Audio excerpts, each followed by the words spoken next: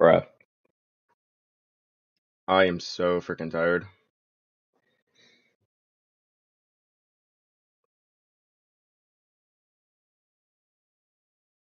Like, actually.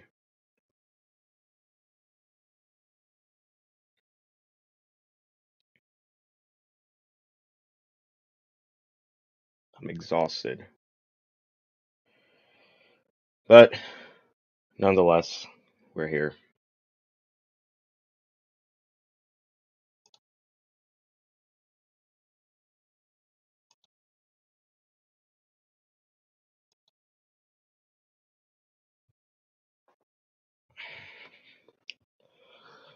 Audio playback.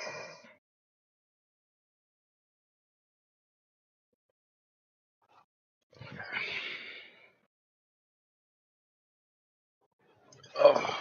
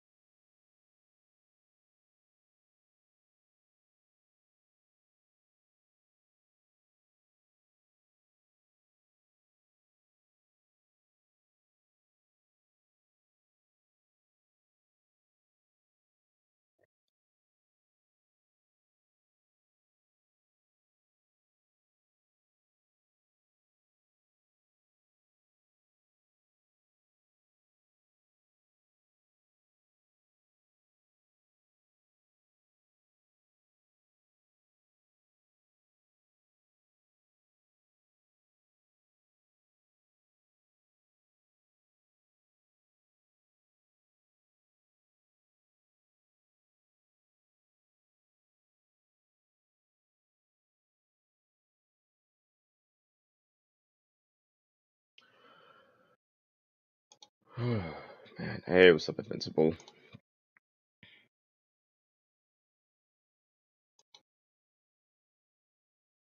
We'll see if Dylan will show up. We're a little late. Just a little bit, though. I got up at like 7:50 something. Um, it took so long for me to get out of bed. I was so tired.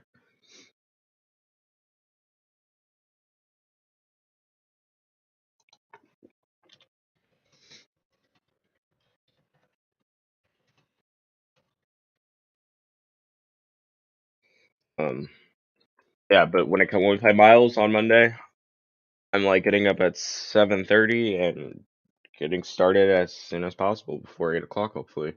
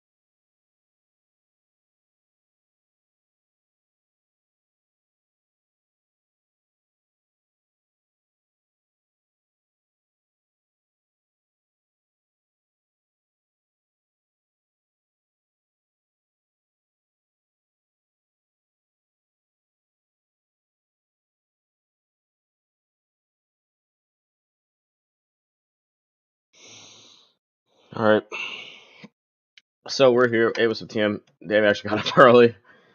Yeah, kind of regretting it a little bit. Um, all right, so I'm just gonna go ahead and just start pulling stuff up. I actually probably should plug in my LAN cable. I forgot to do that. I hope everyone's doing good.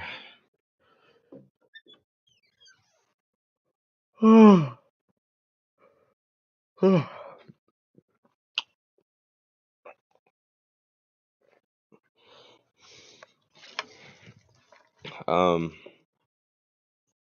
so the plan is the stuff that I have planned at least is I might talk about Gotham Knights the games, and that's going to be shown today. And because it kind of the sh- the game's already kind of getting a bad reception, and the show kind of ruins it for it. So we're probably going to talk about that. Oh, fuck! What the fuck? Who put the LAN cable up like that?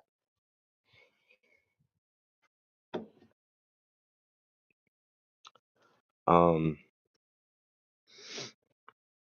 and then I completely forgot about the Black Adam trailer. So, and I doubt Dylan saw it too, so we might watch that as well. And I gotta show him the Spider-Man stuff, and then whatever you guys want us to watch. I don't know. I guess we can. Okay.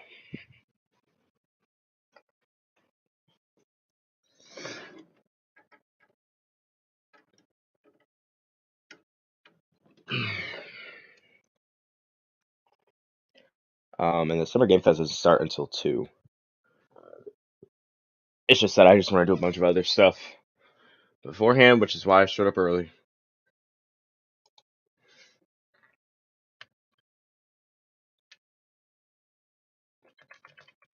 Which means I might have to pull everything up probably.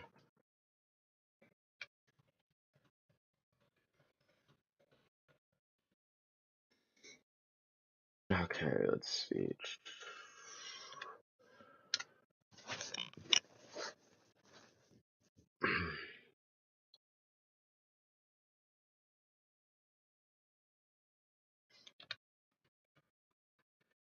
Back trailer. There we go.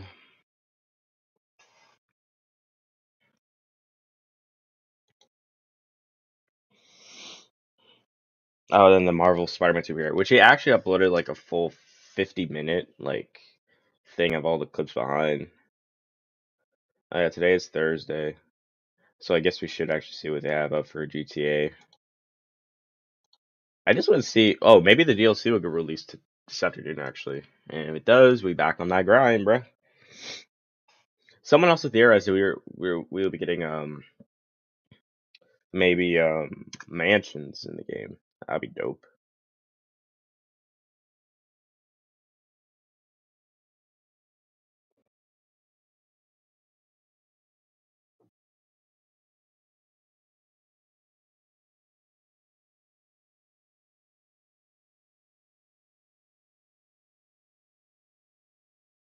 Let me see something real quick.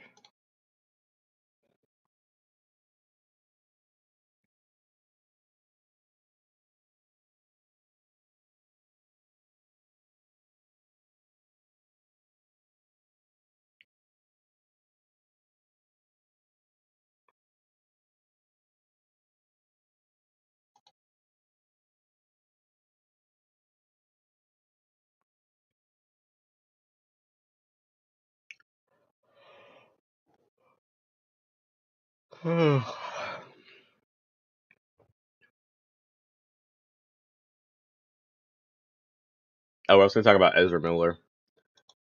I'm not gonna be mad. You broke something. You didn't break anything. It just fell. Um.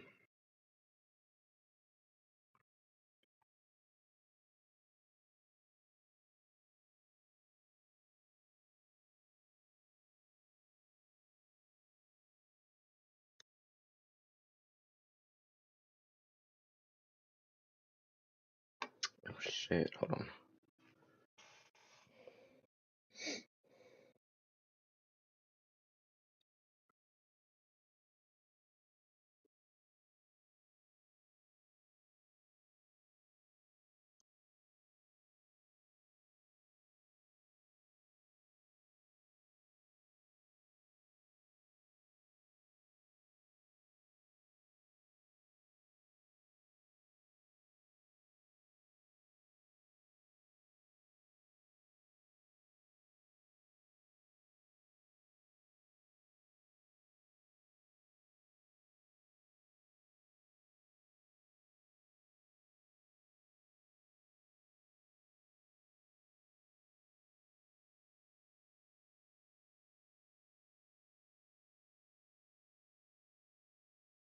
I fucking missed it. What the fuck? Okay.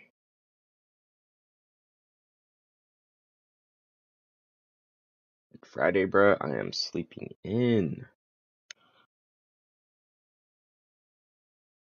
Yeah, Dylan's not up. I don't know what's that, guys. He's not up.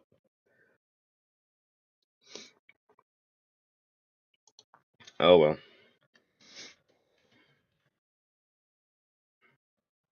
I wasn't even really planning on starting this early. The only reason why is I wanted to get up early just in case he had to do, but like, cause I did the same thing with Ethan. I'd be like, okay, we're gonna start at this time, and then I would lie to him so he can get all his shit done, and then so he can come onto the stream.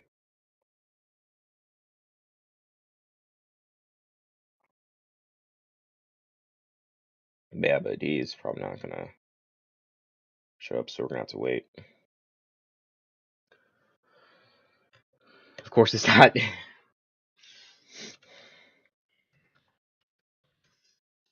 What was I looking up again?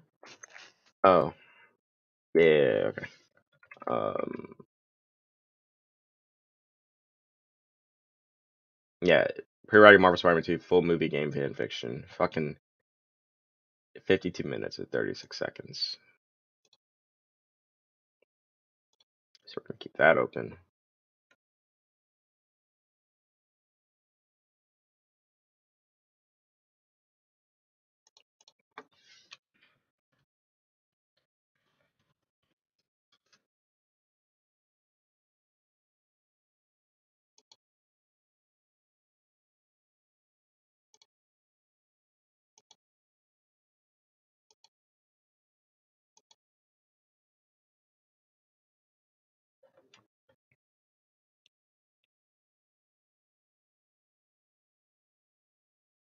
Will Ethan be on? I doubt it.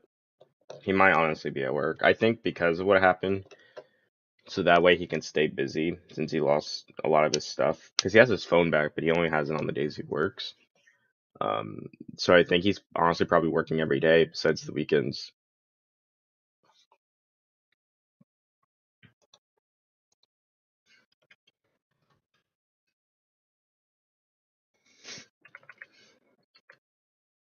Um,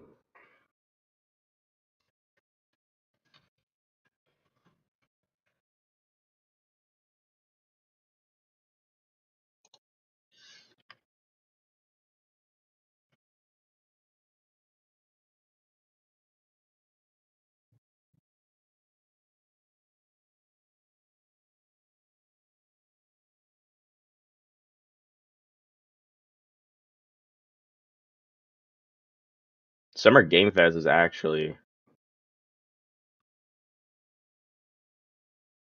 it's actually broadcasting in literal IMAX theaters to the U.S. and Canada. No freaking way. That's crazy.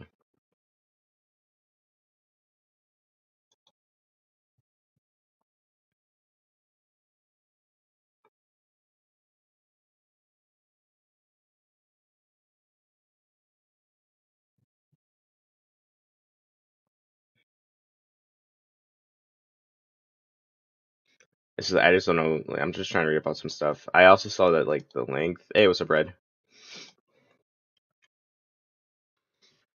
I saw that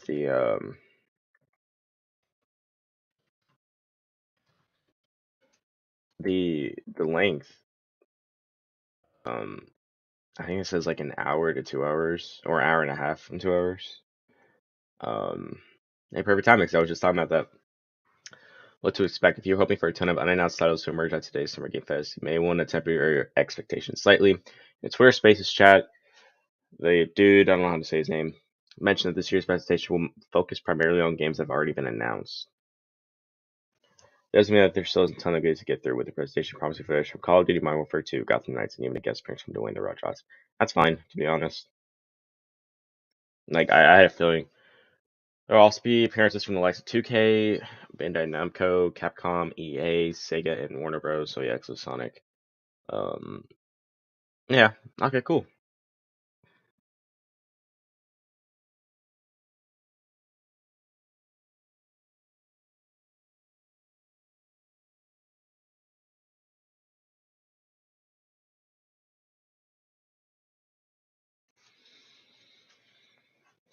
Next, EA has a new Dragon Age game coming out.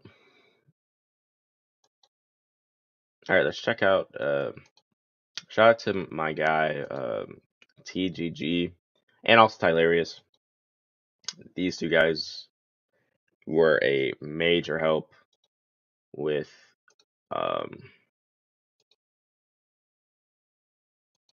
GTA tutorials and money grinding methods and shit like that. If you shop on Amazon, you should use this tool. Which It's a nowadays I don't browser even extension. use. I just grind Cayo Perico, but.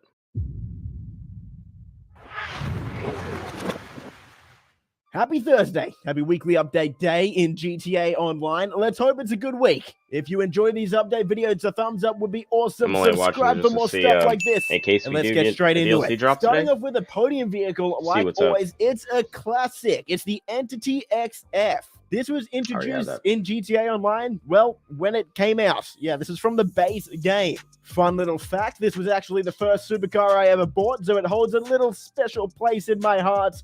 May as well try and win it, but honestly, it's not that expensive compared to vehicles that are normally on here. But hey, still give it a go.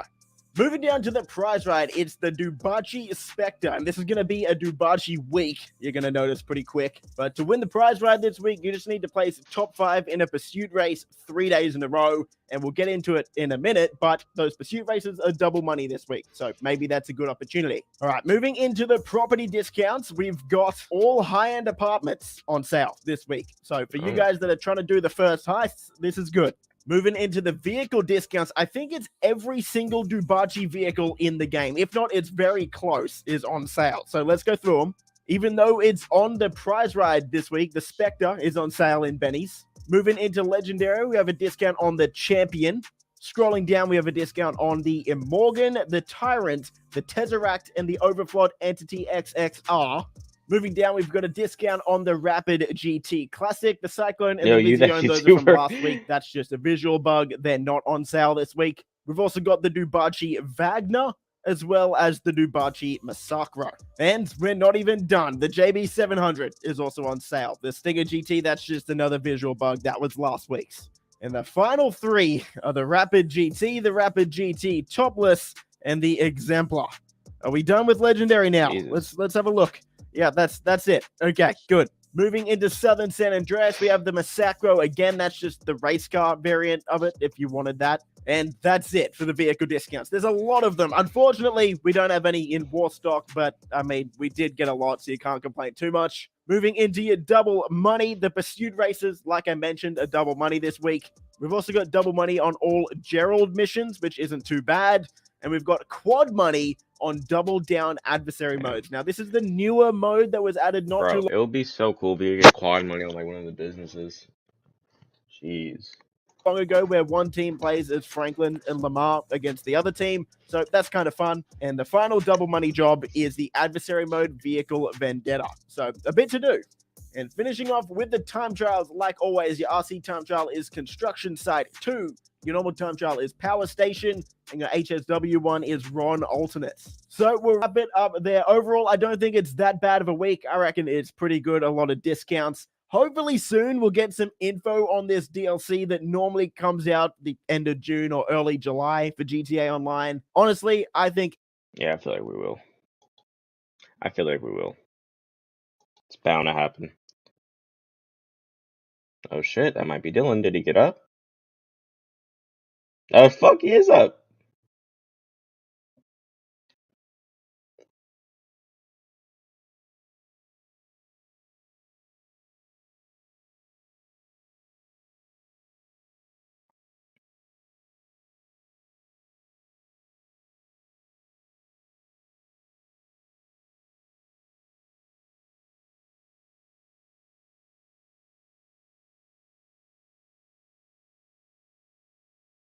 Hey Dylan, I see you. He actually might be on right now. No, he's not. Okay. So I didn't know when he sent that message to me.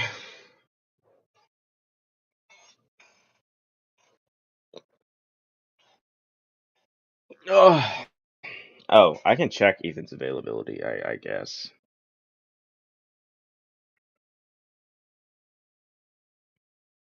Yeah, I doubt dude's gonna be on.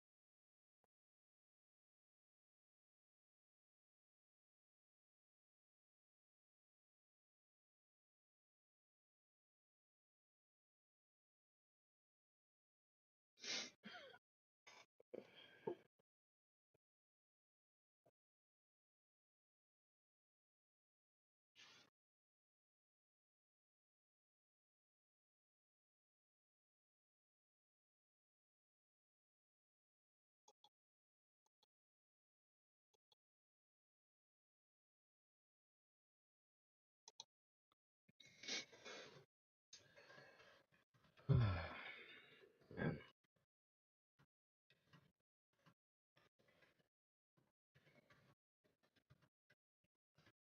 I wonder if SML has any new videos.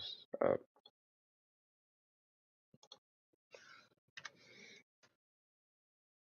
Darman.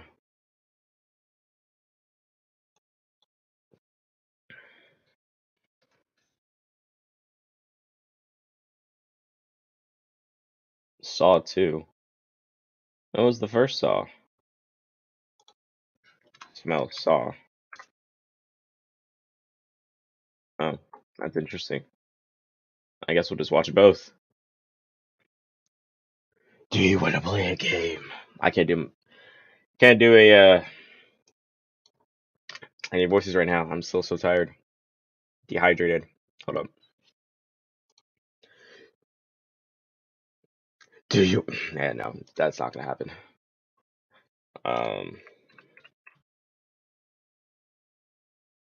It's not gonna happen for a while. And Darman has teen high hangover for mom. Husband's prank on wife goes too far. I don't even know when the last one. What was the last one I watched?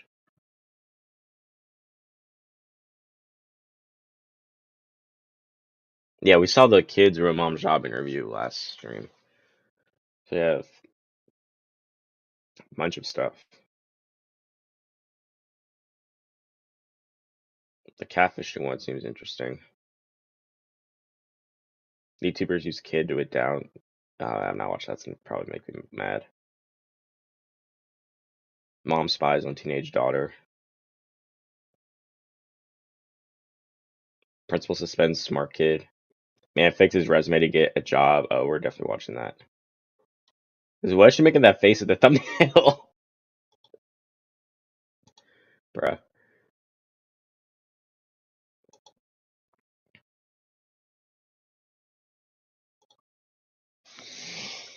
Man.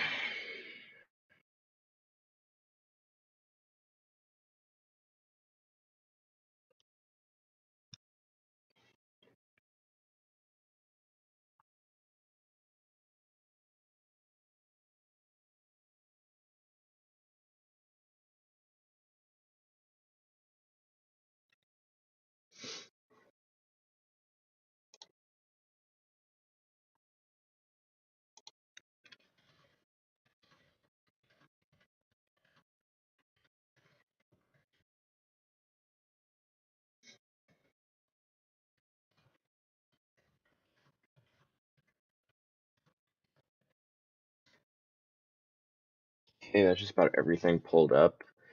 I might make. No, I'm not gonna make any banners. No. What do you think will be at Summer Game Fest? We'll talk about it when Dylan pops in. We can talk about that. Ezra Miller got in trouble again. Yeah, I heard. In fact, I actually have it pulled up right now on my phone because it was on Instagram. Someone posted it. He's been accused of supplying a minor with alcohol, marijuana, and LSD. The individual's parents states Ezra uses violence, intimidation, threat of violence, fear, paranoia, delusions, and drugs to hold sway over adolescent Takata.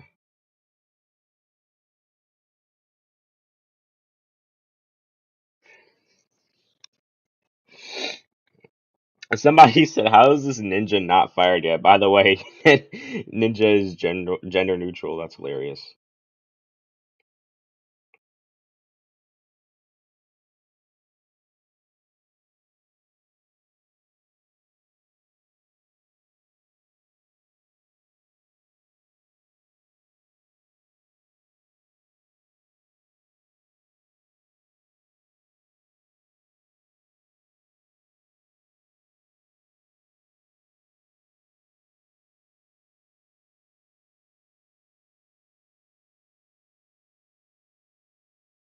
I can fire a Johnny Depp on basic ass accusations that had no proof,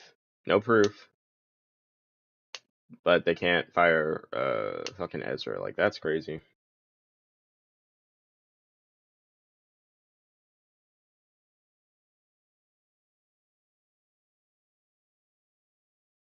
Let me see something. Hold on.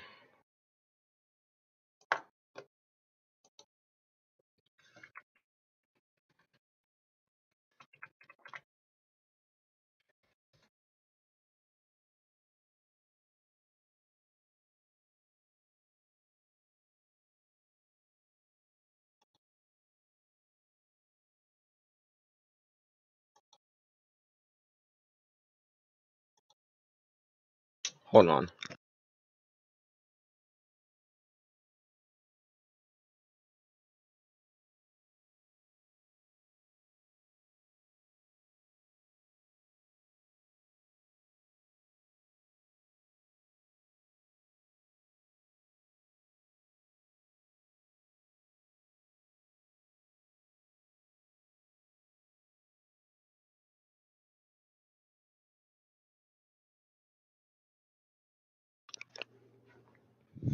I just need to confirm some suspicions of mine real quick.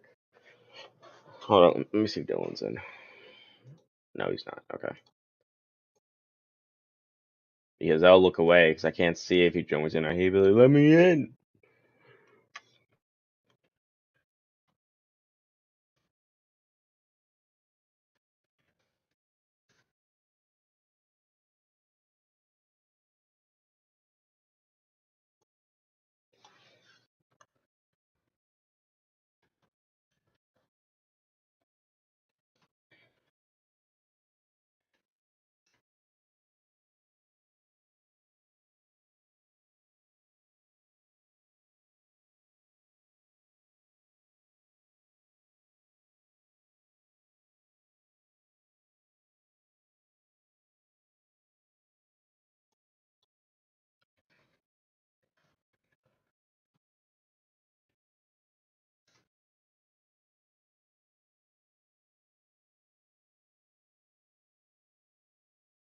Oh, okay, I know what it is. It's because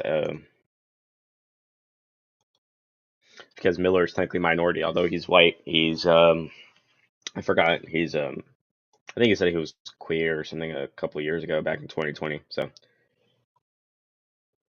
that's probably how he got away with everything. And with Amber Heard, just by her being a woman, they're all white. That's the issue, man. All these LGBTQ people and women, bro. Y'all need to y'all need to stop prioritizing that shit over your race, because your race comes first. I don't care what anyone says.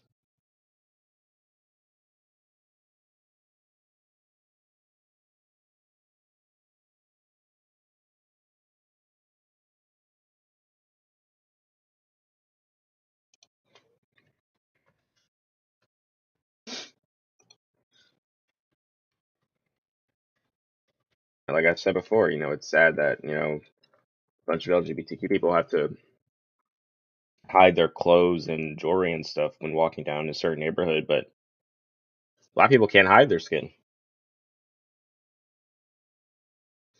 So I don't know what to tell you.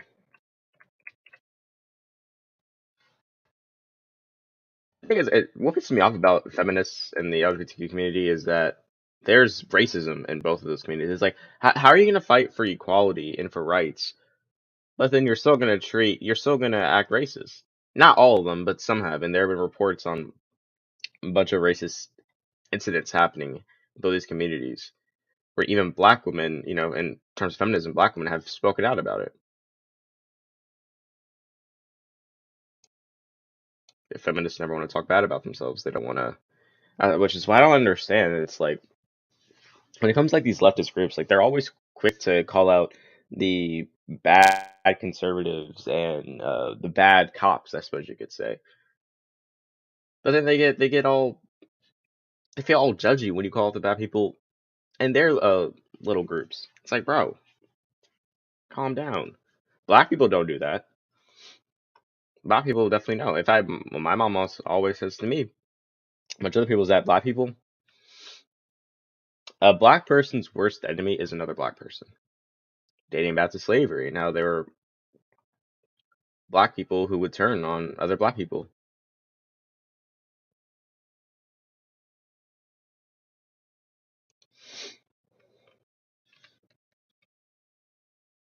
So yeah. some snowflakes would be like, this is homophobic.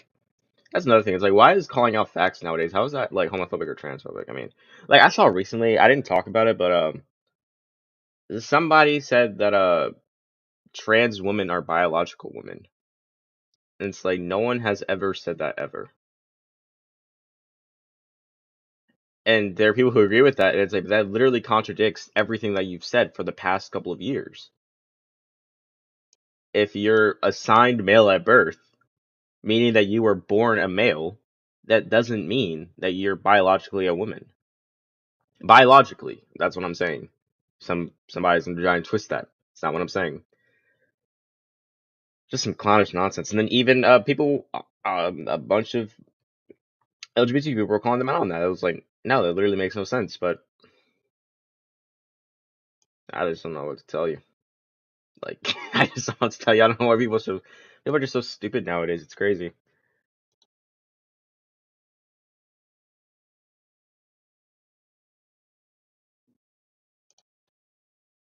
Like, I noticed that a lot lately. Is that like the LGBT community seem to be like contradicting themselves like a lot lately. I remember seeing something where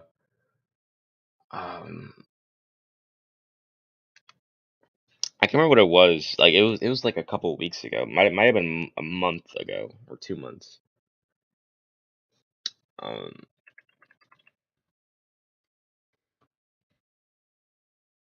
Was it? Hold on. Well, that's what Bergson. But from what I remember, I think it was a there was this survey which showed that a bunch of trans males, so woman to a man, they apparently they would get triggered when women would give birth, and it's like that makes no sense at all.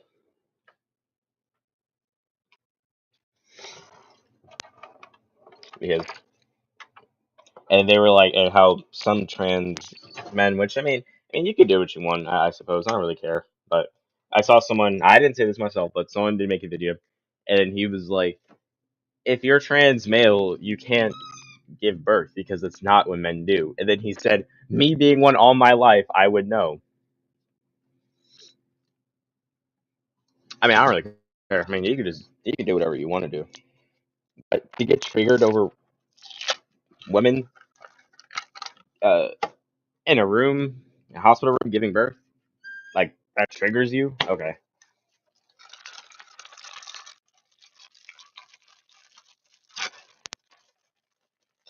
All right. Say so.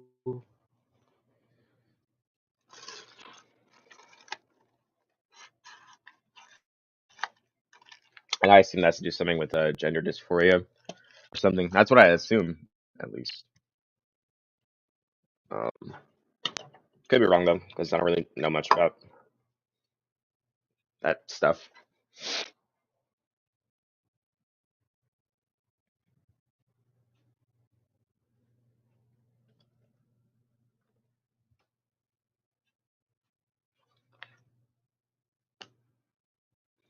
I just think we just got a lot of cuckoo for Cocoa Puffs people everywhere.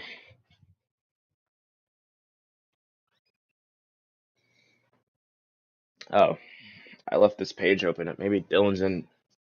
Actually, Dylan might have in first. Now that I think about it. Yeah, I think he did.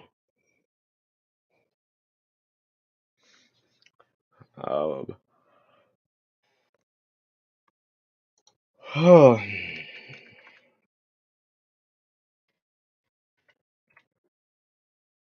Yeah, I mean, people can just do what they want. It is what it is. They could spout what kind of nonsense that they want to online.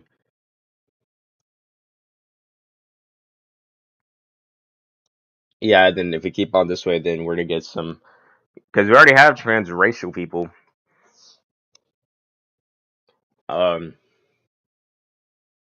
Which I just don't understand how that's even a thing. But saying a transracial is like that's like saying a transracial person who went from claiming that they're white to claiming they're black. That's like saying they were biologically a black person. Like, no. I don't even understand why the LGBTQ isn't even accepting of transracial people because it's literally the same thing in terms of transgender, just that it's with races.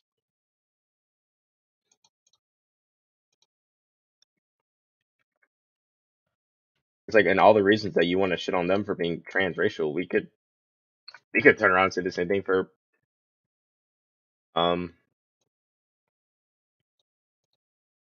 genders.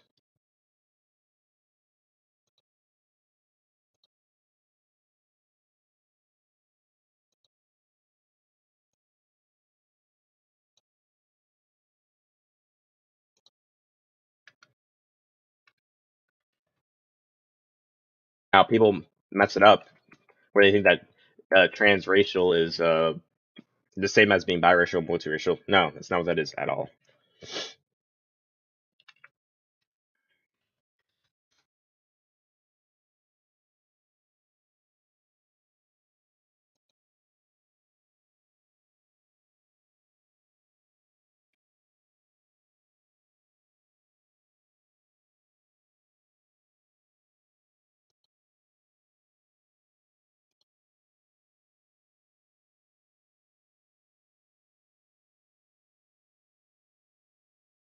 I would even argue that LGBTQ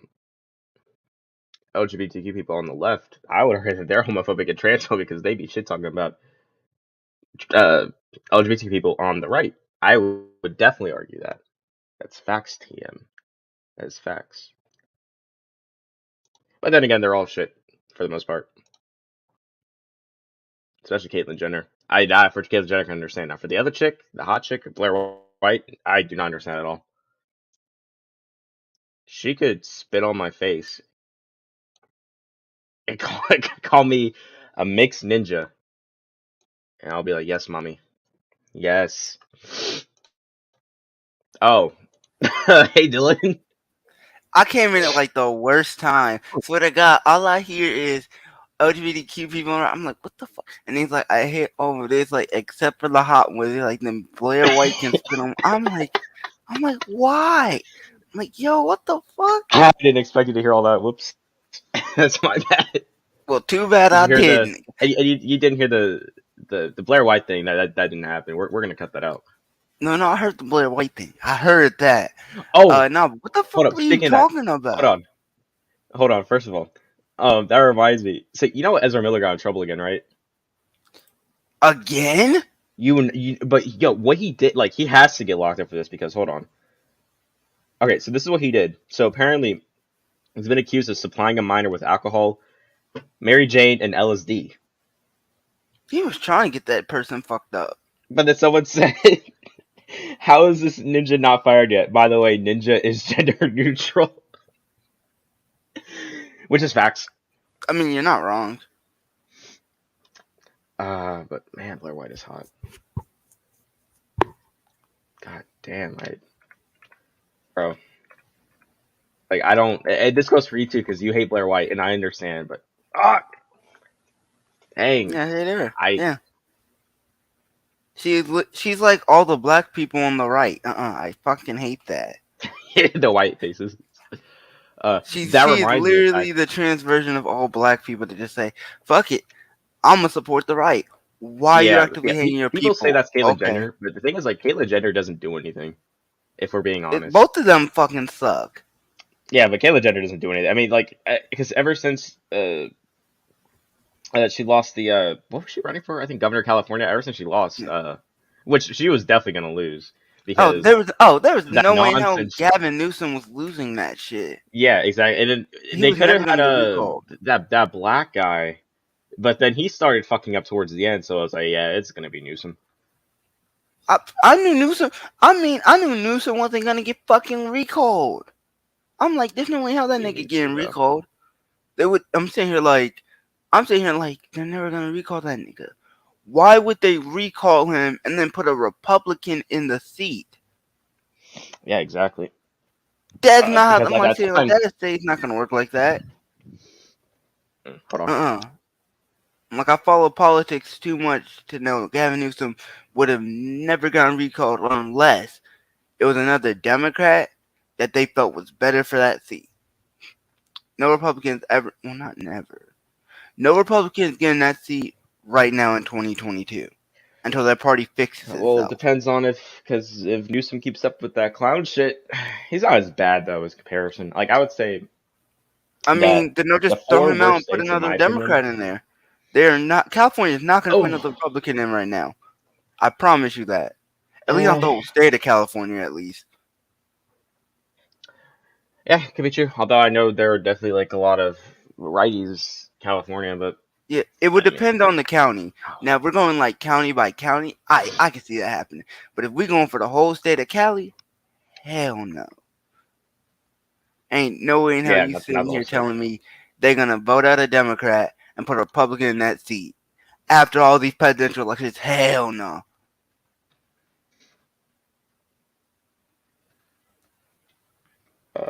One second. What is this they're doing?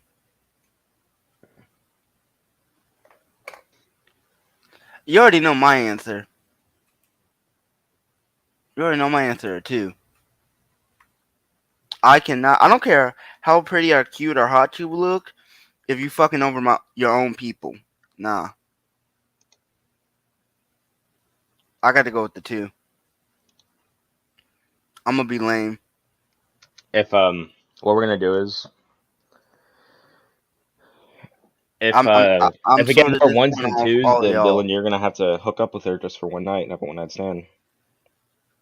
I'm not doing that. No, I'm not sacrificing my morality for getting my wet. I'm good. I'm disappointed in all y'all. You don't know. It might be dry. It might be. It might be. Ain't nothing wrong with that though. But you never know. But I'm disappointed in all you niggas. I'm gonna be honest. I'm disappointed in all you for putting 1s on that bitch. I like I said, I just don't like her, and I hate how she treats our people. I just can't do it. Nope. I don't give a fuck how hot they are. If they're a shit person. Yeah, I don't know. It would just have to depend for me. For me, I couldn't do it. That's why I'm like, y'all motherfuckers could y'all can get y'all can spam L's on me all y'all want. I'm gonna take the L opinion here by y'all. What the fuck? I mean, she still has her dick. Yeah, she does. Like, unless she's gone down surgery down there, that's another point that y'all ain't forget. I might be bi though, but I'm still not letting my morality get in the way of that. Yeah, I was like, I'm thinking like, hold up, to have y'all just forget that she is trans here, that we are talking about a trans person here.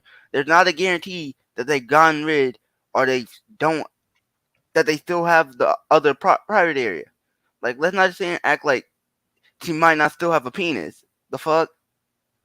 Yeah. Like, we don't have to go get bottom surgery. Like, oh, okay, and Regis still say he don't give a fuck how shit they are.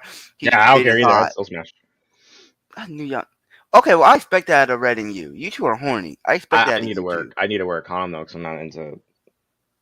I mean, not like we could make a child anyway. Billy, why shouldn't? No, Jamaica won't let us make a kid. No. I said because of anal. Because I'm not into that. True. Yeah, you do say that. I don't tough like shit, boy. Stuff. So yeah, that has to work on them. Oh yeah, that would be another reason why you probably should not. You don't do that. Do what? Anal. Oh, that's what I said. I just work on them, and I'll just get it over with. I hate to think it. I'm just being honest. I know you are. That's why I hate you right now. She'll be the one person I do it with though. Anyone else, no. Like I said, I can't stand her. I don't want anything to do with her. If I could see her, I would probably punch her or punt her across the goddamn ocean. Hopefully in the ocean. I punch her up, but another word for that would be fisting. Then I go wash my hands, like right in the middle. Yo, what the fuck? I'm not gonna get no with that Whip It Nene song, it's like the stanky fist. Like, forget the stanky leg, do the stanky fist. I'm gonna go wash my hands. I Yo, ain't got my hands smelling no doo doo. Got me fucked up. I hate you. Hate you.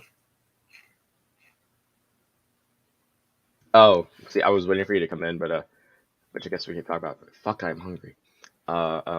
Here we go. All right. Ooh,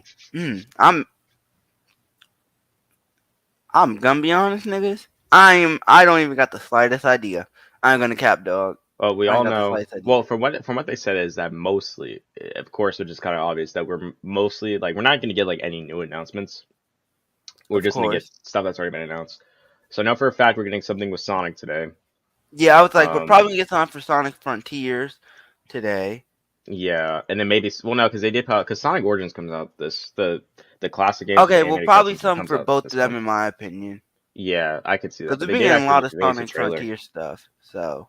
Yeah, definitely. Oh, wait, which I forgot. We also gotta look at that because I didn't even look at the last one. I don't think Spider-Man is gonna be there. I'm gonna be honest. Probably not. I don't even. I mean, I know a lot of people. It's gonna be weird though, because I do think God of War is gonna be there, but I don't think it is at the same time because Sony's not gonna be there unless someone else is doing it for them. Which in that case, I guess anything's possible. Yeah, we'll just have to wait and see on that one. Yeah, no, I think if anything, they're just gonna save Spider-Man for their actual showcase coming Makes up sense. in a couple months. But God of War, definitely, we might see some God of War. I feel like we would. I know EA is supposed to be there. And your favorite. What is your favorite gaming studio, Dylan? Favorite gaming studio? Mm-hmm. You want for roasting or to actually play? Because my favorite gaming studio right now, who I've never gotten to play, and I've sadly never gotten to play them, is Insomniac right now. No. Hey, stop the cap, bro. We all know. Because guess who's going to be there? If it's for roasting, it's going to be 2K. Oh, yeah, there you go. Take two. Like, they're not my favorite gaming studio. It's your favorite they're my favorite gaming studio and publisher to roast. Which actually exactly. So there you go. So, yeah. But they're not my favorite. For them, I really don't know what the fuck we see. Like, we probably 2K23. Yeah, that's what I'm figuring. The only thing we probably get to see is 2K23, maybe something else. The only things I think we see would be some for 2K23, WWE 2K23, and then maybe some other stuff that they're making. That probably the extent of what we get. And when EA, it's probably another game that they might be making. Yeah, they're making Madden 23. Do you know that But I know they recently announced that they're doing which I never even played. So maybe you might know they're Dragon Age games, if you know what those are. I've definitely heard of those. Yeah, but never it's like played them. Their fourth one. Yeah. That one makes sense. They're they're putting this Summer Game Fest. They're putting it in IMAX theaters. No, it did not. Like I found that out this morning. I'm like, what? It's like imagine going to the movies. And you're going in there to see a video game conference. Yeah, when you get to do that shit at home. Exactly, that'll be hilarious for free. Exactly. Speaking of money, real quick, when are you paying me my money back? See, because that's also on your fault because I completely forgot about it, and you didn't remind me. So okay, yeah, give me half of it. At this rate, probably never.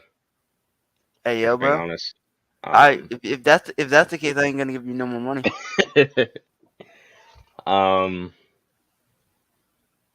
I'll probably just give you some tonight, I guess. I'll just give it all to you. How much are you, like 60, 70? I think we said like 65 or some shit like that. I'll just give you like, I don't know, like 45 tonight. Alright, that's cool. Yeah, I'll just give you the rest next week. Alright, that's cool. Just make sure I have some for Uber. Because I ordered food yesterday's stream and then I'm like, wait, I owe Dylan money. And I forgot all about it. And you didn't remind me. I forgot about it too for a minute until I went in my bank account, saw like $8 something. I was like, I feel like I'm forgetting some money somewhere because like I know I'm supposed to get paid. I was like, oh shit, yeah, Torian's supposed to owe me some money. My account gotta be fucked because I had to from the classes I missed in my second semester because of work. Yeah, I have to pay my financial aid back for Of that. course, because It's not that bad though. Because I'm like, yeah, you got to pay that money back because that was money that was meant for you to finish classes that semester. If you didn't finish that required credits, give them their money back. And I just got my financial aid accept. I just saw how much I'd be getting this semester in total, For the and I summer think or it's the like fall? what? I actually had to renew my FAFSA. I think Need for Speed, the next Need for Speed game might be there. I don't think Xbox is gonna show anything because they have their thing on Sunday. I'm like, But don't that's we got just for our own thing? Bethesda. Like I So they said, could it's show very others. unlikely we're gonna get anything unless it's something quick or easy. Oh, you know what? Did you see the new Call of Duty Modern Warfare 2 trailer? Oh no! All I heard was that shit was short. The fuck? Said all I heard was that shit was short as fuck. I'm like, activated, damn. It's like a minute. What the hell? Wait, bruh. Come on. No, bro. Wait, yo, bruh. Yeah, Bruh. the teaser trailer no was fucking like, way. Listen, how is the teaser trailer a minute, but the official trailer was 30 seconds? Told you. Like That makes I told no you. sense. I told you. I remember hearing because people in the COD community on Twitter was like, that was the greatest one ever, sarcastically. Because I was like, prior to that tweet, they were saying how short it was. I was like, oh my god, you motherfuckers. I'm like, yo, Activision, how you do that? How you do that?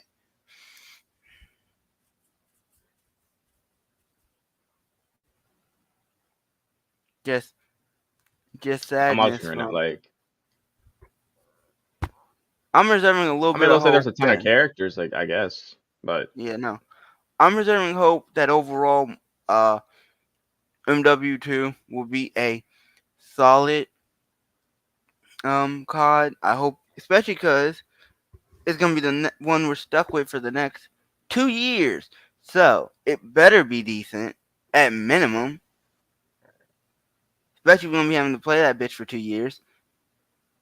Yeah, and it's a celebrity cameo. Yeah, I'm probably not gonna buy this, to be honest. I'll survive.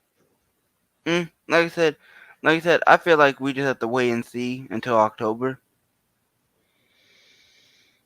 Because, like, I feel like that's when we can truly judge it, is when we get to October for the most part.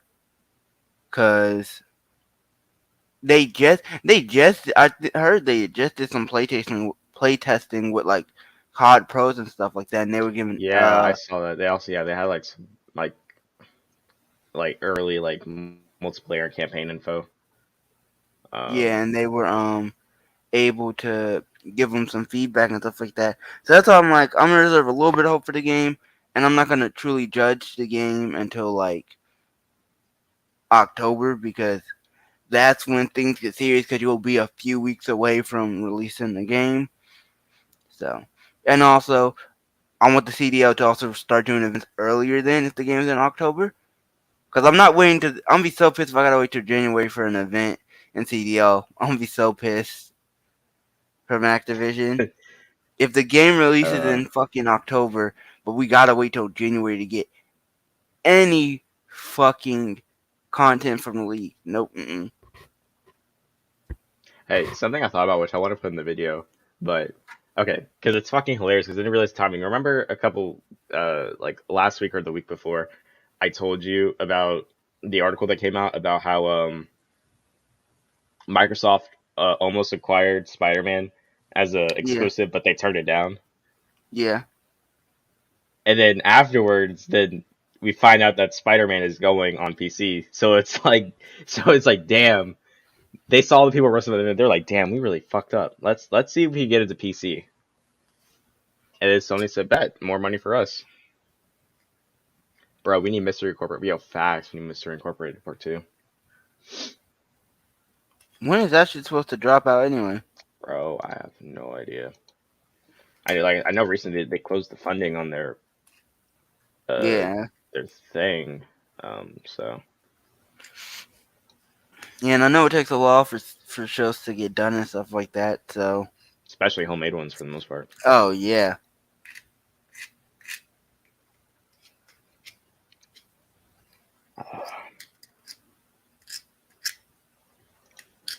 Oh yeah, but I'm surprised you got up actually at that time. Yeah, I am too. An alarm popped off at like 8:30 on my phone. I forgot I turned on, so I got up. Right, like I got up at like 7:50 something, and I was up. I just didn't want to get out the bed. Bro, that was me when I woke up at 8:30. I just did not want to get out of the bed. I'm like, fuck it.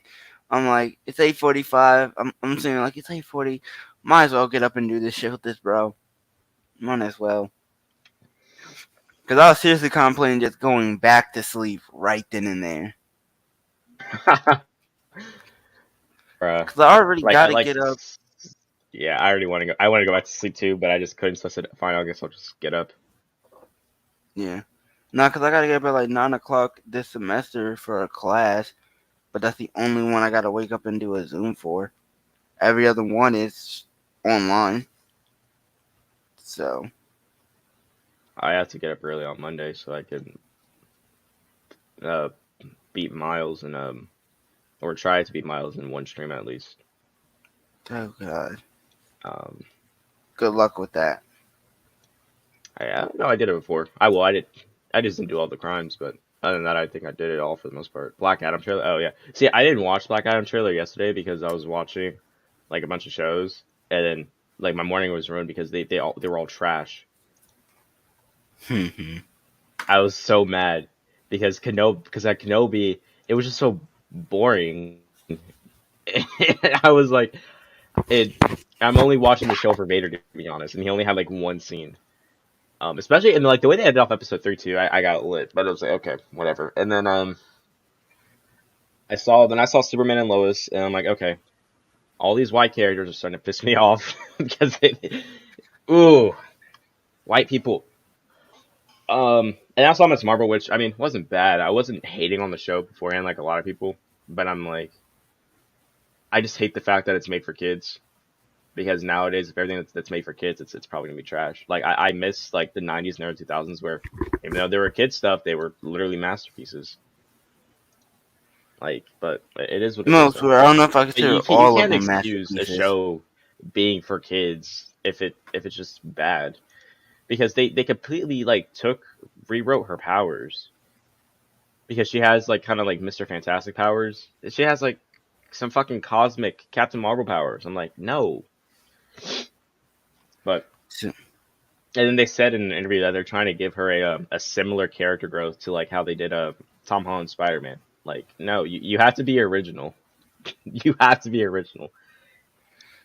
You just can't do that. Especially because, in my opinion, Tom Holland had like the worst development out of all the 3 Spider-Man portrayals. Because I couldn't know at home, and they had to kill off somebody for him to grow up. I'm like, that's tough. This dude gets off on people being of misery.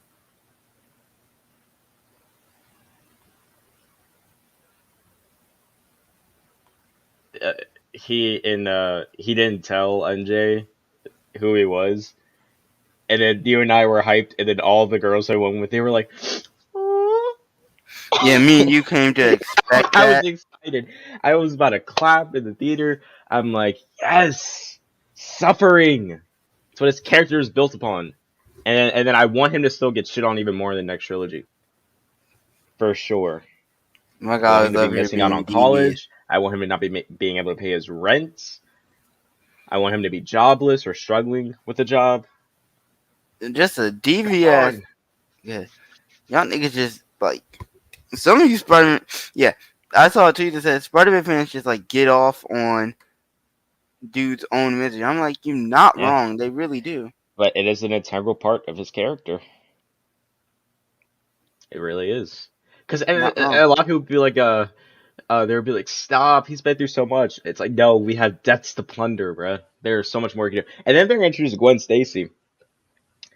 Fucking kill her off for sure. Like, make your own like MCU like Green Goblin, and then have him kill Gwen Stacy. Bit harsh, but it'll be good. Especially, and it also worked out because Venom left behind a piece of himself. Pause. So if he's gonna get the black suit, then he's gonna need like pretty fucked up stuff to happen to him. That's why I can't wait to see what happens in Spider-Man 2 in the game when he gets the black suit. I still want him, like in Spider-Man 3 when Tobey Spider-Man hit MJ. Yeah, we need that in the sequel so she can get a reality check. I'm not into hurting women, just only MJ. Just saying, because MJ kind of needs it, to be honest. My guy over here being devious for no reason. Bruh, it is PS5 MJ. I think she kind of deserves it. Okay, well, if it's PS5 MJ. Yeah, it's like, hey, you want to be a superhero so bad? Okay, take a punch. But that's just me, though. That's just me. Now, Black Cat? I mean, we're already going to beat up a woman in the next game, if you think about it, because of the police captain. She's going to be an anti-hero. Because she started killing people, so... That actually reminds me, so there's actually a comic. There's a comic called Superior Spider-Man where Doc Ock actually places his mind in Spider-Man's body because his body was dying. And so, of course, he doesn't know how Spider-Man typically acts. And so when he tried Black Cat and she was robbing something, he just straight up punched her in the face. And she was like, what the fuck? Damn. And I'm like, damn. She was not expecting it. And then, like, when I mean, like he punched her so hard. And then, like, one time, I think it was just a basic criminal, but like he didn't know the strength of, Spider-Man. So he literally beat up his first criminal and killed him accidentally in one punch. Like, dang. God damn. Yeah, but I remember that. That was hilarious. There's also another comment where Peter revealed himself to MJ, not MJ, Black Cat, and when she saw that he was a kid, she literally threw up all over him. Dang. But like. She threw up kind of downwards, and like the panel cut off at his waist area, so people were theorizing that she threw up on his dick. I'm like, damn. That's tough.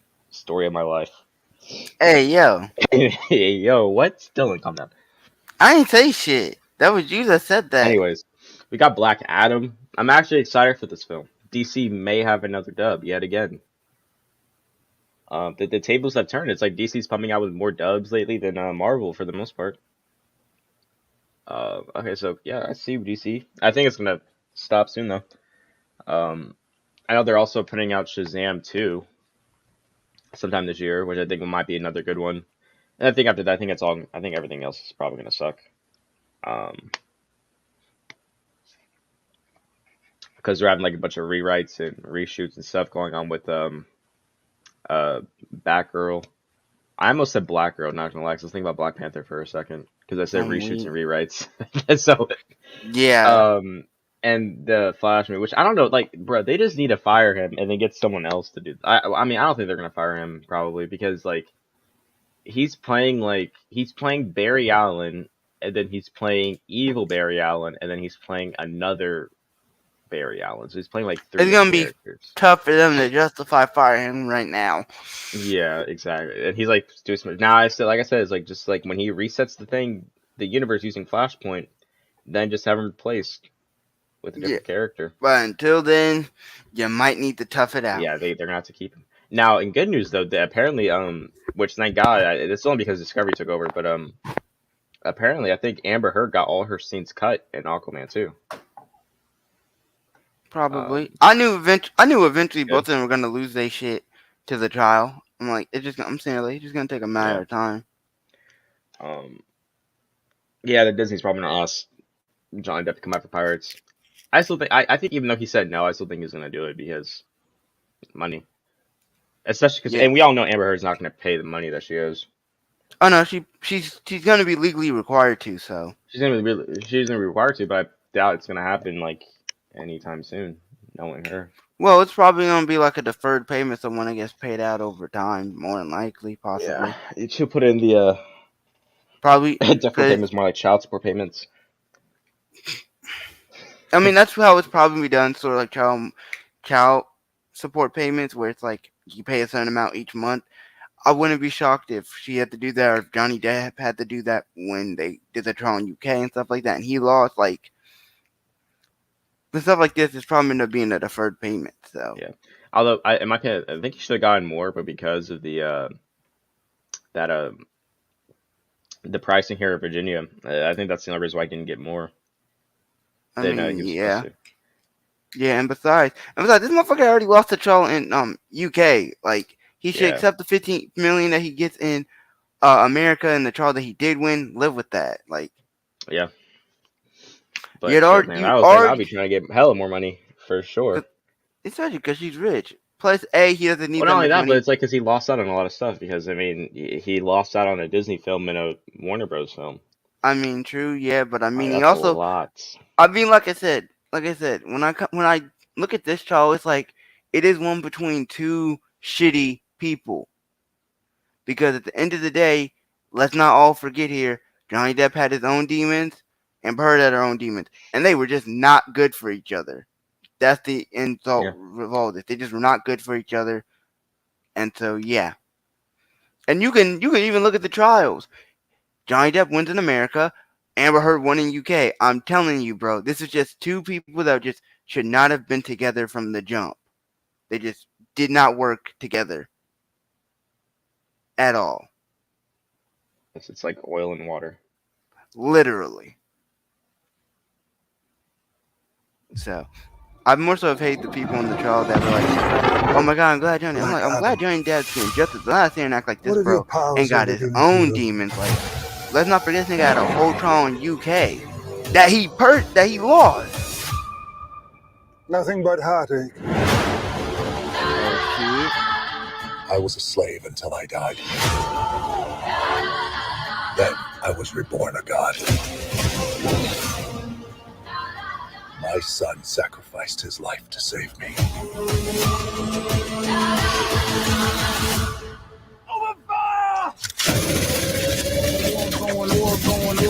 We're just taking all these bullets. That fuck I you. kneel before no one. In this world, they're heroes. Hawkman. I think it's the Doctor Fate. They're villains. Heroes don't kill people. Well, I do. Oh. Sent it. That's tough, boy. Yeah, he said heroes don't kill people, but I do. Meet the future. You have two choices. You can be the destroyer of this world, or you can be its savior.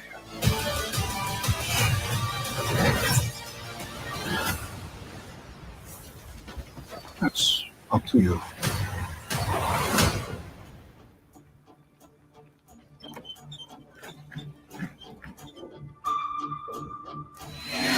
Behind you! Did he just catch a rocket? He got a rocket.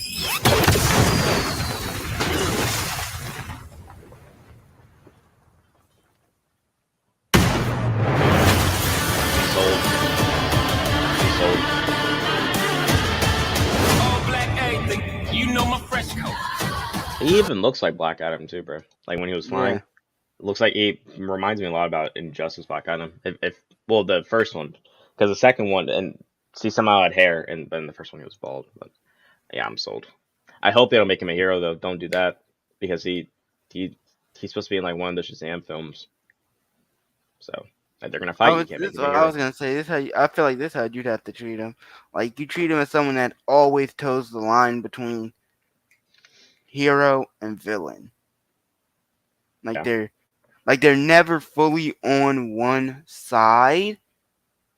But you can easily look at him as, oh shit, that's something a hero wouldn't do, or oh shit, that's something a villain wouldn't do. So I feel like that's how you'd have to do Black Adam. Just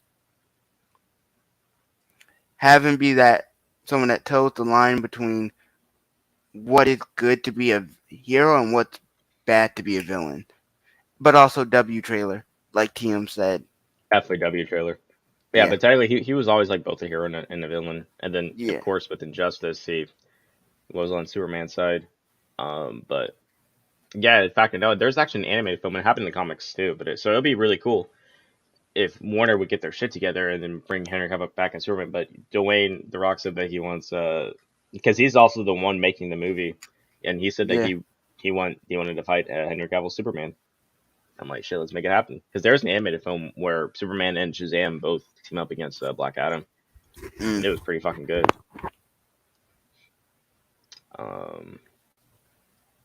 Yeah, so I'm sold. And then they're bringing Dr. Fate in too, and Atom Smasher and Hawkman. I don't really care about Hawkman. To me, Hawkman and Aquaman are like the Hawkeye of the Justice League. But that's just me though. Yeah. To be honest, especially Aquaman's lame ass. They just took Aquaman and they just made him cooler, I suppose. That's what you could say. Can see that. Which means nothing wrong with it, I suppose.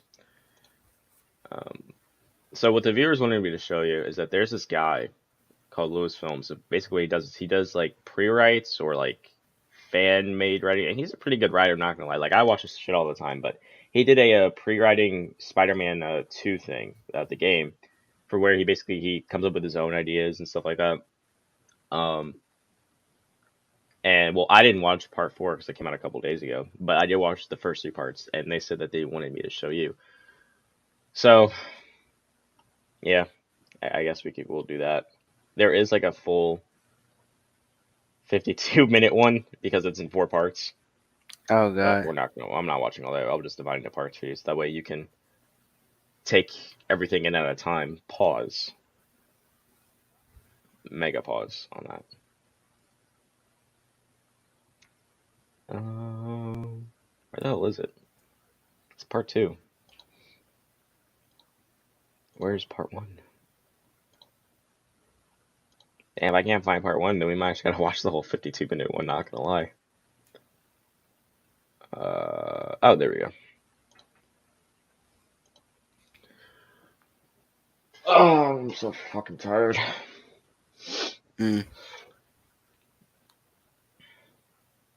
Dylan, from now on, your nickname is gonna be BDD. Why? Big Daddy Dylan. I hate you. Sir. Shut up. Stop. No. Yes, sir. No. Yes, sir. No. Big Daddy Dylan. Let's get it on, guys. Big It's Daddy too early Dylan. to be done with your shit. It's too early to be done with your shit. No. Let's get it on, guys. Big Daddy Dylan. No.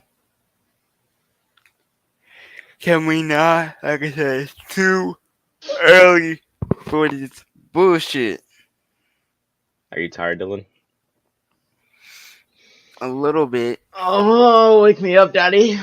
Yo! Man. Y'all cannot tell me that y'all did not just hear this nigga torn. I didn't even say anything, but alright, here we go. Pre-writing Marvel Spider-Man 2 full fan-made story. I hate you. You guys, welcome back to a brand new video. I am so sorry that I've been absent for such a long time. However, I am back with a brand new fan. Oh, don't worry, you haven't really been gone as long as Dylan, so. Fiction.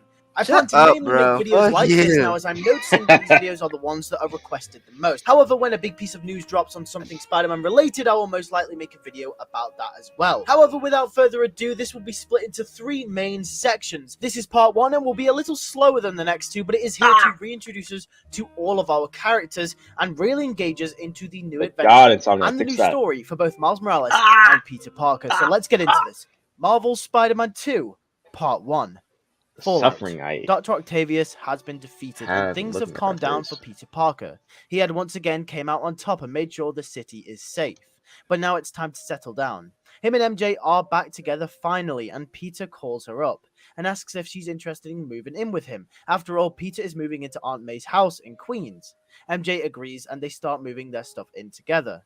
With the addition of Queens in this game, this would allow for a bigger map of New York, which would include the original city from Miles Morales and the first game, and now Queens, which will be a whole new section to explore as Spider-Man. However, there is one problem that MJ and Peter face. MJ's wage can't keep the house going by herself. See what I'm saying? We all know Dylan is an X-Bot. He can't play this game. Damn. I mean, Hey, once I get a POS. PlayStation, I Yeah. could. First of all, and second of all, I'm better to play Dylan, the you work first at one on Walmart. PC, The motherfuckers. Snap So, one. Well, not this one. Not Spider-Man 2. well, yeah, no, not Spider-Man 2. I said the first one I'll Just be able to nab play on one PC. when you guys stock up at Walmart. Huh? Just nab one when you guys stock up at Walmart. Nigga, we have not stocked up on any of that shit. We're just Not now even Xbox? stocking up on we're just now stacking up on like Series S's. Oh, Like, okay. So yeah, maybe you guys got Xboxes and you guys might get PS5 soon too. let me see. Let me see. Yeah, I we're want just PS5 now stocking up on the stock. Series S's. We don't have any X's in stock. All we have is the S's. Apparently, And Walmart had a Xbox PS5 restock last week, but probably not for yours. I find it So it highly sold out unlikely. instantly. Yeah. The thing with Walmart though, and a bunch of retailers is that like they will sell out PS5 consoles like it's like nah you because the thing is like people would buy them and they'll be buying more than they actually have. Yeah, And no. that's not really pretty. Yeah, Because no. they I do buy remember when one, they then you have first to came supply out. them with the one that comes out in the next restock. Yeah. Which No, I I just find- remember I remember when they first dropped, Walmart just straight up said, you can't even get those two systems here. You got to get them online. Because they knew Yeah. if they set them shits outside store wide, they would have been gone within 5 minutes. Yeah. Somebody probably would have died over it too. Probably knowing people at Walmart. Yeah. So yeah, like I said, we're just now stocking up Series S's. We have not even stacked Series X's.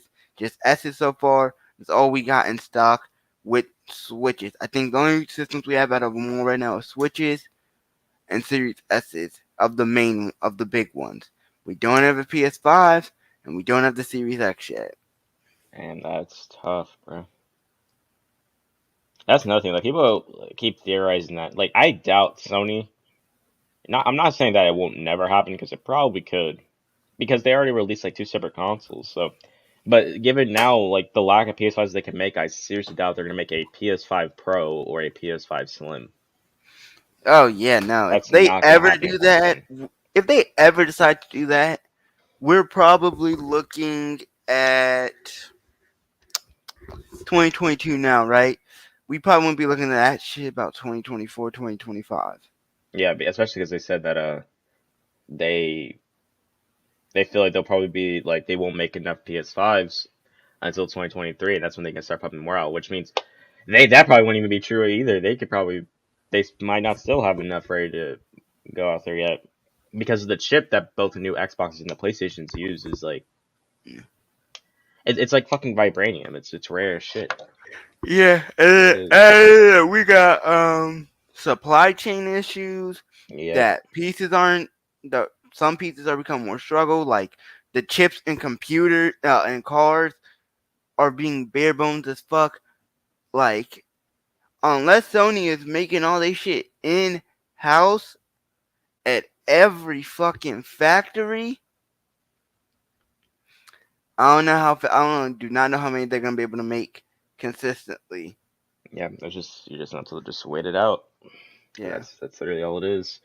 I'm probably gonna end up waiting it out for about. I'll probably end up waiting it out to about the holiday season if I can. Yeah, like I said, I mean, I didn't even really expect to get mine this fast. I just wanted to just get it because when they had their showcase that September, I was like, okay. And I started working in November, so it's like, okay, so now that I have the money, I'm just gonna start trying to buy it. And I just got lucky.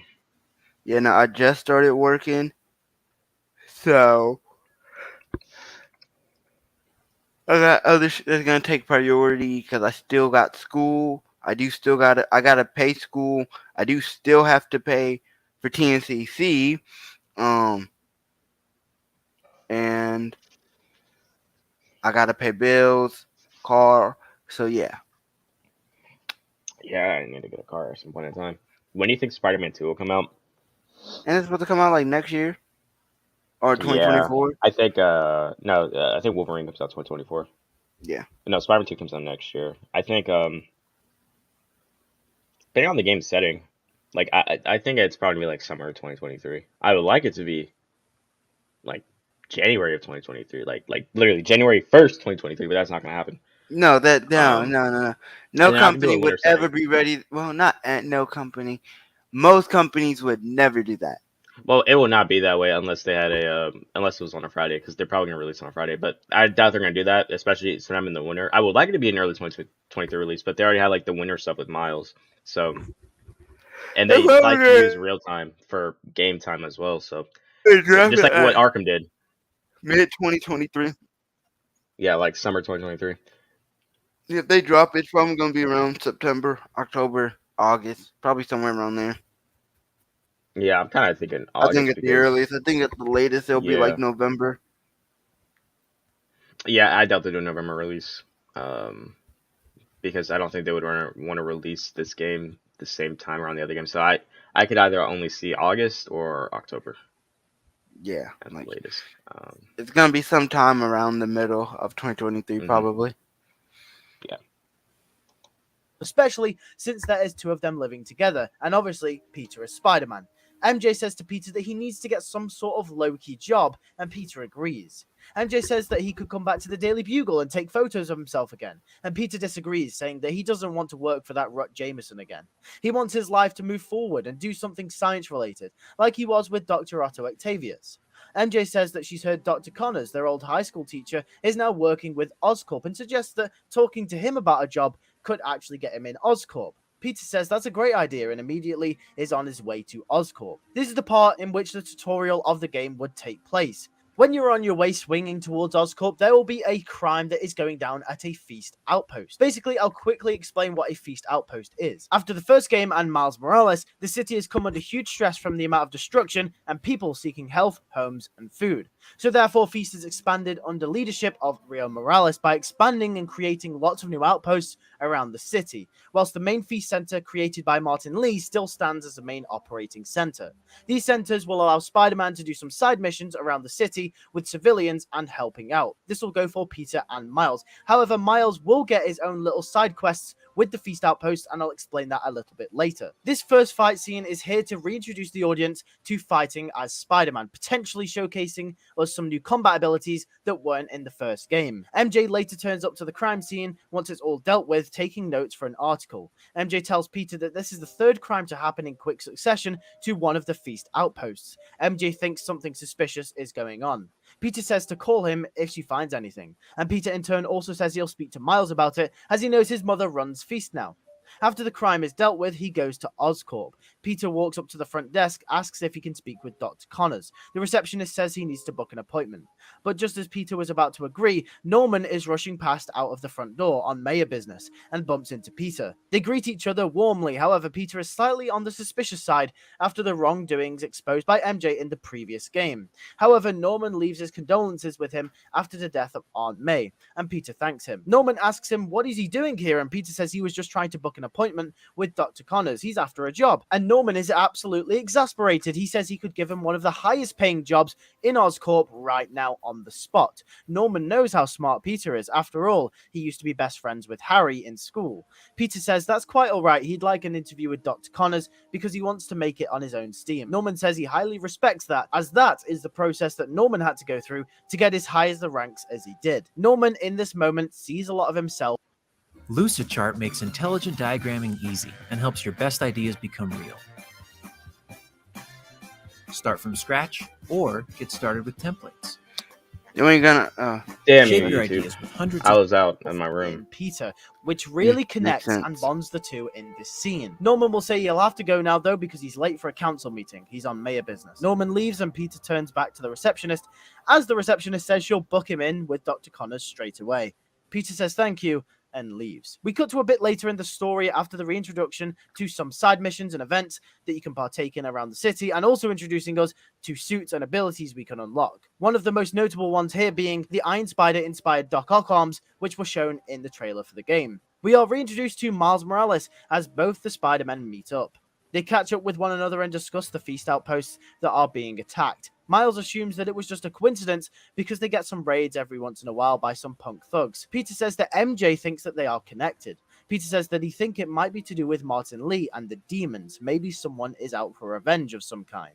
This is when we cut to MJ for the first stealth mission of the game. Now, I know a lot of people didn't like the MJ stealth missions, but I really thought it cut the story up quite well and allowed breathing room for all of the Spider-Man stuff. No, we're not getting another MJ mission. MJ is investigating the attacks on the Feast Centers, which leads her to an outpost controlled by a bunch of people who used to work for the beginning, I actually think on the side mission she finds out that Martin Lee and the demons used to do actually work trading with Tombstone, and it turns out this is the more slower paced Martin one. Lee bought were never paid off. Since he was defeated by Spider-Man. Therefore, they're going after Martin Lee's legacy and destroying what he has left. Which is obviously the Feast-controlled stuff. MJ finds out that they are planning to attack the main Feast Center building after slowly picking off one by one all the Feast outposts around the city. MJ will call Peter in desperation and tell him all of this info. However, during the call, one of the men hears her on the phone and kidnaps her, putting a stake in the fight. Peter and Miles head to the Feast Center together. Now, this will be the first big mission of the game where you get to switch between Miles and Peter in combat. This mission will allow you to work with the other Spider-Man while fighting the guards, introducing many new combat abilities. We also get reintroduced to Rio Morales in this scene as well. However, in the fight, she is injured. After the fight is finished between Tombstone's men and the Spider-Men, Peter goes on to rescue MJ, and everything is back to the status quo. We switch over and play as Miles for a while. This part of the start of the game will properly let us dive back into Miles' story from his perspective. He will take Rio home by swinging her back to their apartment. They will both reflect on Miles becoming Spider-Man and the effect that it's had on his life. After all this has happened, we get introduced to a brand new side quest tutorial specific to Miles Morales, which is to help rebuild all of the destroyed Feast outposts by Tombstone's men. The tutorial one will happen here, however, these side quests can be completed throughout the entire game and can be done at any time. While all this is happening, we will also get reintroduced to Ganke, and him and Miles will have a nice little scene together. And just generally at this point in the game, we'll get reintroduced to a bunch of other Miles stuff and continuing his story. After this has happened, we will switch back over to Peter for a couple of days later as he is on his way to the interview with Dr. Connors. It will go well and Peter will get the job. Dr. Connors remembers Peter from high school and how he was always late. Peter will remember battling him as the Lizard in his early days of Spider-Man. This scene is where we are really introduced to Dr. Connors, and after the scene we will learn of his past as the Lizard in this universe and how he's finally settled down and has a loving family. However, we will learn of his secret addiction to carrying on, trying to replenish his arm. You see, Dr. Connors never let it go after he became the Lizard, and the stubborn personality that he is in secret to this day, trying to figure out a solution to fixing his arm. In the same scene revealing this, Norman will walk in on him and ask for his help. Dr. Connors will cover it suspiciously and then will go with Norman. We are then transitioned into a scene with Harry Osborn in the tank, reintroducing this storyline. They are both doing vigorous tests with the symbiote. This scene is where we really get introduced in depth to this universe's version of the symbiote. We learned that using it as it stands would have major side effects, including aggression, change in personality, etc., and a wide range of different things as well. Norman and Connors are there to enhance it and to improve upon it. We really learn a lot about the symbiote in this scene. However, Harry is slowly dying, and we will get the sense that Norman is running out of time. There will be this overlooping sensation in the atmosphere of this scene, just telling the audience that Norman is getting desperate. He doesn't want his son to die, just as his wife did. We then cut later in the story to a scene with Miles and Peter. They are talking about Spider-Man stuff on top of a building, and Peter is telling Miles how he thinks he's ready and there's not much more he can teach him. Miles jokes about how there might be a few things that he can teach Peter. The scene gets deeper and we'll have a real bonding session between the two. Miles goes on to talk about Uncle Aaron and his best friend Finn, going into detail about the events of Miles Morales. He says that everyone in his life that he gets close to seems to go down a dark path, and that for some reason he can never... That's another ad? Hi, we're Fiverr. Yep. A global marketplace connecting individuals and businesses with... never stop it until it's too late. This scene's purpose right here is to set up Miles' character arc for the game. Peter will joke to him and says that after 8 years, I think he's good because it'll never happen to him. Miles will laugh back and they'll both swing off together. Back to the Oscorp storyline, Peter is at his first day at work at Oscorp. We will get to play a scene here exploring the building on the inside, which I think would be really, really cool. This scene, we will get more time with Dr. Connors. However, during this, Peter will find out Connors' secret after glancing over some research Connors is doing. Peter will question him on it, and Connors will say that no one is meant to know about that. Peter says that he can keep it secret, and after hearing about how his life is back on track and how he has a family, Peter feels remorse for Dr. Connors and feels like he can help him. Peter, in his spare time, comes up with a formula himself that he trusts will work on Connors to help him finally grow his arm back. Peter thinks to himself that if he can finally solve this issue of Dr. Connors growing his arm back, then that finally then eliminates any risk of him ever becoming the Lizard ever again. So Peter therefore goes through with his plan. After a couple of more Oscorp scenes, cutting to later on in the story, Peter manages to come up with a formula that can finally solve Dr. Connors' problem. He will thank Peter for his scientific efforts, once again creating a very wholesome atmosphere within the scene. And then he takes it. Surprisingly, the formula actually works, and Dr. Connors' arm is whole again as it grows back. However, a couple of days in, his arm starts to decay, and by the end of day 3, Dr. Connors' new arm is gone, and he's back to square one. Peter notices this one day at work and feels for Connors. He was so close to having his hand back for life. However, this fuels Connors' obsession even further. He was so close to having his arm back for life until it was just all stripped away from him. Connors is not going to give up here. He'll sneak into work after hours and then steal Peter's formula. He makes tweaks to it so it can last longer, and he thinks he finally has it as he stays up all night trying to perfect it. He injects it into himself, and well, you could guess what happens next. This is where the story properly picks up and we swing into some proper action. This event right here is what puts the story into full force for the rest of the game. Peter wakes up the next morning to MJ telling him about reports of a giant lizard roaming New York, similar to the one seen 7 years ago. Peter can't believe what he's seeing. MJ questions him on it, and Peter says that he gave him that formula, but Peter believed that it would work until it didn't. MJ says maybe it managed to still turn him into the lizard somehow, and Peter says to MJ that he made sure it wouldn't, but now he has to go and fix this mess. MJ says to Peter that she's going to go out on a reporting mission about this lizard creature. Peter tells her to be careful, and MJ says you too. Then straight after this, Miles calls Peter telling him about this giant lizard that is roaming the streets of New York. Peter says he knows, and Miles says no, he's fighting it right now. And that's when we cut to the first big... Imagine if we get a boss where we have to play as MJ for some of it. That would suck, to be honest. That would be like way too slow. That I would not be happy with. It's like you use your camera flash to blind the lizard, and then I don't know, punch the shit out of him or something. Who knows? And this reel you just sent me is disgusting. Yeah, I did not expect it was gonna go that way. I'm like, what the fuck? It caught me off guard. It did too. I was wondering what they said. And it was like, oh shit.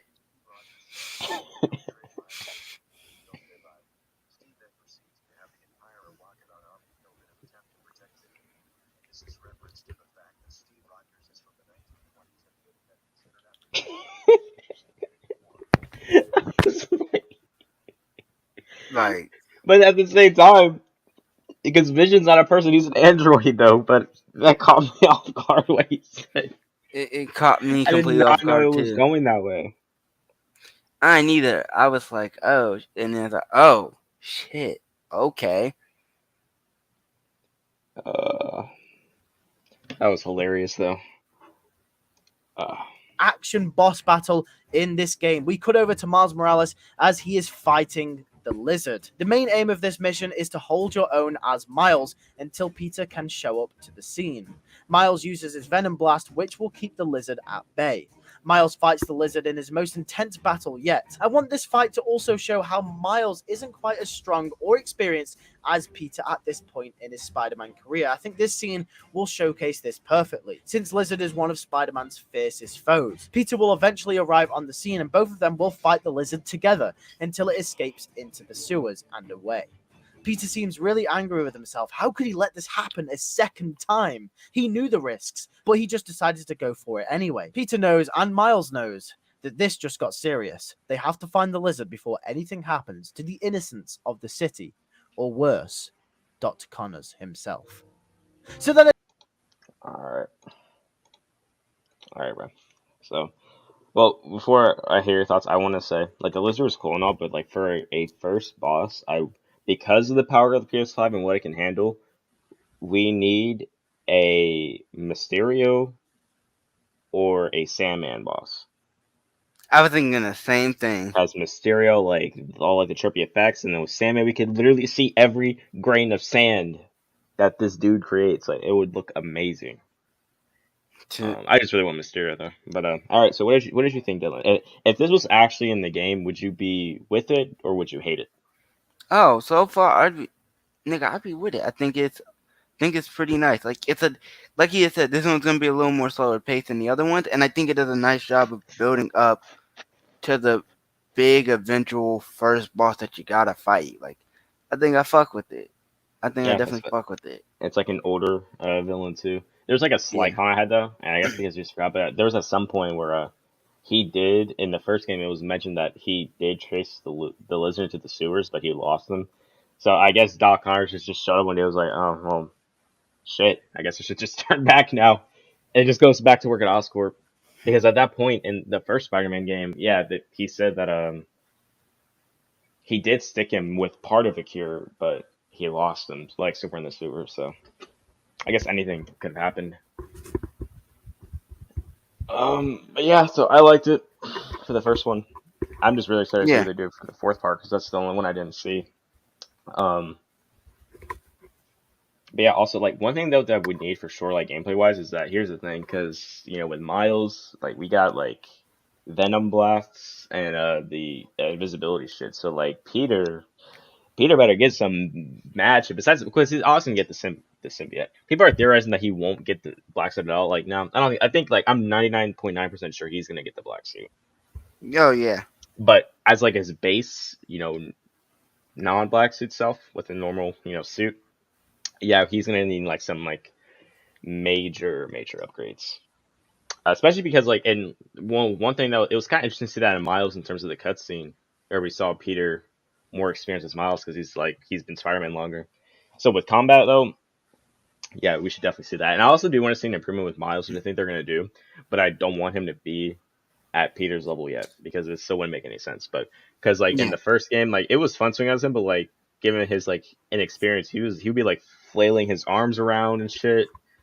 Couldn't really control his powers that well. Yeah, I was gonna say one thing I definitely want to feel is while playing that game would be I want Miles to be more experienced, but like it'd be like how do I put this? Because I don't want to be like I said, we don't want to be experienced as Peter yet, but we want to be more experienced. Like he's been practicing and stuff like that. Yeah, it's like he'll have more experience, but there's still like a clear like difference between Peter. Maybe you could do in a sense like Peter can shoot his webs out faster, or swing a little have more control over his swings. So like Miles won't be doing the flailing shit or anything like that anymore, but maybe he won't put his web down the most optimal spot. Maybe he won't shoot out as fast like Peter's would. Like just stuff like that, and I think that could work. Yeah. Like it's as well better, but not perfect. As well as the tech too. Like Peter does this because the thing with Miles, which I mean I was fine with because I didn't really like use much of Miles' gadgets. Because they pretty much focus more on his powers than his gadgets, because Peter has like way better gadgets. So like tech wise, I think they should still keep that up. It's like tech wise, Peter has way better gadgets and stuff. And it also like with the combat, like Miles is kind of wild with the combat and his finishers. So it's like you could make that condensed, but he still can't like he can't beat people as fast as Peter, I guess you could say. Yeah. Even with this like Venom abilities, like just basic combat and stuff like that, and like with the swinging, and yeah, as well as like how they also do stuff if we have stealth missions with the two of them. Like I don't know, like Miles can if an enemy knows his Miles, like he gets noticed faster than he does with Peter. Yeah. Stuff like that. I think that'll be pretty interesting. Then when Peter gets the black suit, like shit. Like I want like some Web of Shadows type combat. Should be pretty cool. And then you got your normal, you got some hentai shit, and have the black suit have tendrils coming out of his back. Which I think is why people are coming up with theories that like the reason why Peter is probably have like those 4 iron arms we saw in the trailer is because once he gives up the black suit, in order to like combat it and combat its abilities with Venom, he probably got those iron arms to make up with it. Yeah, but that black suit, man, that black suit is gonna be lit. Like I want to, I want to like pretty much question if I beat up someone with a black suit, if he's dead or not. Like I want him to be like so brutal, be beautiful. Bruh. Fuck, where is it? That's part 3. I wanted to ask, do you think, I don't know why a lot of people are thinking this, but I don't think it's going to happen, but do you think Venom will be playable in the game? Ooh, do I think he'd be playable? Because people are kind of, because this is kind of reference like to Ultimate Spider-Man, where you could also play as Venom, and like Venom could eat, people in that game. So people kind of assume that we'll be getting Venom. I don't think we'll be able to play as him, to be honest. It's a tough one for me personally, because personally I'd want to be able to do it, and I'd be fine with it. Like I feel like if they were to do it where you could play as Venom, I think they'd have you do it for like a mission or two, where it's like, okay, bet we're gonna DLC switch you though. Onto... How if they do it for DLC? If we had it, because we are gonna get DLC for the game, obviously. If we had like a Venom DLC, now that would be cool. I mean, I would be fine with playing it as long as it just like fits within the confines of the story. Yeah, that's what I was gonna say. Like maybe it's like maybe it is like, oh, occasionally you'll switch on to Venom because hey, you want to cause some mayhem for a second to get Peter's attention. Then you'll switch back to him, and you'll go to Venom with Spider-Man. But that probably be the crux of how they do it mostly if we would ever be able to play as him. I find it highly unlikely we would be able to play with him, but if we were, that's how I figured they do it at least. Now with that, like one issue, like slight spoiler, but like because we all know that it's not gonna be Eddie Brock becomes Venom, it's gonna be Harry, because we saw that in the end credit scene of Spider-Man and Miles Morales. Well, one thing that people were unhappy with, because when I saw in part 3, which I guess in like part 4 he's gonna come out, but like they the symbiote would escape, but which it would kind of suck because they're obviously gonna kill off Harry to make Norman Green Goblin. But I do, because what he did in this pre-roll is that he kind of kept Harry in the tank for the entire game until the symbiote came back to him and he became Venom.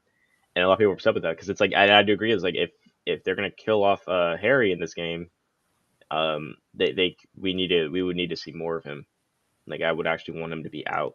Now it would be interesting if like Harry came out and he had the symbiote on him, and then at some point it goes on to Peter. And then Harry starts slowly dying because the shit's not on him anymore. And that would be interesting. True. But yeah, and one thing I did discuss with Ethan, because Insomniac, because I don't even think Venom might. I wouldn't be surprised if they did bring Green Goblin into this game. Now that I think about it, because people are theorizing it would be in the third game. But looking back at the first game, we all assumed that it was gonna be Mr. Negative and the Sinister Six as the villains. It turns out it was Doc Ock, and they didn't market that at all. So it was like literally a surprise. And then like in the game, like we had hints of him becoming Doc Ock because he was getting pissed off at Norman and shit. But at the same time, no one wanted him to because of the relationship they had established with him and Peter. And if they did the same thing with Harry, it would work even well because Harry and Peter were already best friends. Yeah. But I could honestly see. Like, I don't think Venom or Kraven might be the big bad. It could possibly be Green Goblin at the end. Like, they could kill Harry off in the middle of the game, like, super early, and then bring in Green Goblin. That would suck, but they could do that. They could. I doubt they would, but they could. Yeah, but Harry is clearly going to die. I am 100% calling it. If they make it to where they make it known that he's going to die, but if the fans don't want him to die, then they did that pretty well then, though. Yeah. But he obviously has to. For Norman to be pushed over to the edge, to start taking that Green Goblin shit. Especially because he would probably definitely blame Spider-Man for killing Harry. Then he also lost his wife to the same disease that Harry had. And then he fucked up in the first game, so he's probably not even mayor anymore. And then he's probably might lose Oscorp as well for I guess maybe illegal testing with the black suit or the Venom symbiote. So yeah, if shit hits the fan, they have to make like a lot of shit hit the fan for him, and then he become Green Goblin. And I'm gonna be honest, I would be fine with if they only made 3 games. If they did a trilogy of sorts, they just did Spider-Man, Spider-Man 2, and 3. They want to do a Miles Morales sequel, they could. I'd be fine with that, but yeah, I think doing a trilogy, I think would cap it off really well. And I do think at some time, because I do not accept the fact that Peter and Miles can coexist in the same universe. So at one point, I do think Peter is gonna die. Yeah, that's tough. If they could do, if Venom creates Carnage, they could definitely. I would be like, I could see Carnage probably killing Spider-Man.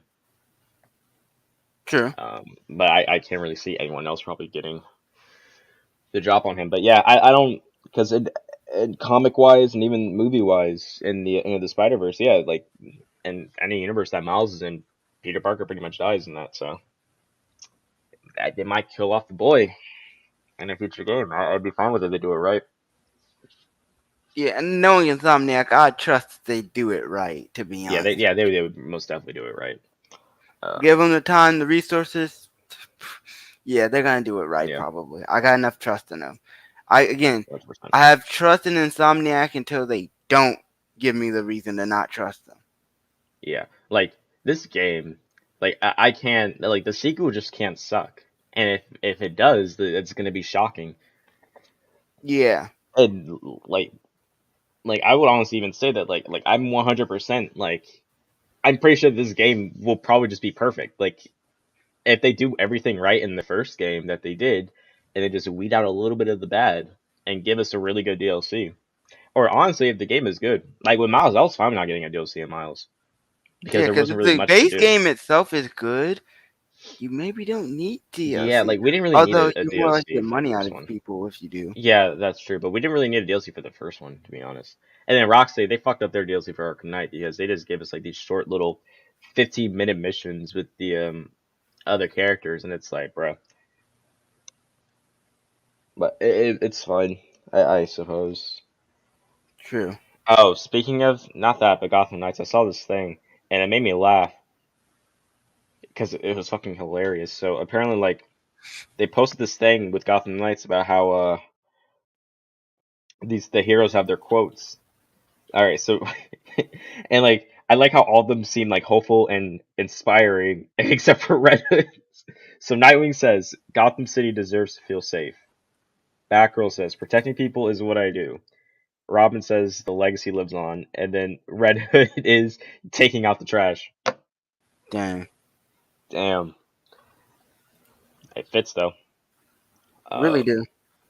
Speaking of Gotham Knights though, I'm gonna be real, because you and I, like the last time we saw that the CW trailer, it has the same name as the game, and so that, in fact, and even the game developers, they tweeted something out. It's like, you messed up when someone doesn't want anything to do with you, but they tweeted out just to make sure there's a difference between their game and the trash CW show coming out. But I think the CW show is going to give the game some bad clout because people are going to be talking about it. They'll be like, yo, Gotham Knights is so trash. Oh wait, you mean the game? No, I'm talking about the show. The show was trash. Like, there would definitely be some mix-up. If I'm a game developer, I'm gonna be hurt. Yeah, like, so there's definitely be like some mix-up and shit like that. And I mean, and the game already is getting bad reception as it is because a lot of people weren't happy with what we saw with the last gameplay. Which is I mean, to me, it looked solid for the most part, but it's definitely understandable. Like, it looked better than what we got the first time we got a Gotham Knights trailer with the Batgirl gameplay. True. That looked fine, but yeah, it's like, man, the game started getting bad reception. They hoed like not even half, like majority of their player base by putting it on next gen only, without telling anyone until the last minute, and then now you have the show with the same name that's gonna ruin their clout for them. It's not looking pretty. Not at all. It's not looking good at all. So we'll just have to see how it is, but the game could probably flop And that would suck because I think if it flops though, because they're supposed to be making another game, it's like, bro, if the game flops, just go back to Arkham. Do like a sequel for Arkham Origins. You could do your own Arkham trilogy set in the universe as the other Arkham trilogy with what Rocksteady did with Asylum, City, and Night. People will be fine with that, I guess.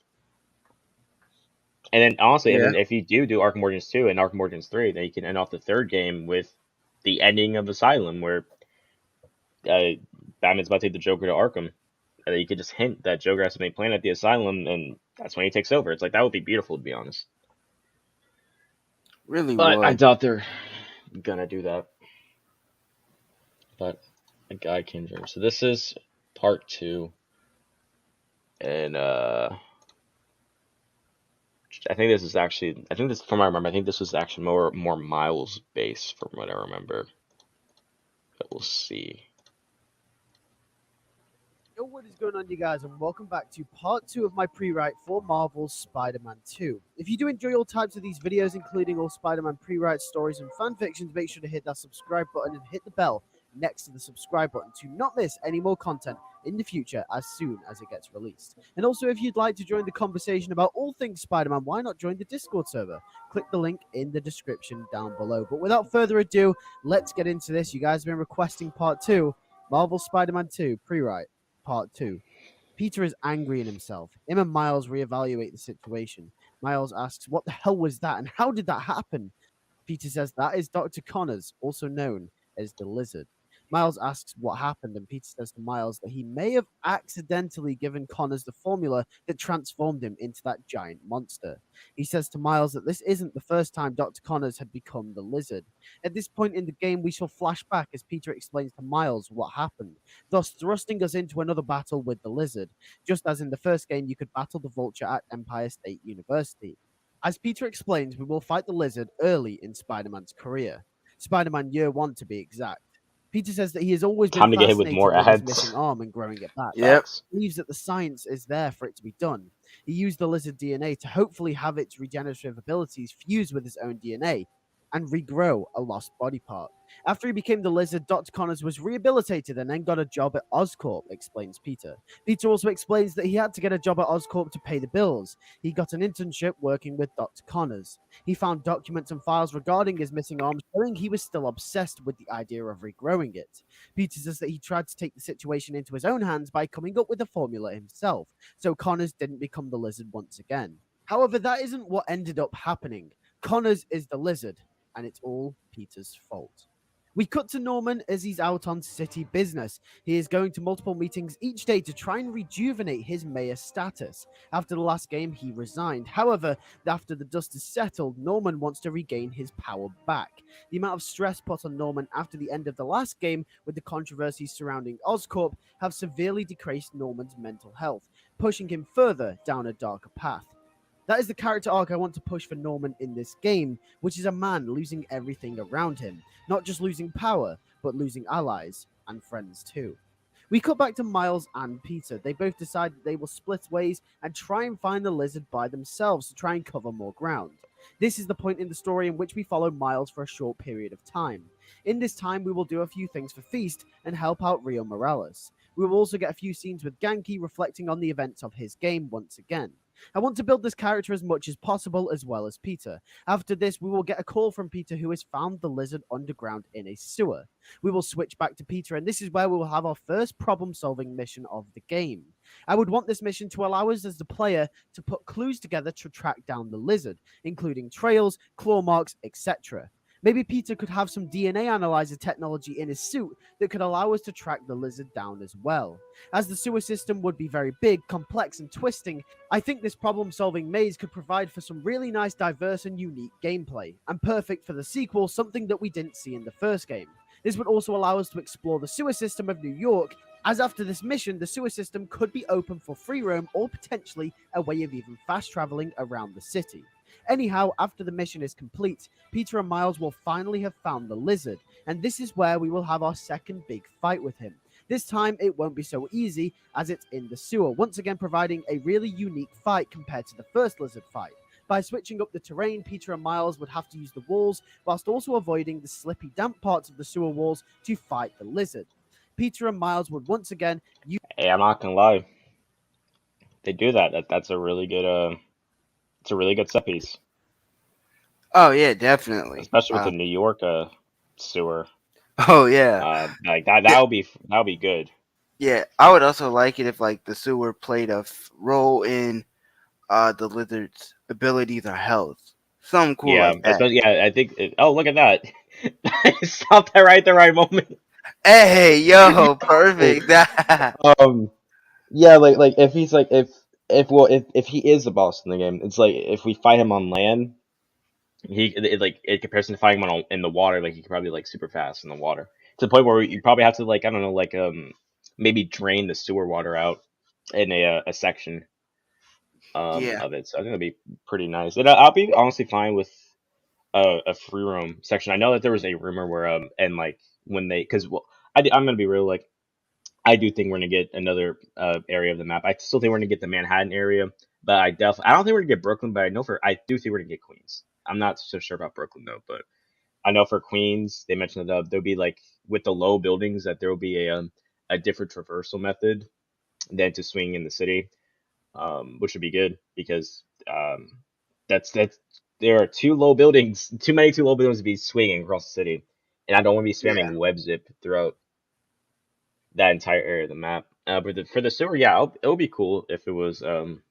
free roam. I would be scared though if they go, because they are probably gonna go with collectibles, and then I would probably hate going through like a sewer maze looking for collectibles. Oh yeah, that'll probably make me mad because we already did that shit with Arkham and those damn Riddler trophies. Yeah. I also really don't hope. I mean, I will be okay if we do collectibles, but I mean, I like the first one in the first game because I mean, when you had to look for all those fucking backpacks, I mean, at least they were like kind of tokens to his past, and they were kind of establishing like the backstory because it's an already established character who has like years of experience. But with Miles, like with those collectibles, they were mostly just for gear upgrades. And then we did have the there's what are those things called? Time capsules. That's one thing. You did have time capsules, which were somewhat cool. Remember, I'm not 100% sure. Which were kind of cool, I guess. It was just like more of Miles' past, but like there wasn't really like it was more of like his past with Finn as a character, whereas with Peter, it was definitely like more story and comic accurate in a sense.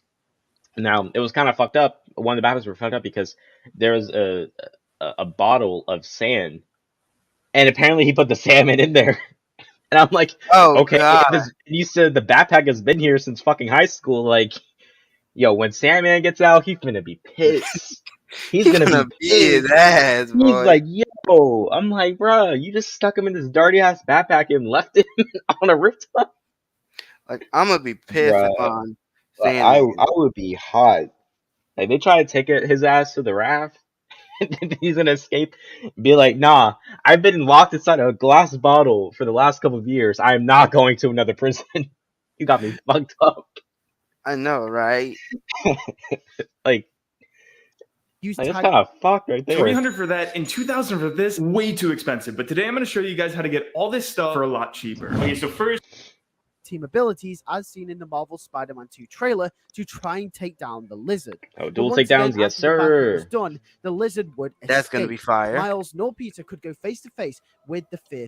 Like, yeah, which I'm pretty sure they're gonna have to, but we've already experienced like the dual like combat takedowns with Arkham, and the reason, but I feel like it's probably gonna be better in Spider-Man because it's like they have superpowers, so like they can do like a ton of wild shit.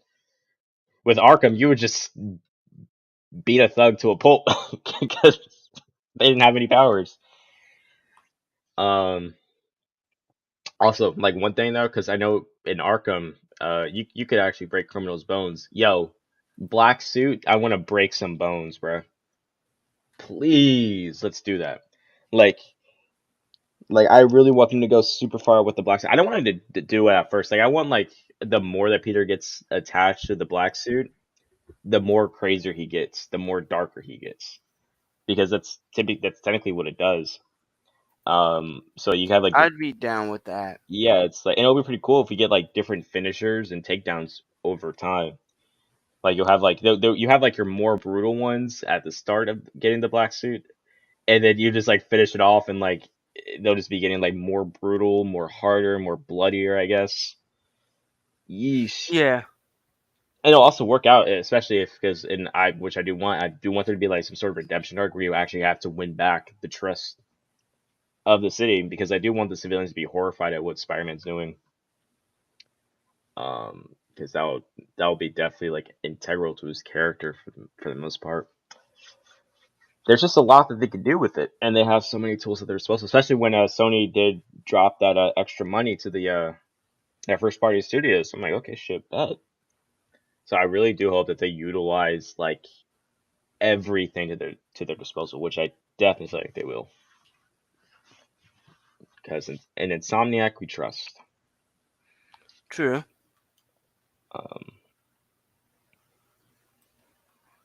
But yeah, and then there's a part in the Spectacular Spider-Man show, which I have mentioned multiple times, what I want. When Peter first gets the black suit within like those 3 episodes, it's like the white spider like starts off small, but then like the more he wears it, it gets like larger. I definitely want that in this game.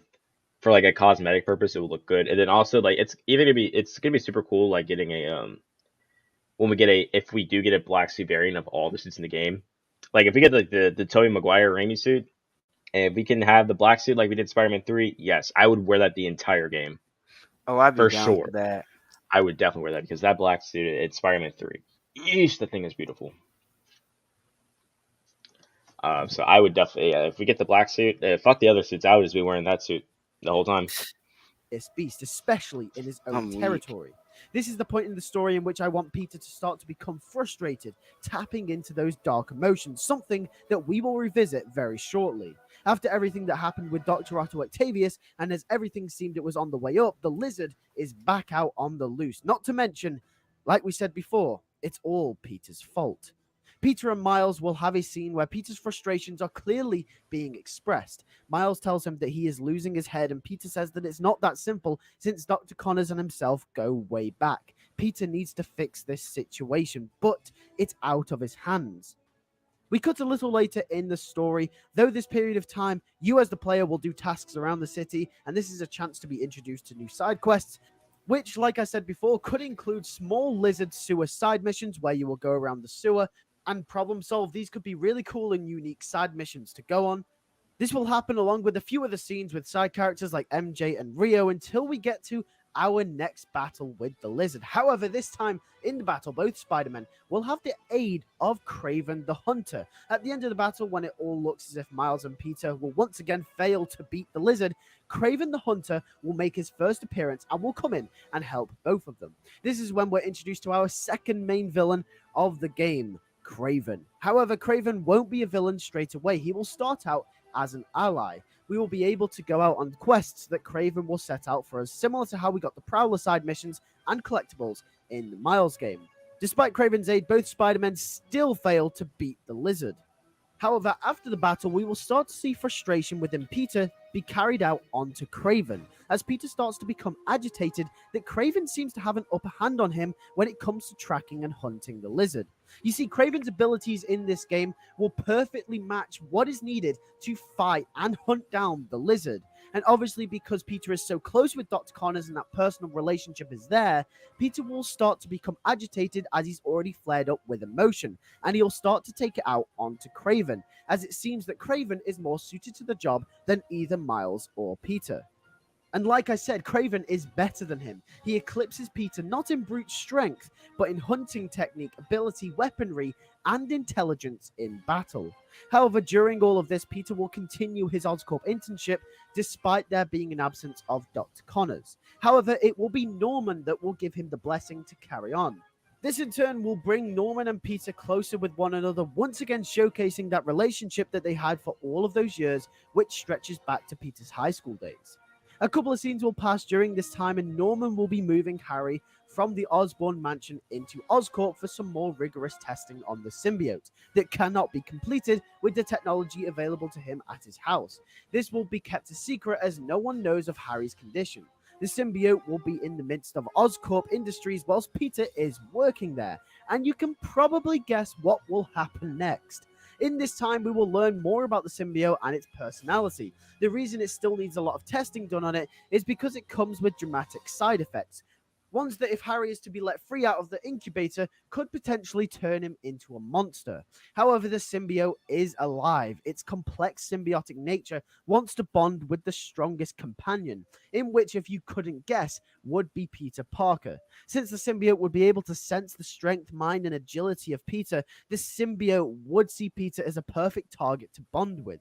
Thus, when taken to Oscorp in the vicinity of Parker, the symbiote will break away from its cage and hunt down Peter. It would conspicuously tie itself to the back of Peter's leg. Fast forward a few scenes, really expanding on these characters, showing Peter's frustration once again, and we will finally have the symbiotic Spider-Man suit in Marvel Spider-Man 2. However, the symbiote will gain full custody over Peter's body at nighttime, and just for a bit of fun, I would like to throw in the classic hanging upside down scene from the 90s cartoon and Spider-Man 3, which would throw... Bro, if they do that, I would literally have the biggest nerdgasm ever. Same, nah, just bro. saying. I would definitely. If they do that, yes. That's a W right there if they do that. I'm be honest, I need it. Also, I'll also be fine with it because what they did in Spectacular Spider-Man was the black suit was because it got on his foot, and like while he was swinging, the black suit was changing him, and then it ended up changing his web. That was a really well done scene. I'll also be fine with that. But if they did like the 90s in Spider-Man 3 shit, yes. And I would have like the biggest nut ever, bro. No pause. My nigga said nut. I'm out. Done by him. Forwards into some gameplay where Peter will explore his new powers. This will be a very exciting point in the game as we will go around to stop some various crimes around New York as Symbiote Spider-Man. This section of the game will act as a tutorial for the symbiote and its abilities. This is where we will unlock what I like to call the symbiote screen in the menu. This will be the place in which, instead of purchasing gadgets to aid your crime fighting, you can unlock abilities with the power of the symbiote. A lot of inspiration from this idea was taken from Spider-Man Web of Shadows, the game, where you would have different fighting style and animations to the normal Spider-Man attire. I think the same should be done here and would be a really, really nice feature. Not only this, but every option for a suit change would also come with a symbiote variation, which would be really cool. However, one thing Lucidchart presents Lucid Spark, the online whiteboard that helps teams bring their best ideas. Thing I will say is that at this point in the story, when it comes to free roam, you will be locked into having the symbiote suit.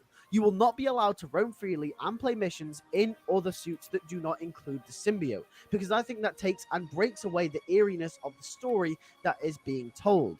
However, the reason why we have a symbiote variation of other suits is so that you can... Yeah, I would be fine with if that's what they did. I wouldn't want, because that's what they did in Web of Shadows, was that you had the choice to switch between the red suit and the black suit. Now, and I know people do want that, but I think for the confines of the story and to achieve the best storytelling possible, limit the black suit to just one part of the game, and then you can't switch at all. And it'll also be fun. Like, I don't really want every suit to have a symbiote variant. Like the spider armors, I don't want that. I don't think it will work. And then like the No Way Home suits, because it has like way too many colors, like the suit with the golden symbol and the black and gold suit. I mean, why do we need a symbiote variant of that? I would say just have one for certain suits. I think that would just be better. Like I said, this like the Raimi suit, yes. I don't really care about anything else. Just give me the Raimi suit. With the black suit, I don't give about anything else. And the thing is, like, a lot of the other suits in there are black as well. Like the 2099 suit, which is kind of a blue, but they call it the 2099 black suit because they have the white suit. And then the Far From Home, the stealth suit from Far From Home, the Noir suit. Like, nah, I would say just leave it be for the most part. If anything, I would say just give us the black suit for the advanced suit, like like you mean to, and then just the Raimi suit. I'll be fine with that. And then I guess if they're gonna have to task him too soon, then they could do that. But I'm not sure how it would look on the other suits, to be honest. Like they would have to like definitely do a lot. Yeah. But yeah, I mean, if they were to have the black suit just be on the advanced suit, like the base game suit, yeah, I'll be fine with that. I wouldn't mind that at all. Yeah.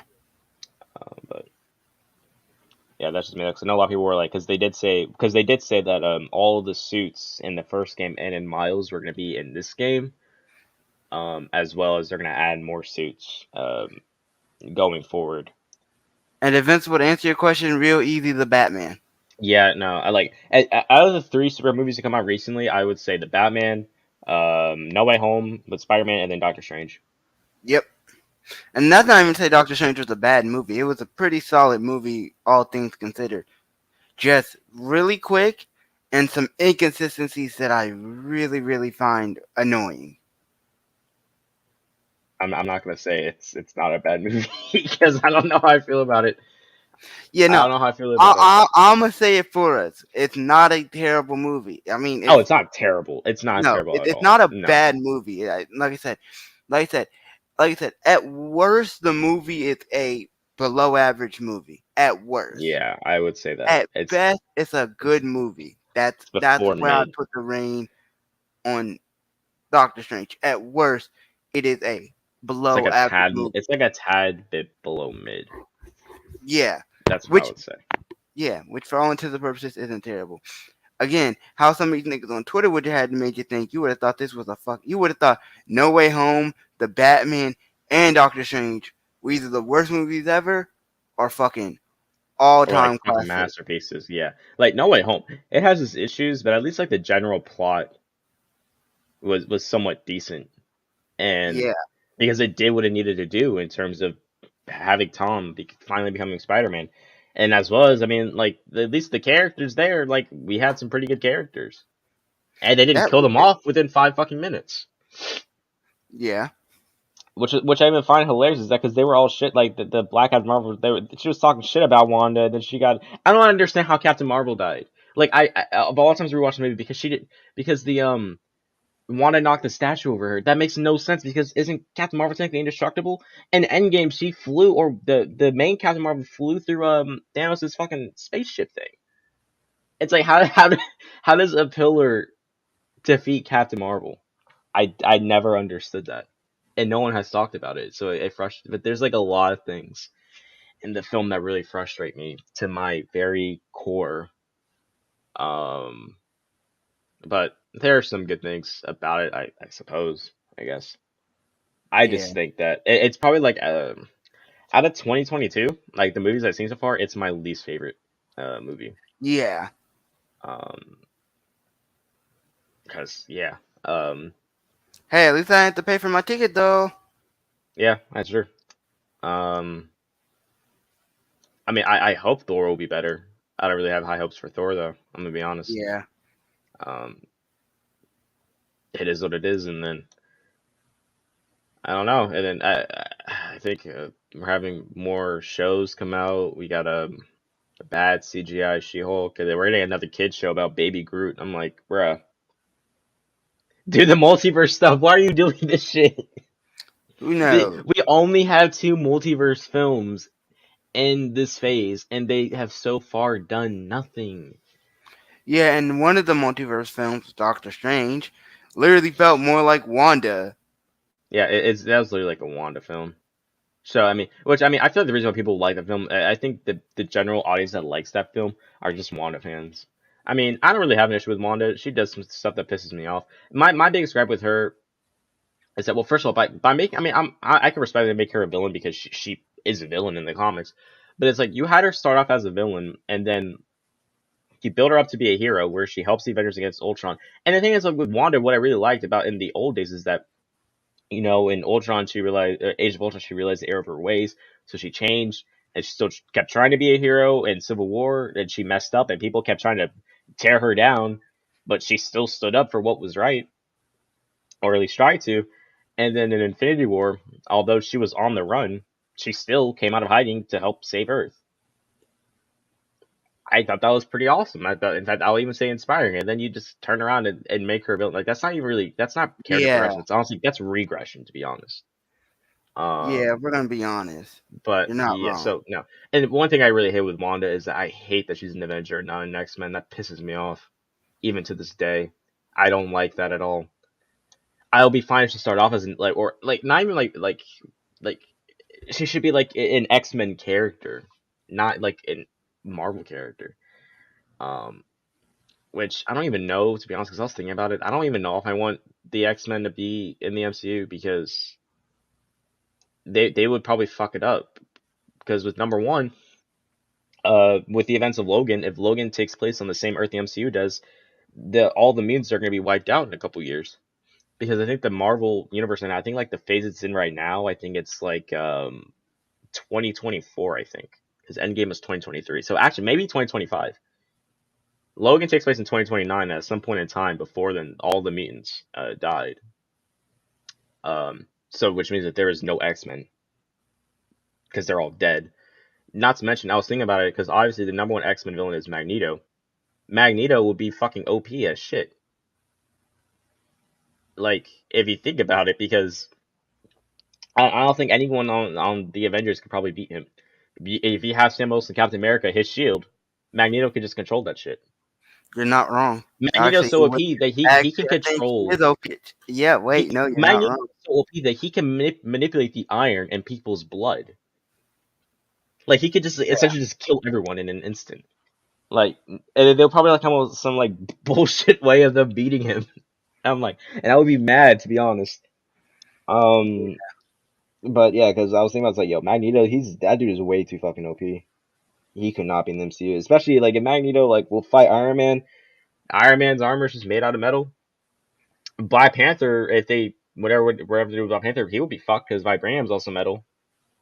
Like, he could probably just like pick up Black Panther and just fling him across the fucking universe. To be honest, not wrong. Or if they do Shuri, or if they recast for T'Challa.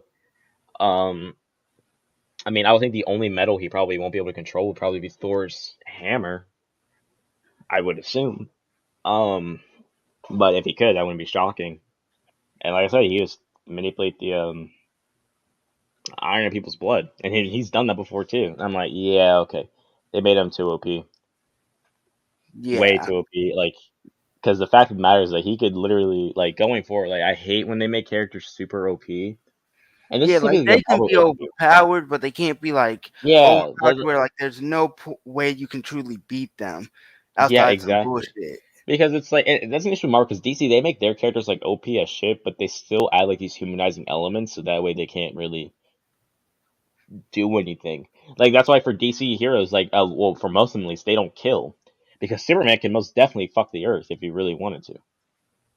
Yeah. But with Marvel, they are fine with killing. So like Magneto, like if he wanted to truly achieve his goals, he would just kill people. Like, in an instant, he could just do that. They just don't do that, and so you can't really make a character. If you make a character super OP, but then you don't use like their ultimate power, then what's the point of making that character OP? Don't understand. Because if we look, Batman's probably like the most OP human superhero, but he's still human and he could still get his ass beat. Which is shocking, but it could happen. In fact, with Deathstroke, Deathstroke can beat him a couple times, so can Lady Shiva and a bunch of other ninja-like characters, I guess you could say. And then the Flash, I mean, I'm not really gonna use that because they made the Flash super OP and they treat him badly. Yeah, they treat him badly, so never mind. You can actually switch between the suits as you would. Yeah, Spider-Man's OP, but he's still human. He gets so hurt. They just have the symbiote on them instead. His humanity is his.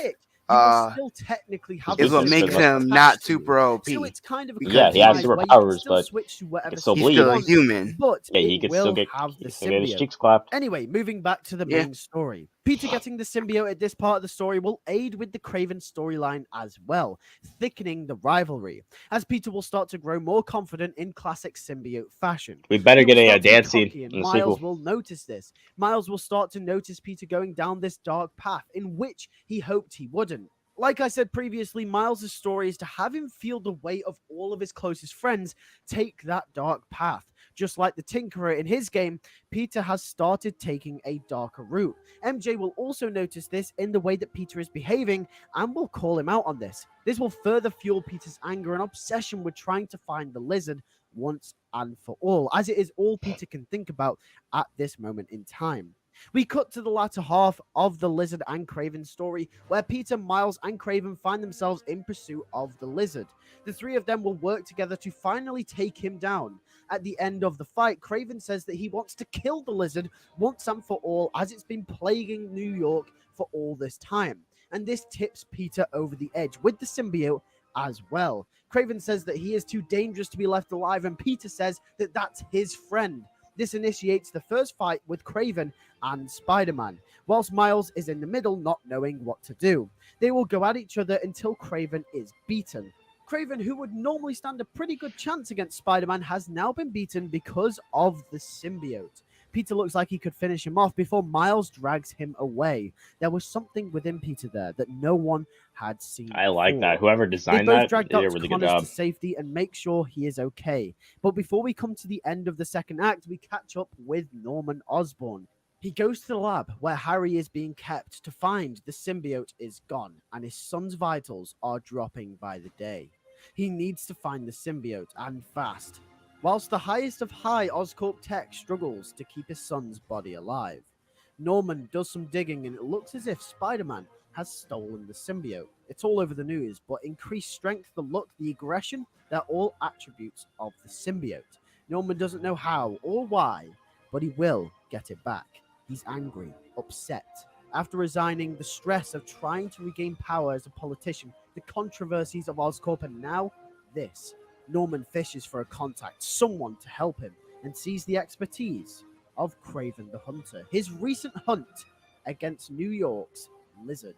Promising him new weapons, advanced technology, and much more, Norman grovels to Kraven to hunt Spider-Man down, even if it be his last. And after his last fight with Spider-Man, Kraven non-reluctantly agrees. That is it for part 2 of Marvel's Spider-Man 2.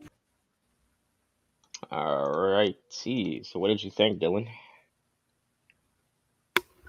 I liked it. Trying to think. Trying to truly get my words in order for this. I definitely like how it is building a little more into Miles now than necessarily just Peter. Mm-hmm. So that's gonna be a nice addition of it. I do like the idea of the symbiont suit sort of being treated as its own entity of a sense. Like it's not like something that you could just wear and play the full game with like you would other like DLC suits, like or other suits that you can in Spider-Man 1 where you could just change it into a new suit and it just gives you stats boost and that's it. I do like how he would do the symbiote suit where it's like, okay, it's a separate suit, but you can't change it out because the whole point of the symbiote suit is it holds a purpose that is you're going to make Peter Parker go batshit crazy. And I do hope we get a dancing scene. I do also hope we get a dancing scene in the sequel because that would be funny as shit. Yeah, I'd be like, I don't want them to overdo it for it to be cringe, but if we get like a little callback, like a little Easter egg, we get a quick little salsa, boom, boom, quick, done. I'm cool with that. Or we just cuts him in a suit because they did do an Easter egg to the first one and in the first game to Spider-Man 2 when he was stopping the train. He tried doing in the game and it didn't work, and he was like, "Shit, that worked last time." Oh my god! I like that. I like those small callbacks. So that'll be cool. And then I'm like the Miles are like I really hope they actually do this. Like I really hope they are watching this video for Miles because it'll be a good thing for Miles as a character sweep, all with dealing with a bunch of these characters in his life going down dark paths, and then Peter's like pretty much the only thing that he can relate to that's holding him grounded, and then Peter just goes crazy and it's beautiful. But yeah, and with Miles, we're definitely gonna get something with Miles. Like I just think that the game, because at the end of the day it is technically Peter's game, I just think it's probably gonna be like 80% Peter and then 20% Miles, which makes sense. I would be fine with that. Especially because we already had Miles' establishment, which was a really good idea. Establishing Miles in his own game instead of waiting for the sequel to do it. It's really good because it still gives us more time to focus on Peter. Instead of like having like a 60% Peter, 40% Miles, where we have to train Miles essentially. Establishing Miles for him to be his own hero and he can do his own side missions.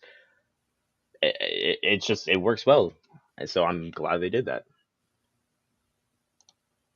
But yeah, I really hope Sonic takes notes on that for Miles' arc, depending on what they're going to do with him.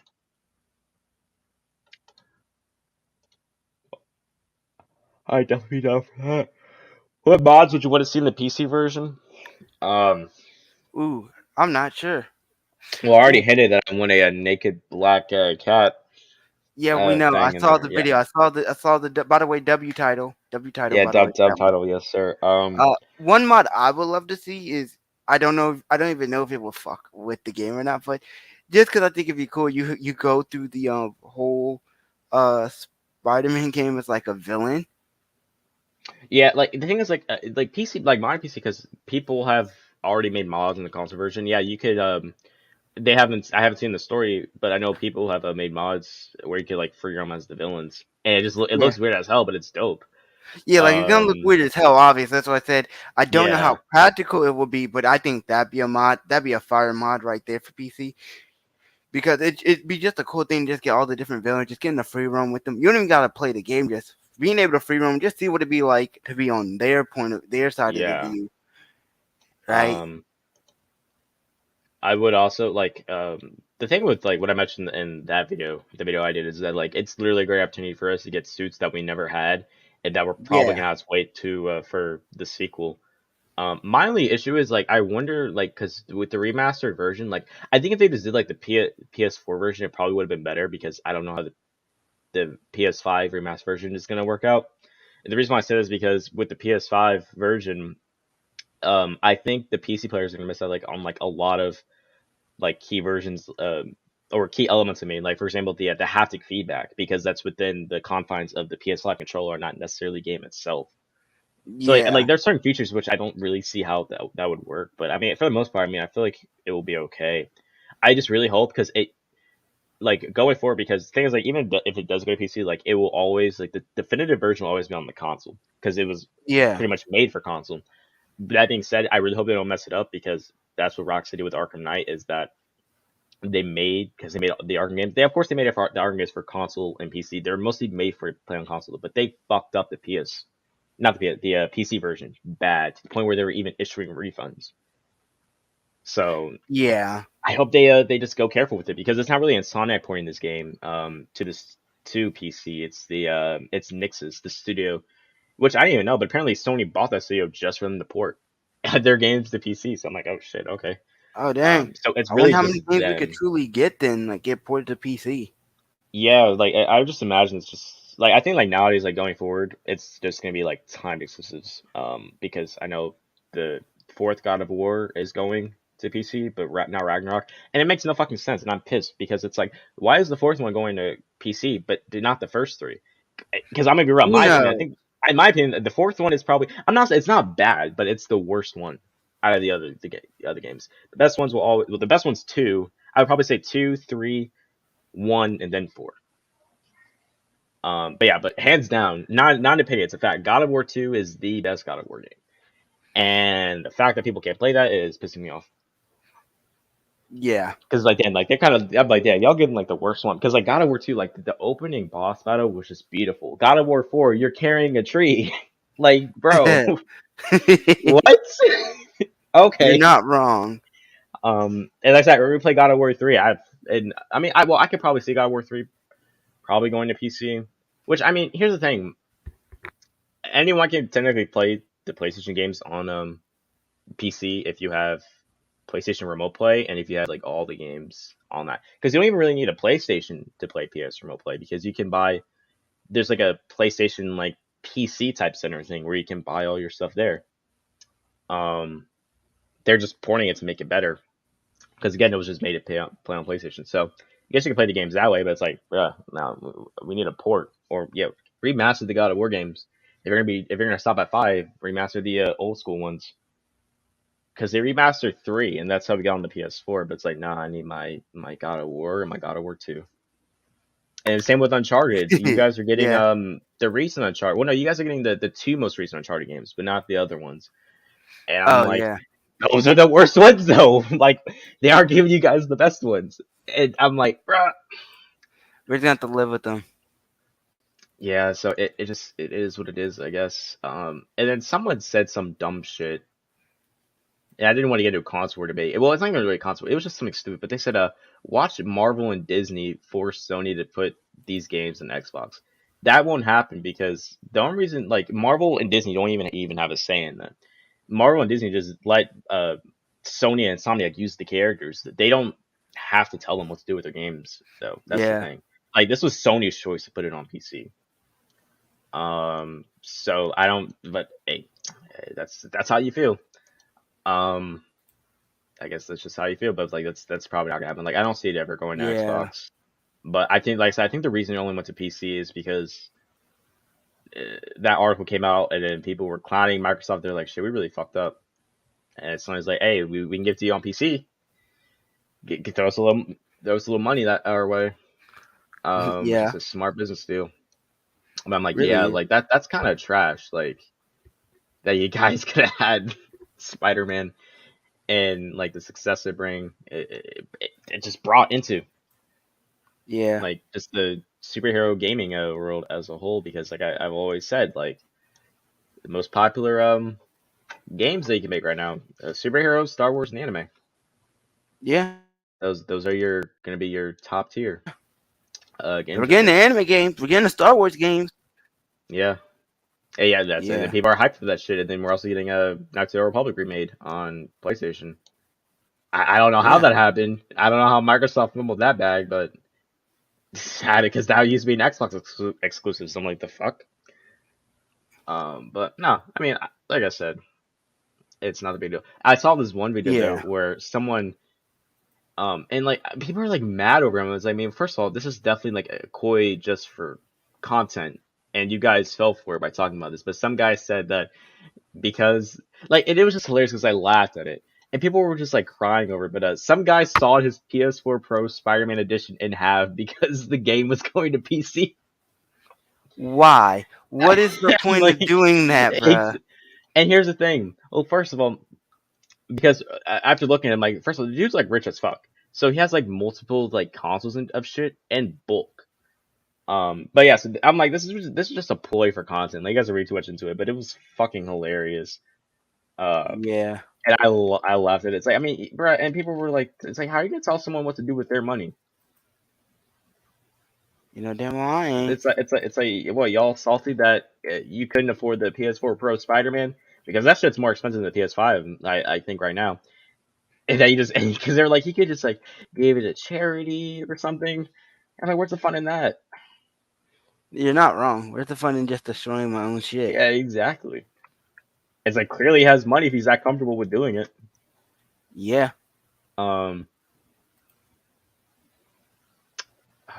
where was the because he made a short and then it was just hilarious because he it was fucking hilarious. Here we go. All right, videos. It was which one was it? It was on Shorts, I think. The first part was.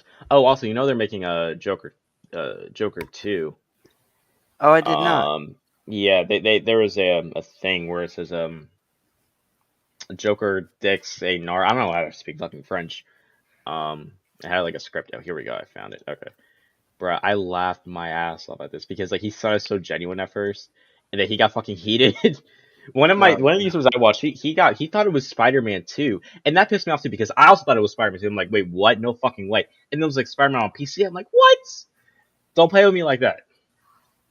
I was pissed at that because I literally thought it was Spider-Man 2, but then I heard like some of the dialogue, and then I saw the PC description. I'm like, oh, okay, I'll just go. I don't know why y'all thought it was Spider-Man 2, knowing damn well because it just said Insomniac. I was like, what? No fucking way. And then knowing the fact that it's an exclusive, If it's an exclusive, obviously. To all you PP dick suckers, man. Congratulations. Make sure you add this on. Make sure you shout out PP Gang though. Listed game on Steam. Facts. Make sure you leave a positive. Sir. You know, Sony, keep bringing them up. You know, you motherfuckers just leave good reviews, add it to your wish list. You know, and the dudes that do buy the game, they buy it, they run a benchmark for their channel, and then they delete. Man, you guys ain't even. But you about to get a good game, and I just want to wish you and all the people that work at NVIDIA and AMD congratulations for another great game that you've stolen from my console. It sounded so genuine, and then he got this at the end. I don't know what to say. Oh, and then like, come on, bro. And then here we go. Like, it's not that big a deal. This is clearly for content. I mean, even like, look at the title. It's not clickbait because he's doing it, but it's like, bro, who's gonna call themselves a fanboy if we're gonna be honest? Yeah, who's gonna willingly say himself a fanboy in 2022 right now? Exactly, bro. Sony, fuck me over, Sony.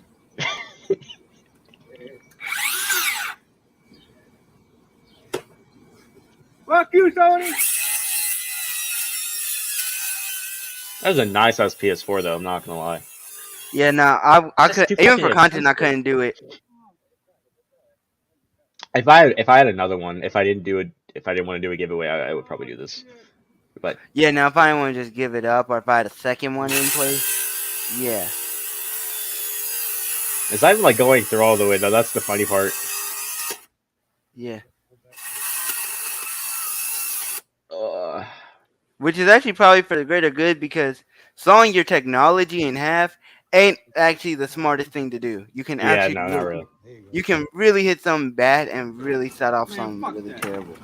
He said, man, fuck that. And it just starts to break it apart.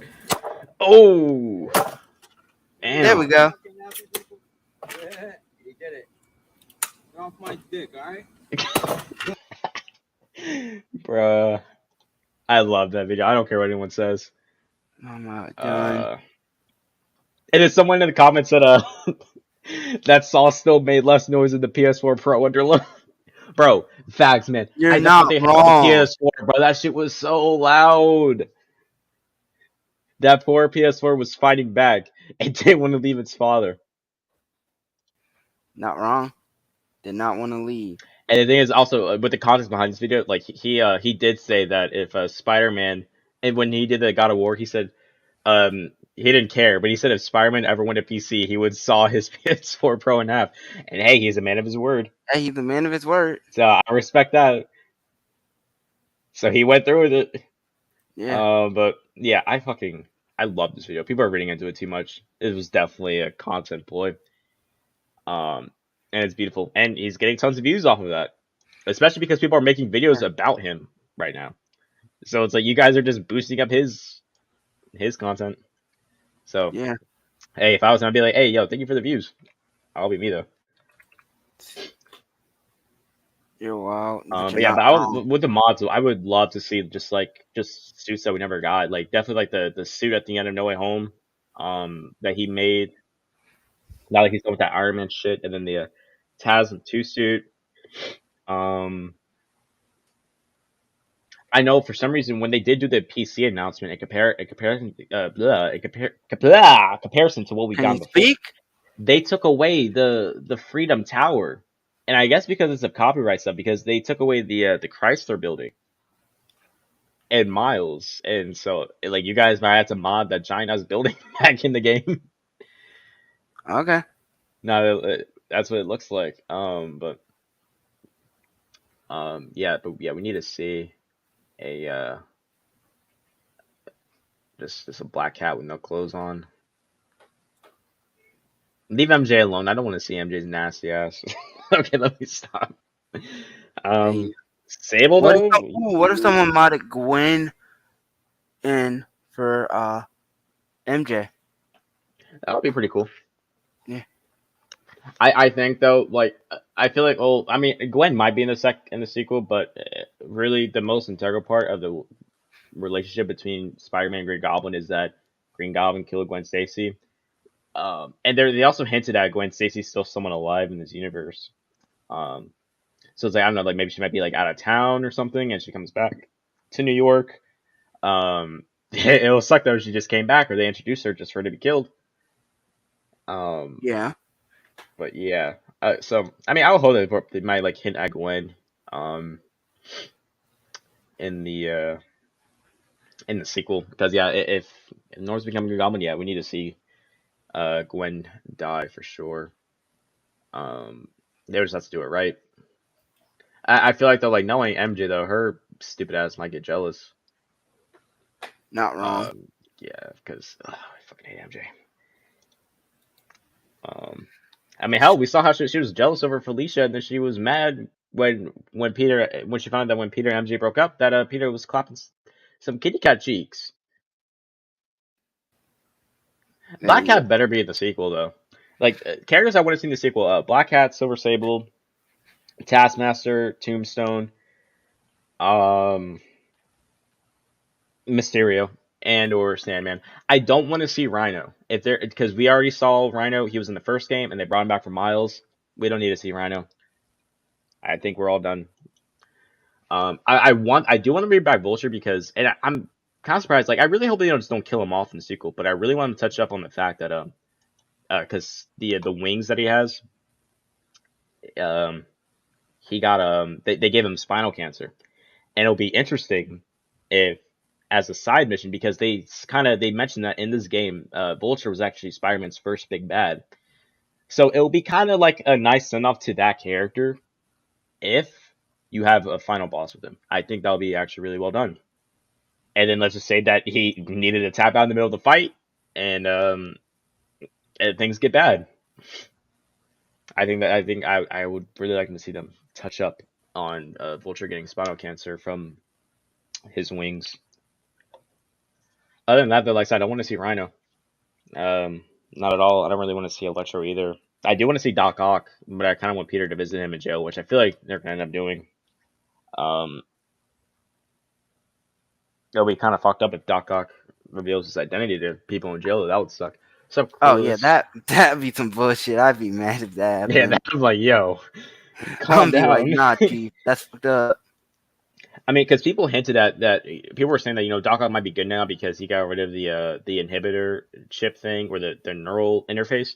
But it's like at the same time though, it's like that might be fine and dandy, but he's still probably going to be pissed off, and he's going to reflect. He might feel bad, of course, but at the same time, because he had that disease where his body was pretty much dying.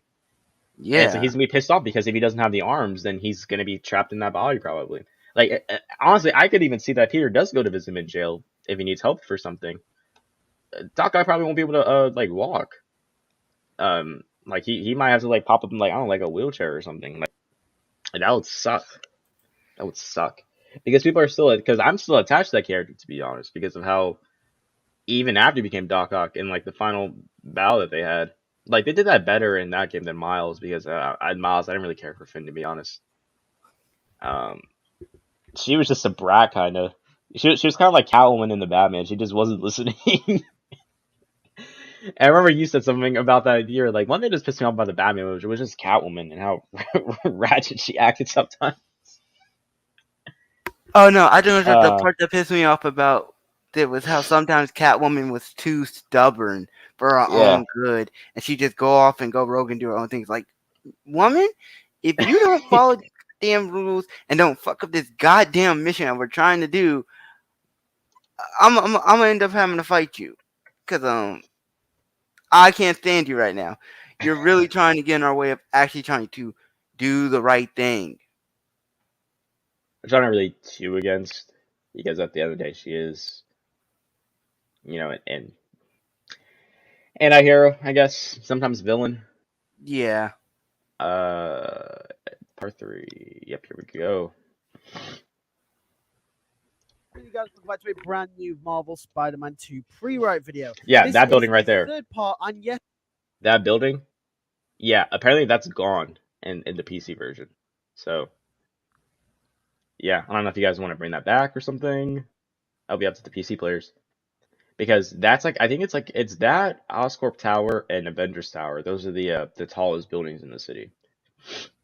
Yes, there will be 4 parts. I did say there was. I guess just because of the rights to the city. Because this part just got so long and there was so much more to cover that I just had to split it up into 4 parts. But if you have not watched part 1 and 2 yet, a link will be in the description down below to part 1. With that being said, if you're only around here, enjoy all types of Spider-Man content, including all the news about the movies, games, and shows, and also enjoy fan fiction type videos like these, make sure to hit that subscribe button and make sure to hit the bell next to the subscribe button so you can stay in the loop. With that out of the way, let's get straight into it. Marvel Spider-Man 2 Pre-Write Part 3. Peter returns to his home in Queens. MJ isn't there. Peter wonders where she is. She's cheating. He opens up his phone and calls Throw her. her to the streets. MJ says that she sat with Sergei Kravinoff. You wrong for that. Who helped him fight the lizard. Peter gulps, and MJ says that she's interviewing him. Peter, enticed by the symbiote, lets the emotion from previously in the story grab a hold of him. He tells her he's dangerous and she shouldn't be around him. MJ asks, what the hell is he on about? Kraven helped stop the lizard. Peter angrily puts the phone down and MJ carries on her interview. Peter's selfishness is at an all-time high. His ego, stress, and anger are being taken out on the ones he loves. It's evident to us that the symbiote represents this anger he feels within the story. And over the next portion of the game, it will keep building until it all boils over. We cut over to MJ where she's at her interview with Kraven, and none other than Norman Osborn enters the building. Osborn is taken back by MJ, not expecting her to be there. Kraven introduces both of them, and Norman says no need, as he already knows Mary Jane. She was a friend of Peter's and Harry's in high school. They catch up, and Norman finds out that her and Peter are together, and Norman says that's brilliant news.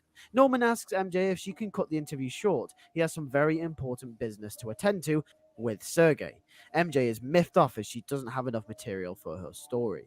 Thus, we are thrust into the next MJ mission of the game. This mission will require us to sneak back into the room with Norman and Kraven to see what the gossip is about. MJ wants to know what Norman Osborn could possibly want with Kraven the Hunter. As far as they're both concerned, they live on different sides of the planet in terms of profession. We sneakily find our way back into the room and listen in to Kraven and Norman. We hear Norman start to become frustrated and anxious, very out of character for Osborn. Kraven is discussing wages with him, and this catches MJ's attention.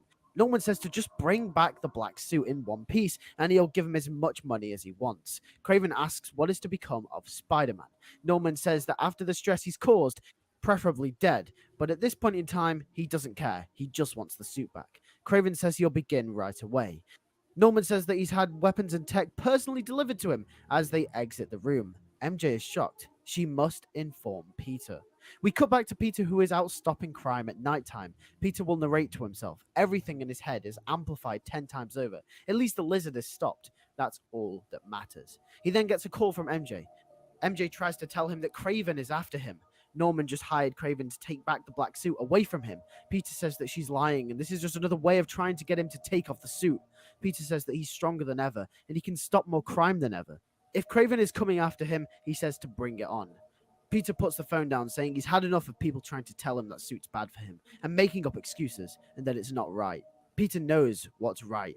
We cut back to MJ. She starts to grow more suspicious about the symbiote. There is something that she doesn't know.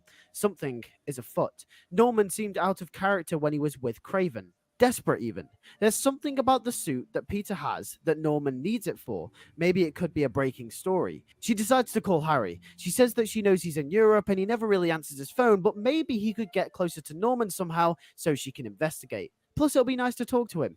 She hasn't in such a long time. She calls him and once again, no answer. She flicks through their messages. We get a load of messages from MJ, but none back from Harry. Why does Harry never answer? MJ thinks to herself. She thinks that it's weird, but it's been going on for so long that she's kind of used to it.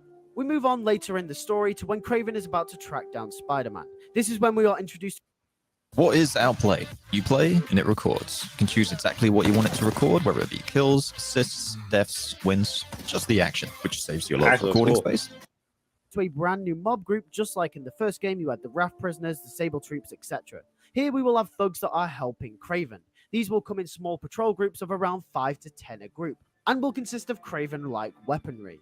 You have to use your spider sense to dodge throwing spears and a bunch of other stuff like that. There will be a range of thugs, including fast-moving ones with katana-like weaponry and others that will be slower moving but big and muscular and harder to take down. The game will tell you to defeat 5 of these groups as a tutorial. In the meantime, we will get a scene with Miles and MJ. We will switch to Miles in the story as he swings to Peter's new house in Queens to meet MJ. MJ will go on to tell him about everything that has been going on with Norman and thinks that it's suspicious he's working with Kraven. But she tried to tell Peter, but Peter wouldn't believe her. He's angry, and whatever that suit is, it's doing something bad to him. Miles says that he'll figure it out. This is the point in the story in which we'll spend a lot of time with Miles. We spent a lot of time with Peter and the symbiote at this point, so we will catch up with Miles' side of the story. This portion of the game will be crucial to the overall story, as this will be the point in which MJ and Miles will uncover Norman's secret. This will be a long section of the game, although I'm mainly just glossing over it here. But there will be a couple of MJ missions where we will end up sneaking into Oscorp to uncover what Norman is hiding. In the first game, it was usually Peter that would help her on these stakeout missions, but this time it will be Miles. They will sneak around Oscorp, and Miles will be telling MJ that maybe Norman doesn't have anything to hide, and maybe I'll be fine with this MJ mission. I'm fine with that. Because I mean, I was fine with the one in the first one with Grand Central Station, where you would go around as MJ and you would try to separate enemies, and then you would call Spider-Man to take him out. So I'll be fine with that. I just don't want, and it is integral to the story, at least for the most part. Just nothing too basic though. That would suck. Maybe MJ is just being paranoid. MJ will say that she can feel it. She knows that Norman is up to something. She tells Miles about the shady business that Norman had with Martin Lee and Otto Octavius, and that the symbiote is in a long line of things that Norman doesn't want the people to know about. She talks about how she saw him with Kraven and that it wasn't normal. Norman is never desperate. There is something he doesn't want us to know. And since Peter is the symbiote, maybe it could help them both pull him back. The missions with them will continue until both MJ and Miles figure out the truth. They will sneak into a lab in Oscorp and uncover the secret. Harry Osborn was never in Europe, but in fact, here in New York, dying. And MJ quickly realizes that Norman wasn't trying to hide some shady dealings or some criminal activity. Norman was just trying to save his son. She discovers through some files left on the side that the symbiote was meant to be there to help Harry live. It was at this moment that MJ breaks down. Her childhood friend is dying. Her and Miles must contact Peter immediately. They need to get that suit back for Harry's sake, not just for his. We cut back to Peter, who is becoming suspicious of these Kraven groups around the city. He wonders what Kraven could be up to now.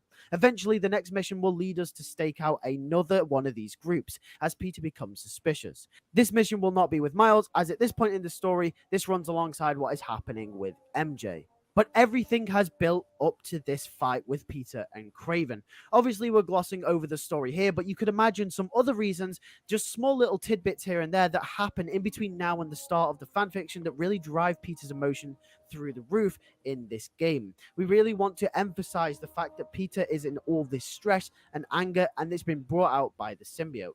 This mission will eventually lead to our next encounter with Kraven. Kraven will say that he's been using these small groups of people to help track him down, and Peter asks what he wants with him.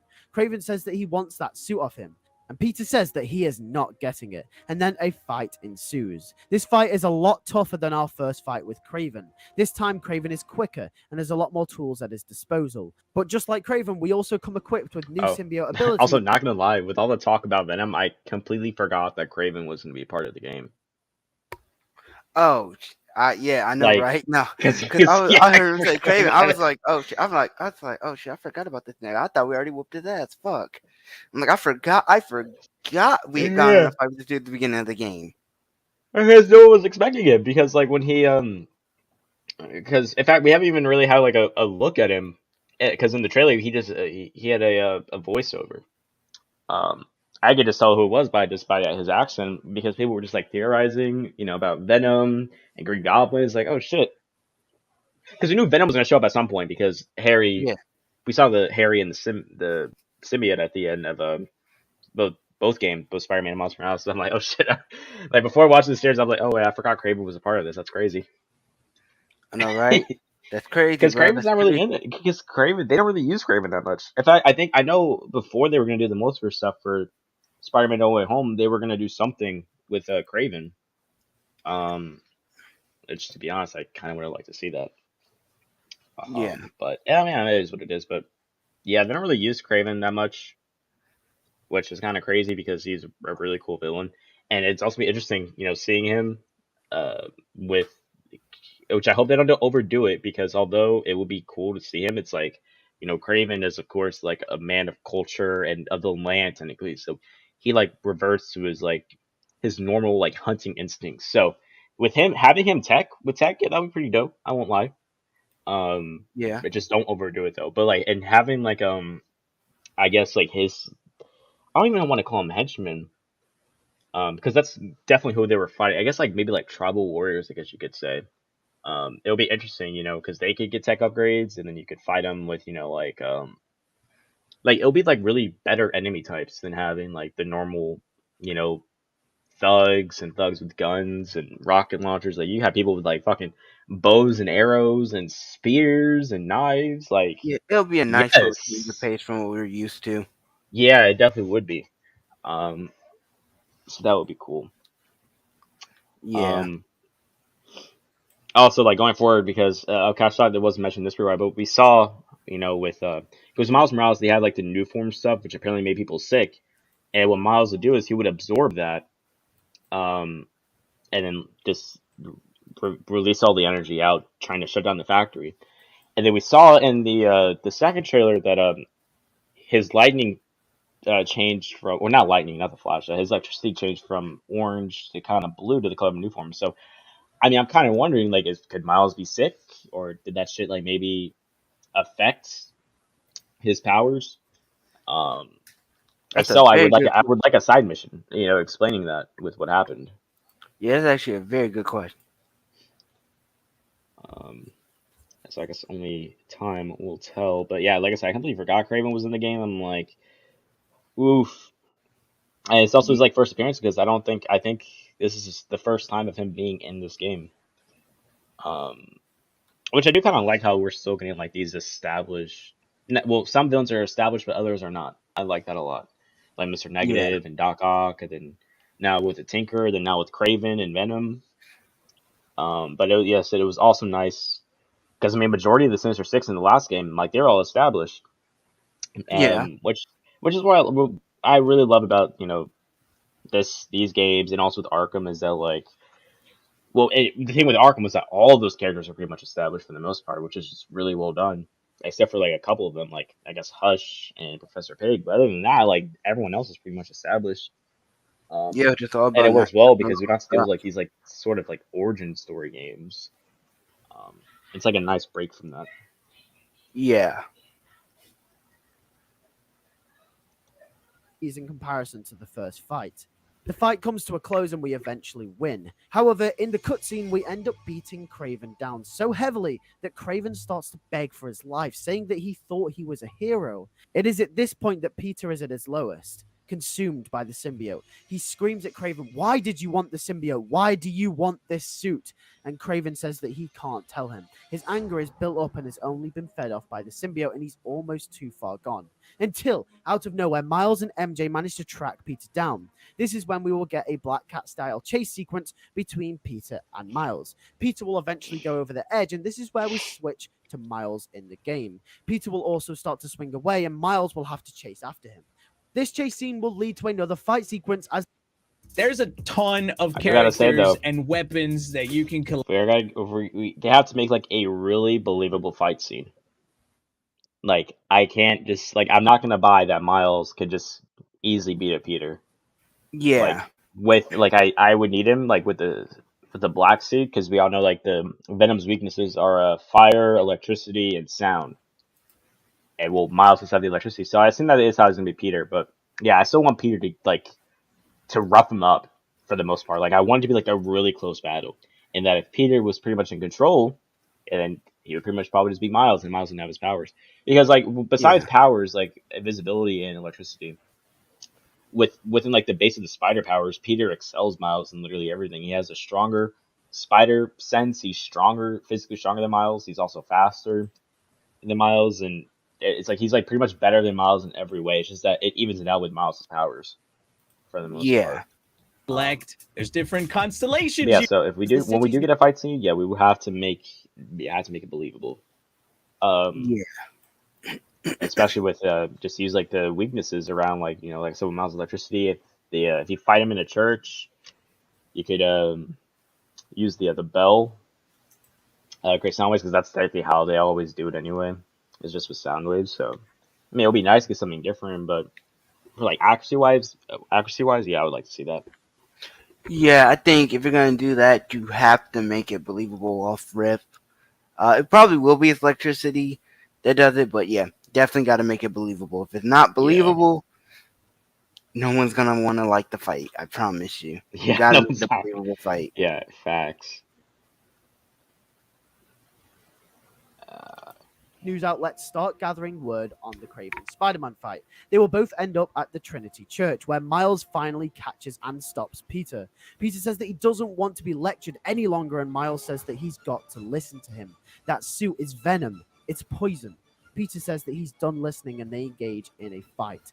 Miles Morales isn't trying to hurt Peter, but Peter is going for it. This is a real test for Miles, the biggest test he's ever had in his Spider-Man career. As Miles in the scene, we have to fend off from the symbiote. Not just the symbiote, but Spider-Man himself, which will be one of the hardest bosses in the franchise thus far, due to how overpowered Spider-Man is anyway without the symbiote.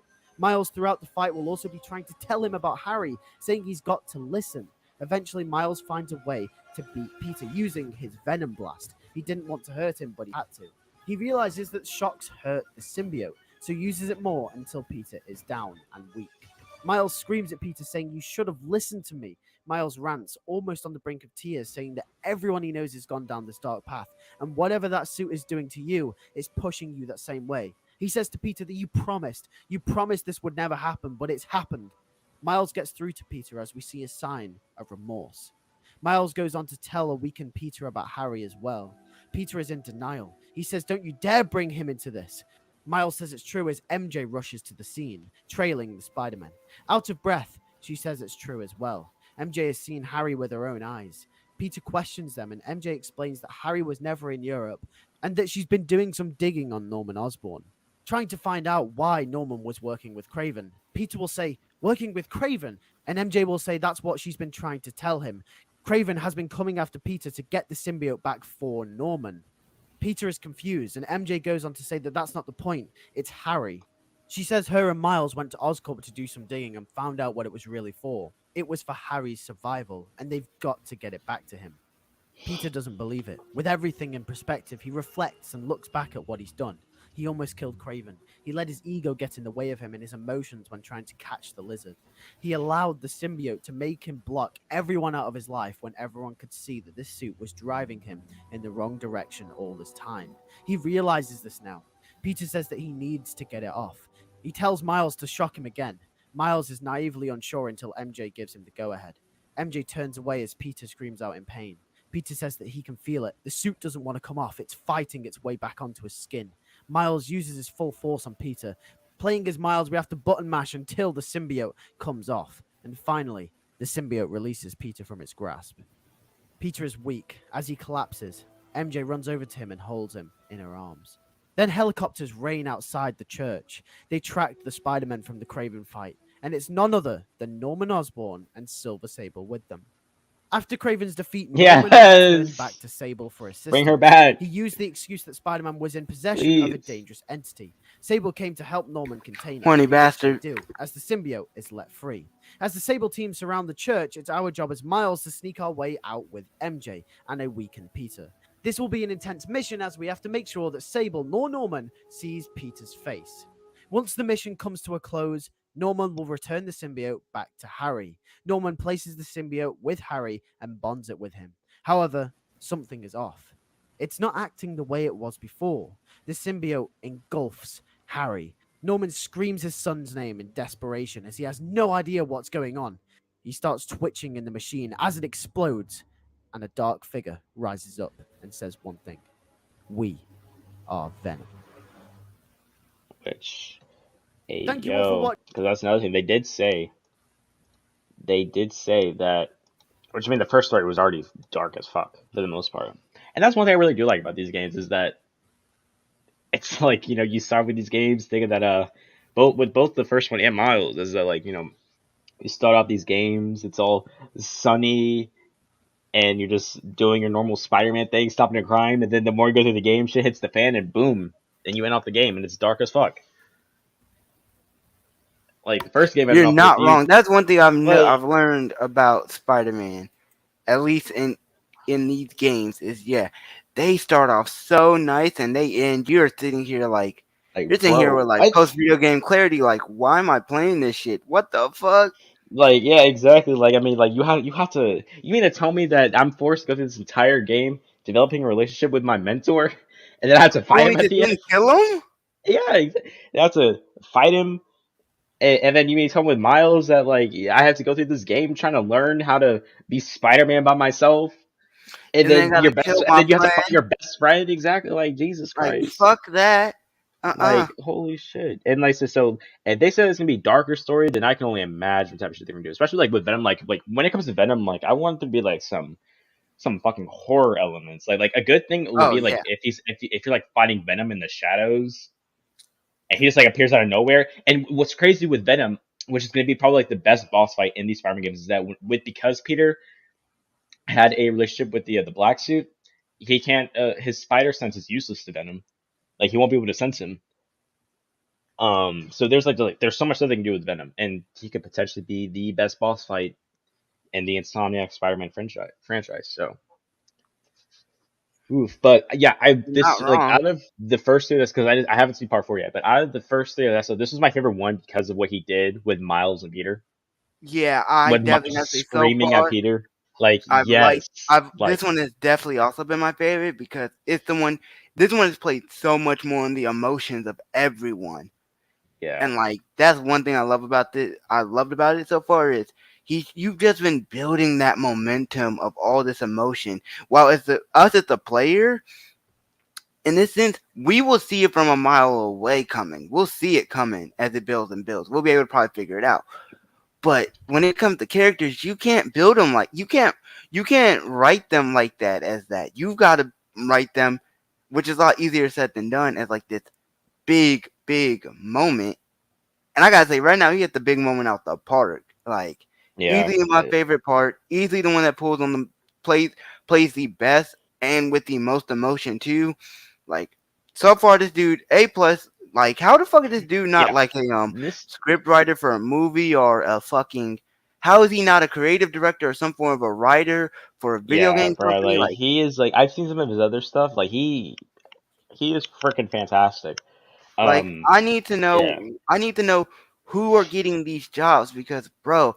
If I start up a studio and this nigga, it's like if this nigga want to come work at a studio or some shit like that as a writer, shit, come write a story for my game. Fuck, I will bring you on. I will pay you handsomely.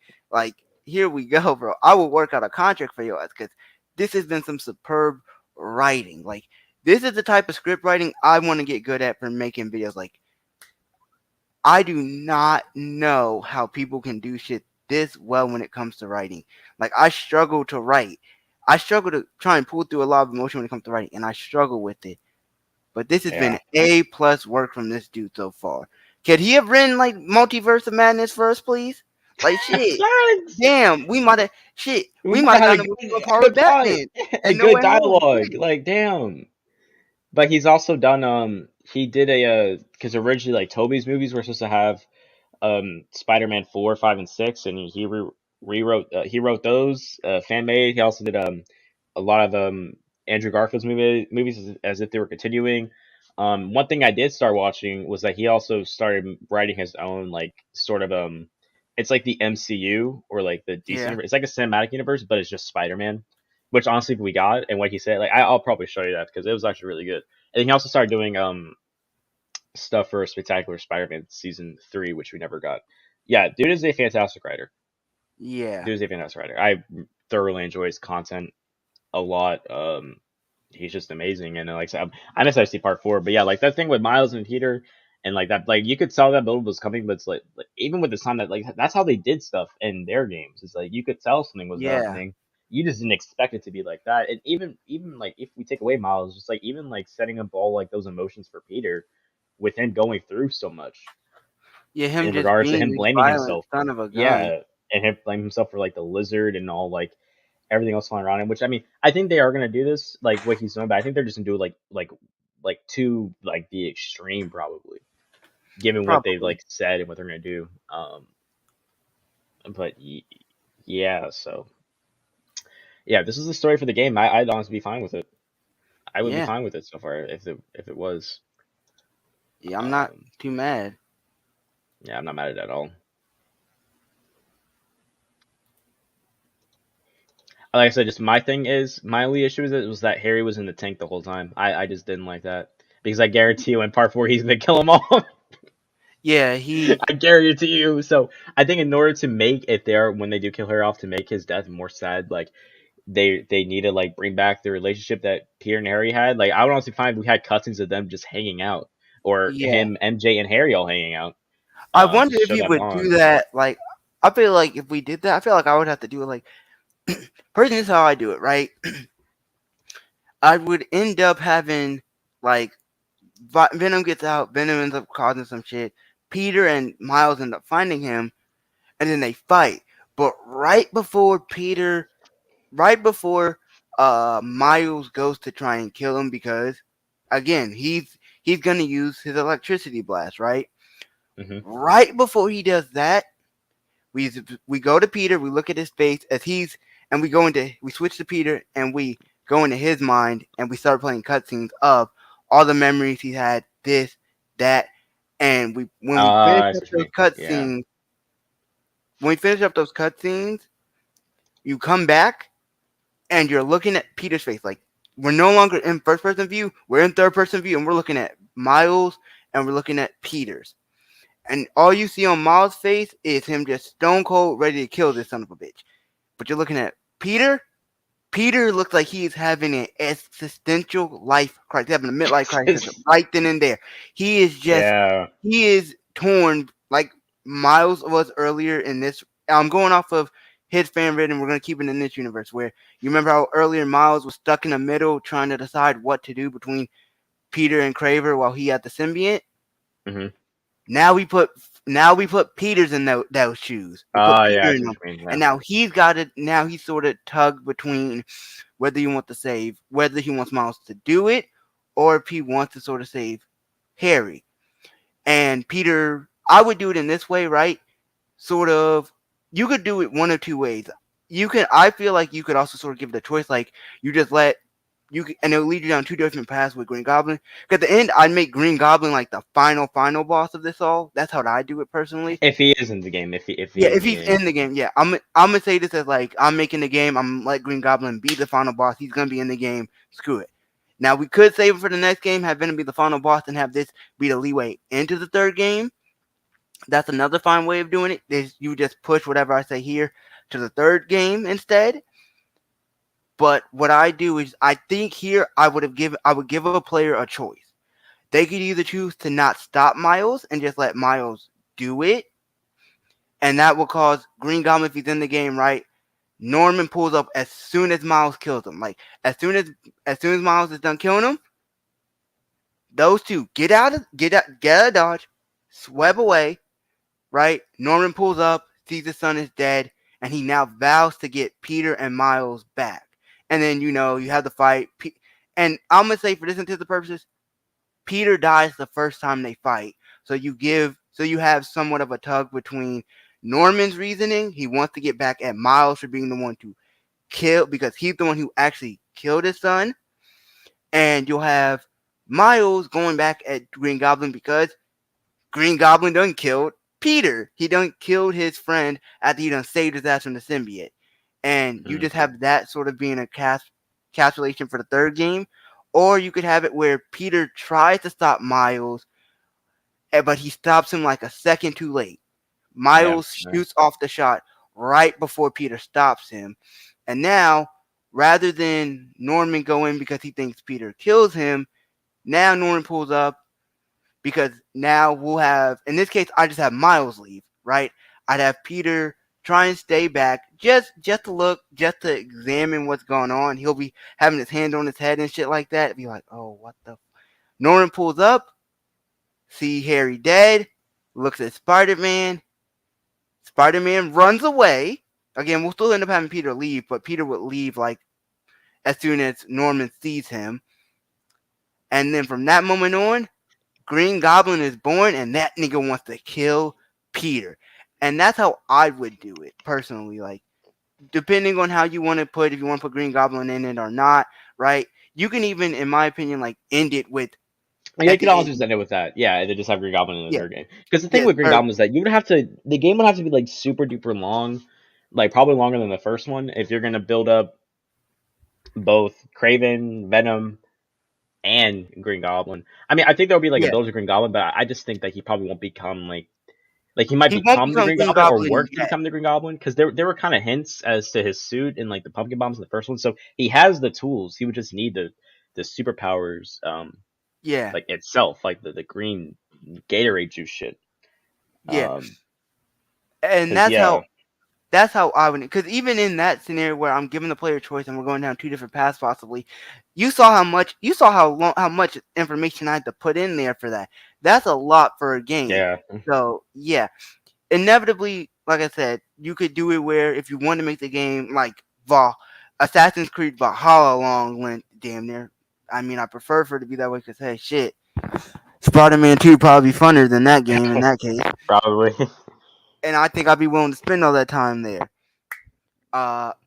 So in that case, I think that's a nice way of being able to say you can lay the groundwork for Spider-Man 3, or if you would, for some weird reason, want to do it, wouldn't be mad at it per se, you go Valhalla length of Spider-Man 2, and you at least bring Green Goblin at the end. You wouldn't fight Green Goblin. End credits too. Huh? It's probably end credits too. Yeah. Like at the end of the day, right, you're not fighting Green Goblin at all in this game. I do not, if I'm the writers for the game, if I'm making the game, we're not fighting Green Goblin at all. We're just laying whatever groundwork we can to get Green Goblin as the final boss at the end of it all. Or at least one of the bosses in, because I think I make the final boss as the whole Sinister Six as a whole. But we'll at least have Green Goblin there at the beginning of Spider-Man 3 set up so we can build off of that, go again and build the game from there. So we can at least end it, because I think the perfect way to end off, if we are to do a trilogy, would be Spider-Man, either Peter and Miles from Sinister Six and Sinister Six, or just Miles versus Sinister Six. One of those two paths I think I'd go, because at some point, like you have said, and it is true, in every universe where there's Peter and Miles, Peter dies. So I don't know. You can use the groundwork for Peter to be dead at the end of Spider-Man 2, or for this motherfucker to be dead at the beginning of Spider-Man. It'll probably be like in the third game, especially because like if Norman because the Green Goblin is like the Joker to Spider-Man's Batman, so I think that'll be like a good way to cap it off. I'm not sure they'll do a Sinister Six though, because they did that in the first game, and then they pretty much used up like all of their villains for that moment. They brought back Rhino.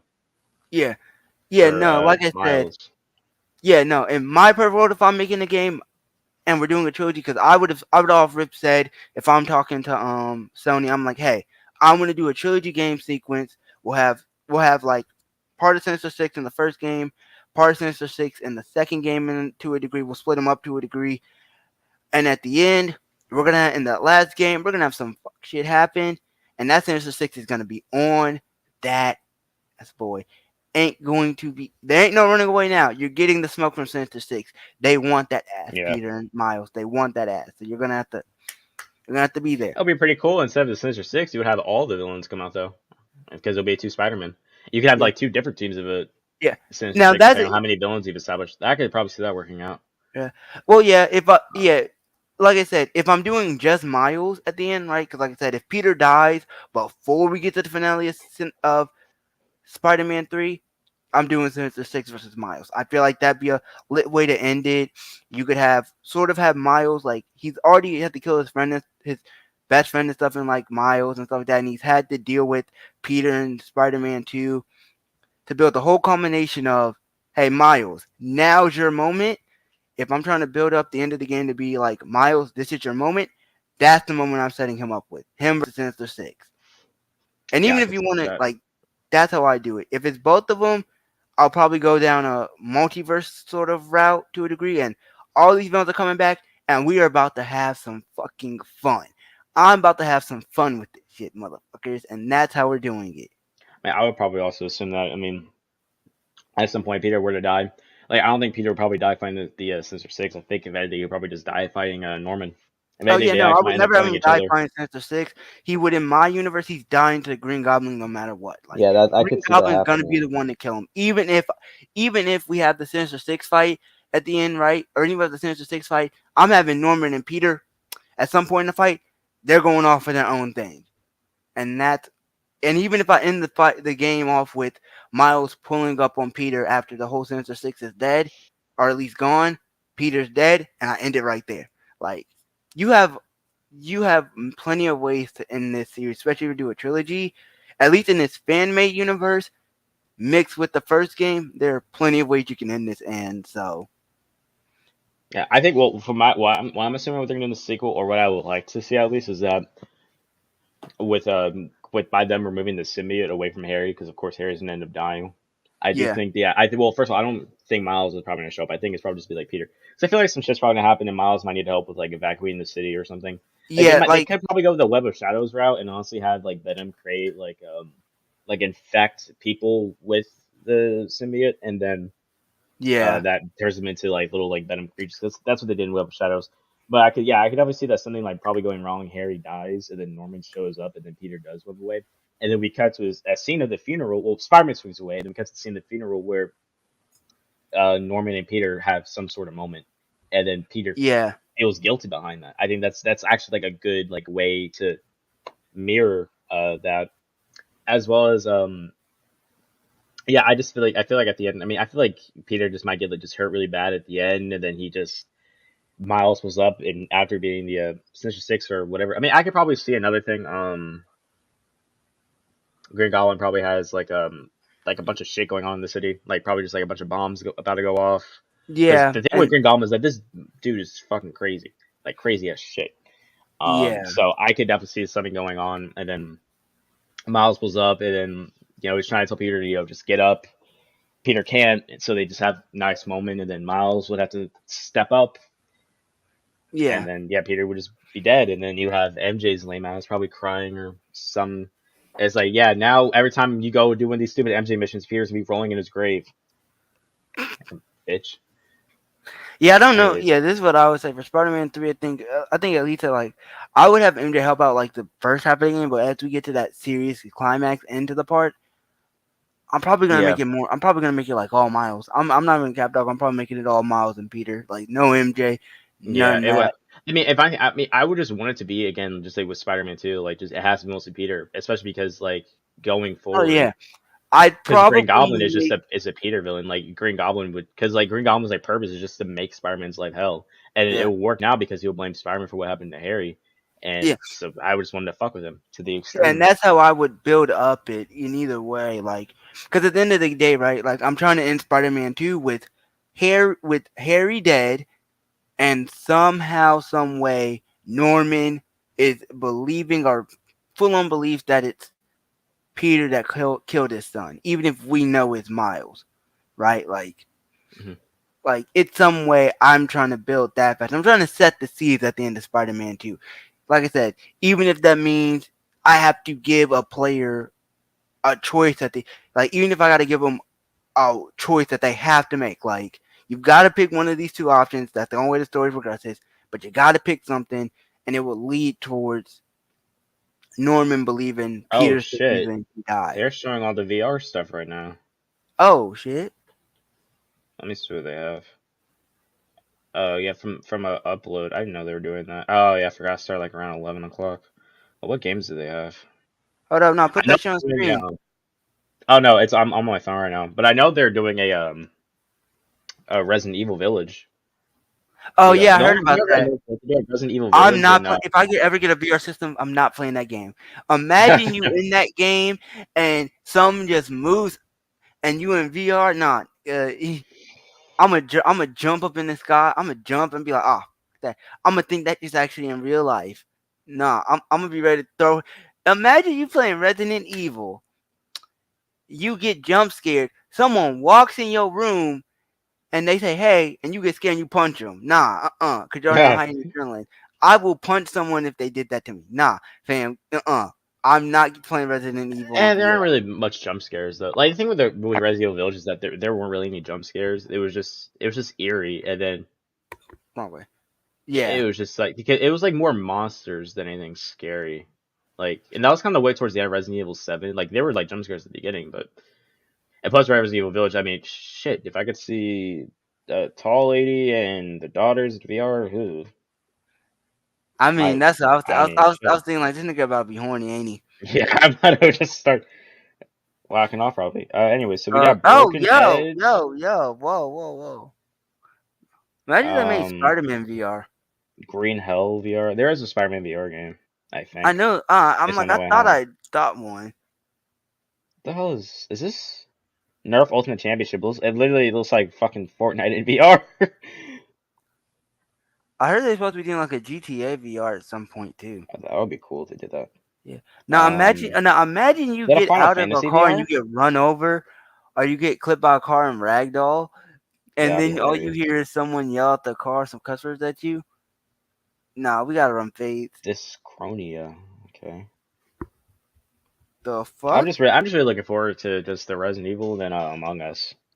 If I decide to get a VR headset. Oh my god, Among Us VR, that is gonna be top. Yeah, that looks fun. Cosmonius. Imagine you have everyone in VR right now, all y'all on the ship, like y'all are in the headset, you first person point of view on one of them things, and you just get whacked, you get killed. Yeah, right. Cities versus Metro and Traffic. I'd be so pressed. Oh, Cities VR. Oh, okay. I mean, that looks kind of cool, I guess. What Patcher has a free beta. Into the Radius. It's a Quest 2 port.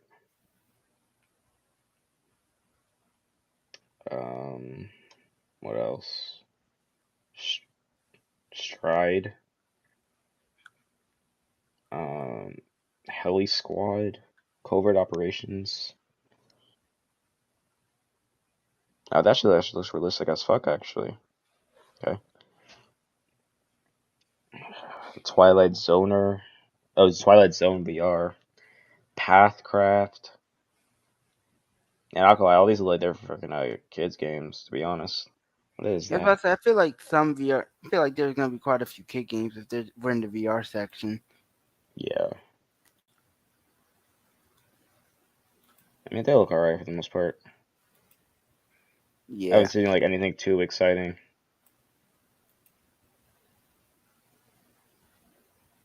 Hellfest.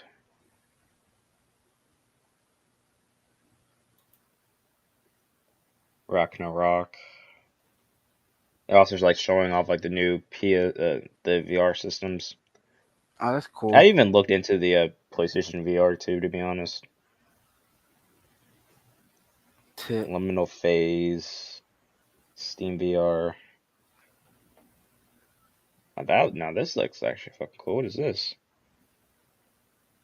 Hell Sweeper VR. Okay, I actually might get that. That looks good. Oh, does it? Yeah. What is this?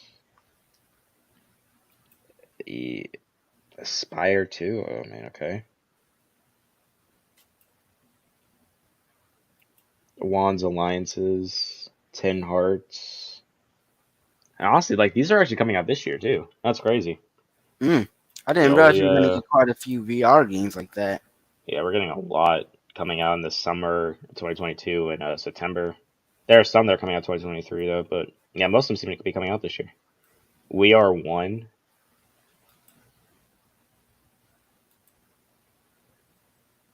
That one looks kind of alright. It's like, alright, this one was kind of boring. What the Bat? Yeah, no, I'm good. It just seems like you're just going around hitting stuff with a bat, it looks like. Sounds like Splitgate.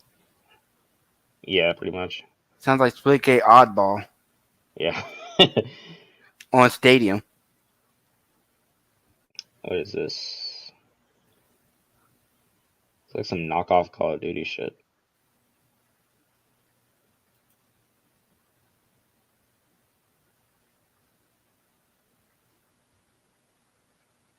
Gambit.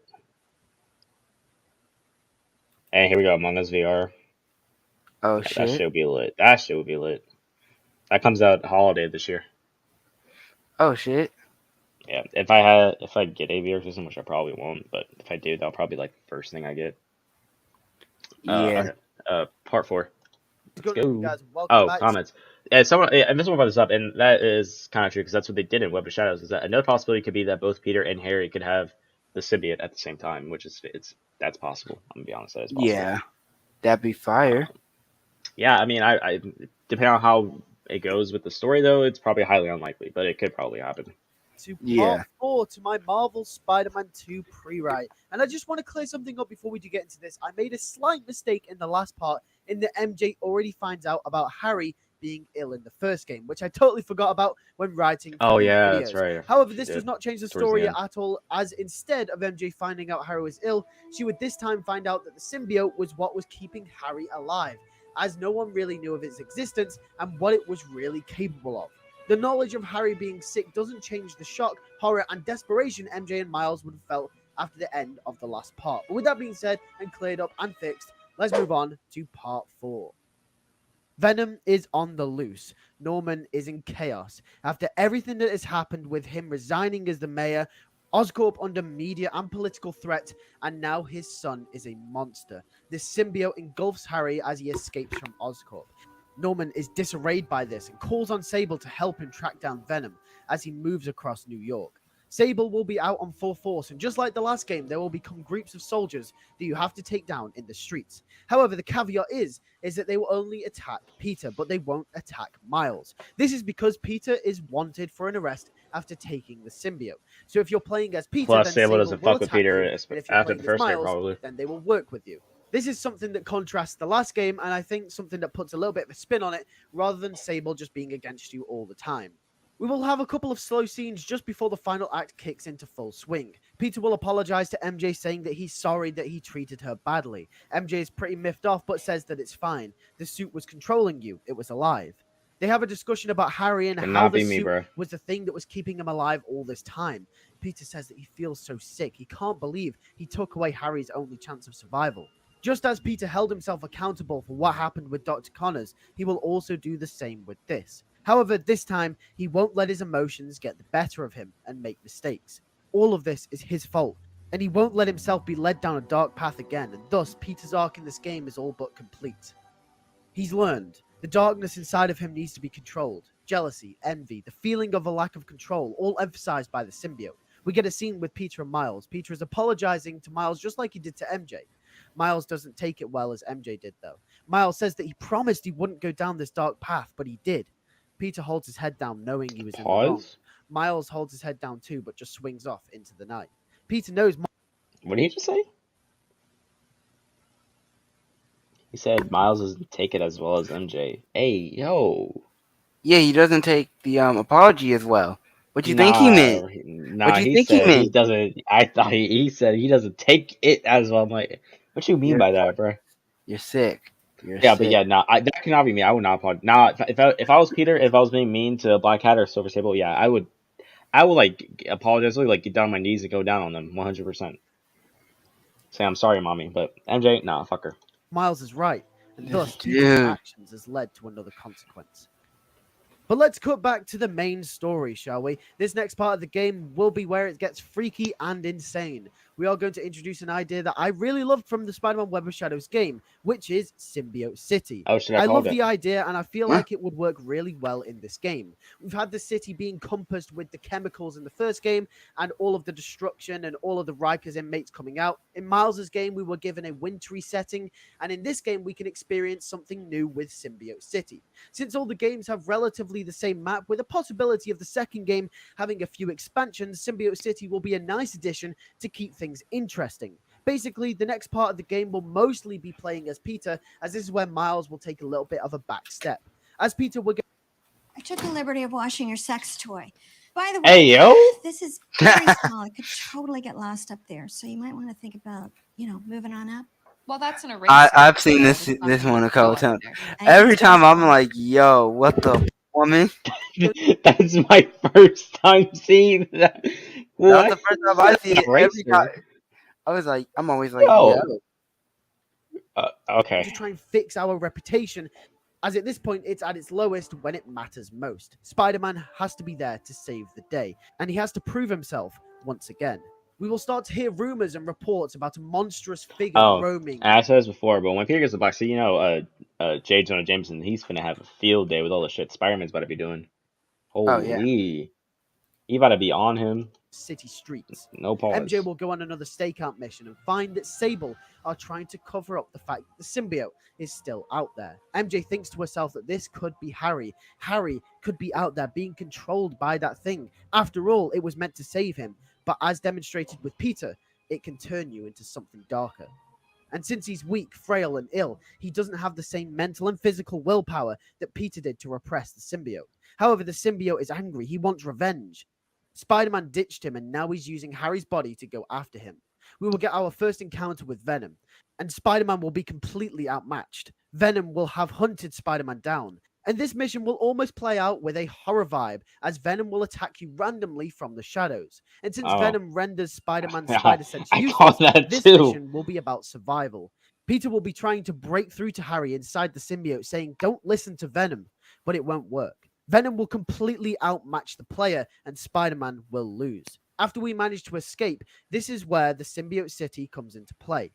The symbiote will end up reproducing. And yes, I know what you're saying. This is how Carnage is born. However, for Symbiote City to work, Carnage in this canon technically won't be the offspring of Venom. The way the symbiote will work in this game is that all the offsprings will be the same as Venom. Yes, I know we're changing a few things around, but this is how it worked in Spider-Man Web of Shadows, and that's how they made the Symbiote City work there. So that's how we're making it work here.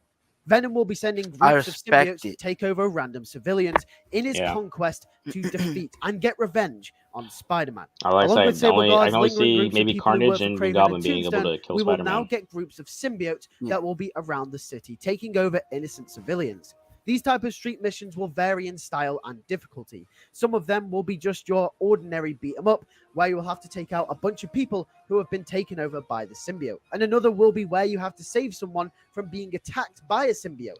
This could require all types of button combinations and gameplay mechanics that allow you to stop someone being taken over by a symbiote and then saving them and putting them to safety. After quite a while with Peter, we will be reintroduced to Miles Morales as Peter's attempt to keep the symbiotes under control. Weird-ass pose, but clean-ass suit. Similar to the first game, this is now a city-wide crisis.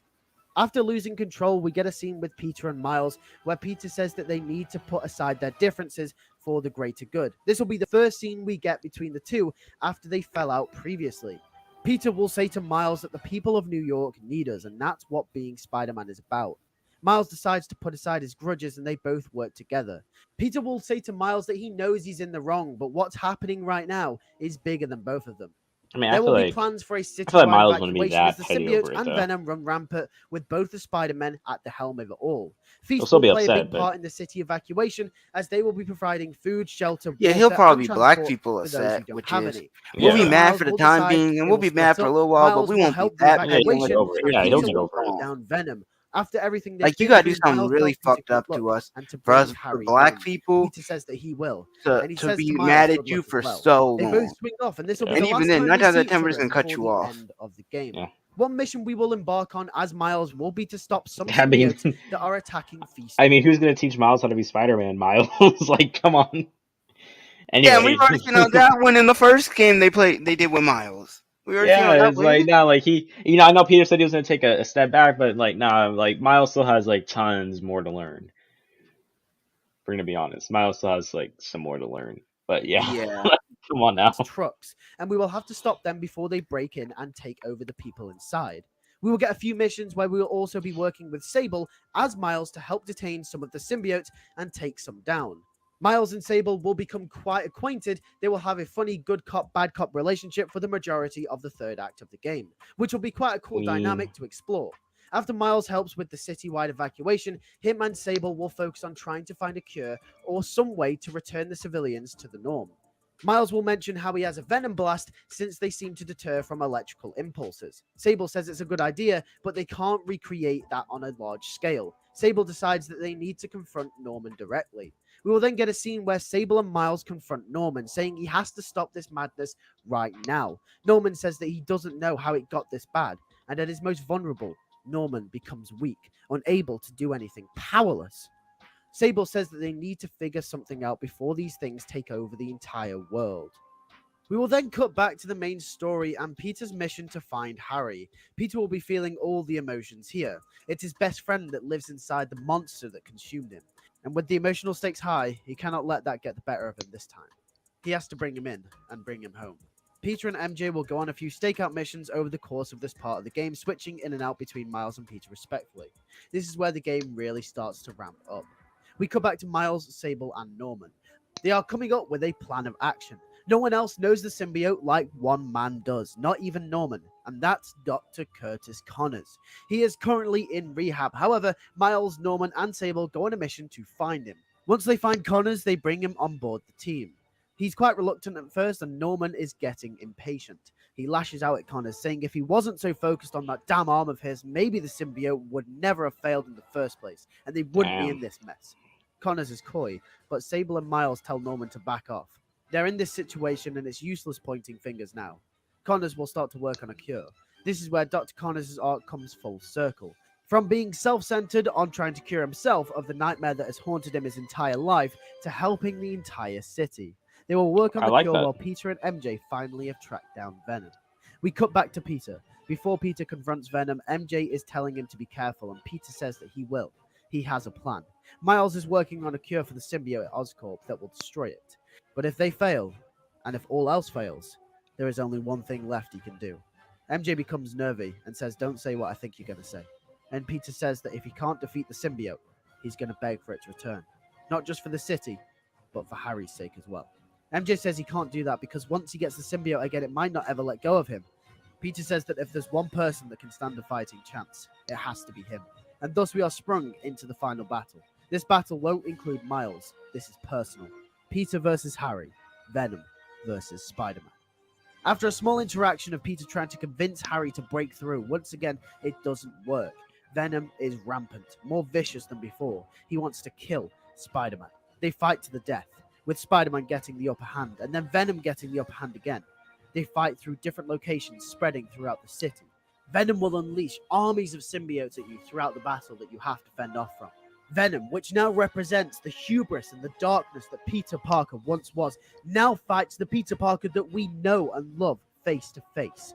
Everything that he's doing isn't working. Peter can't beat Venom. It's the biggest, fastest, and best match for Spider-Man that he has ever had to go up against. Peter realizes it's time.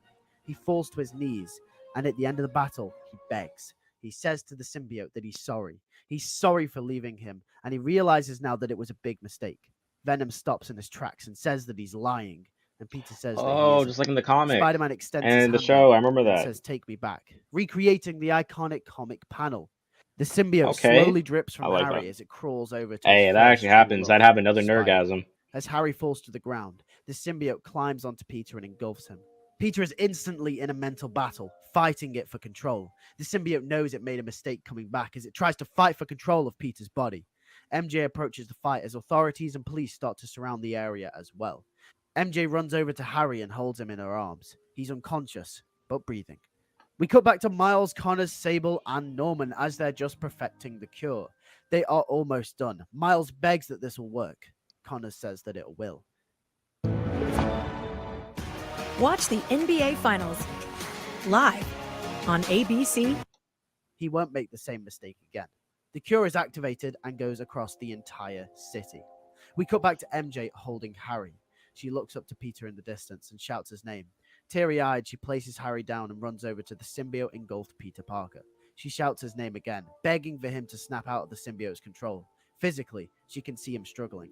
But as the cure swallows the city, and in a tense moment of relief, MJ notices the symbiotes around her and everywhere across New York start to peel back. And in front of her eyes, the symbiote dusts away from Peter's skin, almost like that scene in Miles Morales where his suit peeled back from him.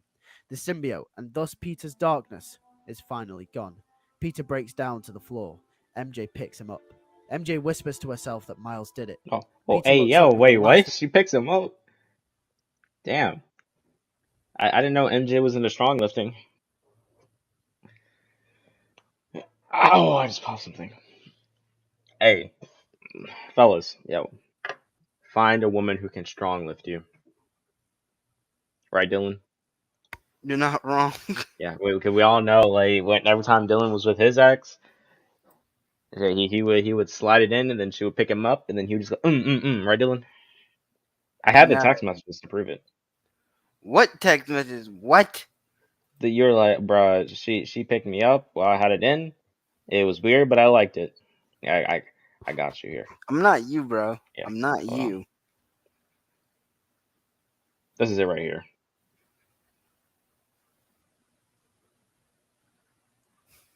There, I just replied to it.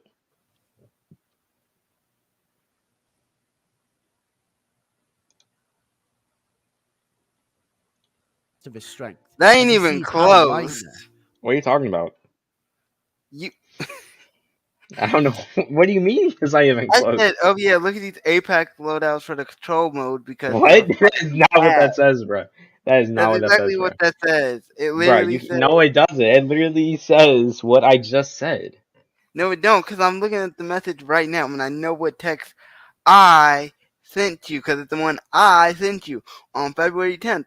When they had the control mode in the game, and I said, "Oh yeah, look at these Apex loads because they fucking sucked." Oh yeah, you're right. My bad. That's the wrong one. It's this one. There we go. No, because I said I didn't want popcorn. Well, I don't know about popcorn, but I know you were popping it in her while she was popping you up.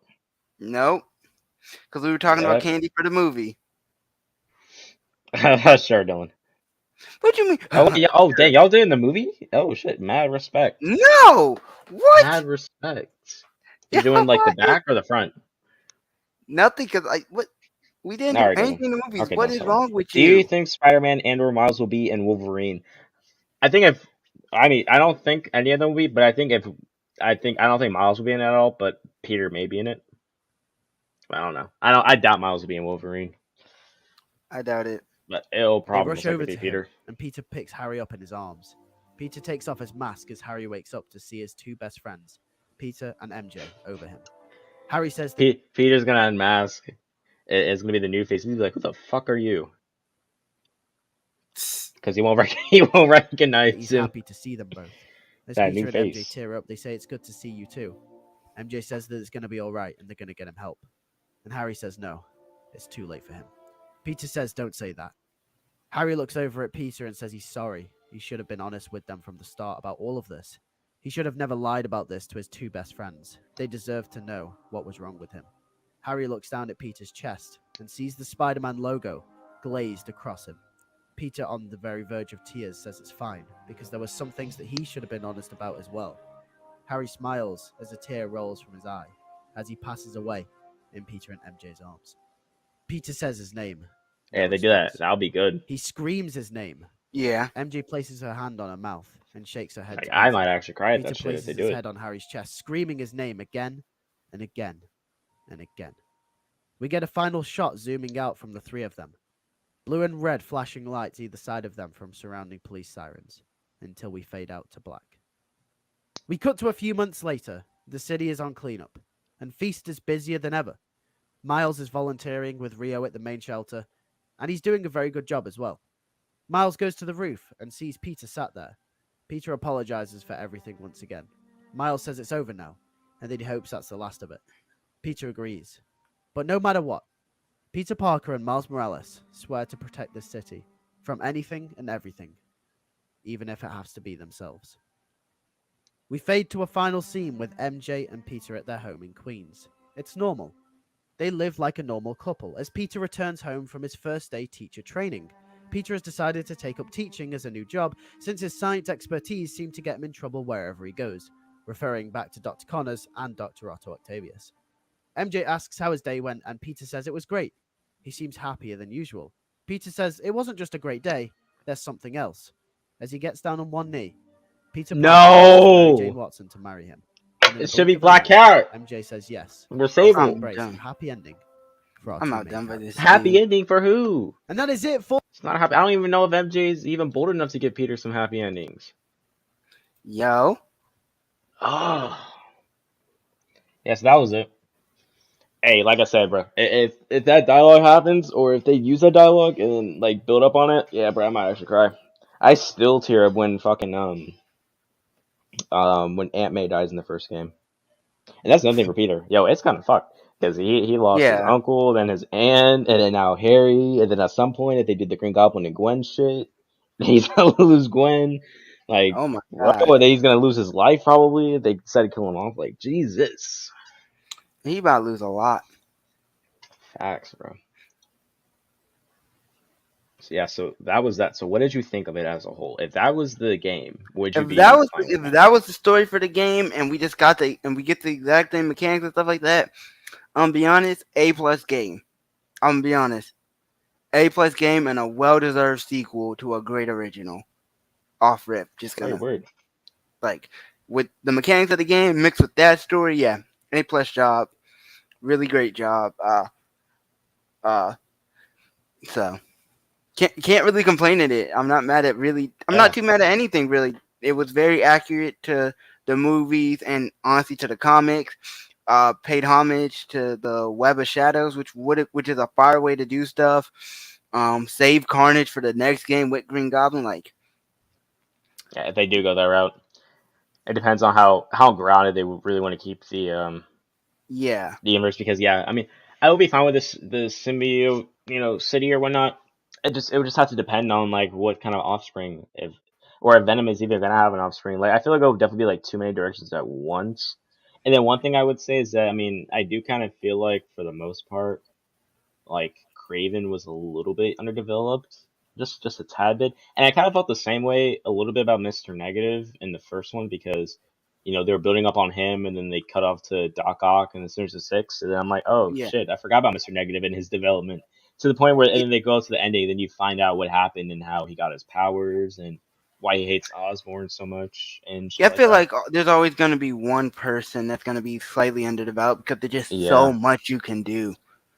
It is interesting that it was also kind of odd, but it was interesting for the fact that kind of similar to like Miles, how like you have the main villain as a Tinkerer, but like Rhino had like a pretty significant role in the story. I mean, and it was the same with the Lizard here, except for I feel like you could probably just do that for like multiple characters. And to have like the Lizard be an integral part of the story is pretty interesting for the most part. And as well as the Lizard, I mean, I would definitely love to see like more like side quests and stuff like that, more villains we can fight. I know someone mentioned that they want to see Morbius as a because he is kind of in the game. Morgan Michaels, it's the alias of him, and he helped create the Devil's Breath virus in the first game, so he could probably become Morbius. I could see that. Yeah. Like I said, I want to see Mysterio. I want to see Sandman, and we're getting Kraven. It looks like. I just would love to see like tons of more villains for sure for side missions. Oh, definitely. Like I said, I mean, I'll be fine if they want to bring back some old ones. Like I said, I would really want like a good like Vulture storyline where him and Spider-Man have like a final moment, I guess you could say, just because the fact that he was Peter's first villain, and like I said, because they said they had a spinal cancer. In fact, Doc Ock was working on a cure for it as well. Oh, another good villain would be the Chameleon. He's already established, but like it'll be interesting if like there's like another Spider-Man going around doing shit, and it turns out to be Chameleon. I also feel like Wilson Fisk, big boy, he might show up again because he was the first part in the first game, and then he was also responsible for a bunch of crimes in Harlem and Miles. So I can definitely see that, but. Yeah, I don't know. I think Carnage might be in the third game. Depends on what they want to go in terms of Venom's spawns. And we'll have, definitely Green Goblin. And I can't really think of any other villains, to be honest. I wasn't expecting Kraven at all for the sequel. I just had a feeling it would be Venom. Like, people are actually, I mean, I was thinking it could be Venom and Green Goblin, although Green Goblin might be saved for the third game. And I'm like, oh shit, Kraven, okay. Bet. Say less. Yeah, I think we definitely take those. So have you ever seen the movie Saw?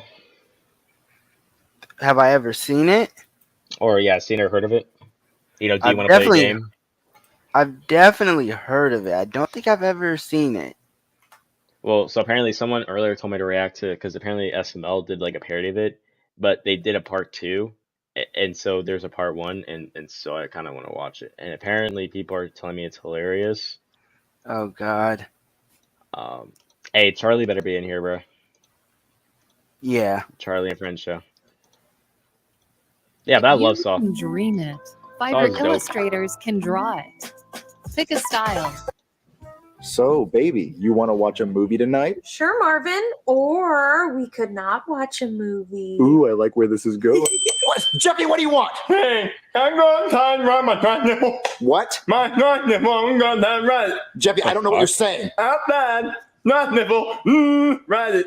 Jeffy, did you do your homework? Now, Danny, you and I both know I did not do my damn homework. Jeffy, you're not riding your... I don't know where you got this at, but you're not... nipple. It's a tricycle, not a knife nipple. A knife nipple. You're not riding this until you do your homework. Oh, come on, Danny. I want to go and try and ride my knife nipple. Jeffy, you're not riding this until you do your homework. Uno reverse card, you do it. What? You told me to do something, and I put down an Uno reverse card, and so now you have to do it. Well, Jeffy, Uno cards don't control real life. Yes, they do. Well, you know what then? I just canceled it. I don't have to do it. Well, now you got to do my homework for the next 4 days. That's not what that card means, Jeffy. Yes, it does. Marvin, please let him go ride it around the house. Okay, Jeffy, you can go ride your nice nipple or tricycle for 5 minutes, and Jeffy, you can go ride it for 5 minutes, and then you have to do your homework. You're always there with just what they need. Oh my God, I can't even skip it. To make them feel safe, special, and most. Oh hell no, I hate that. I swear, bro. If this is a double unskippable ad, I'm about to lose. Oh, I'm about to be hurt. I'm about to be hurt if that is. Okay, thank God.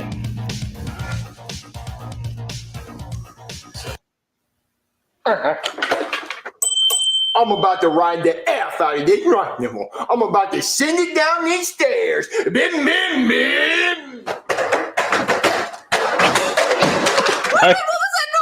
I don't know, but whatever it is, I'm not helping Jeffy. I feel like Ethan would also do that one time. Ah, the devil!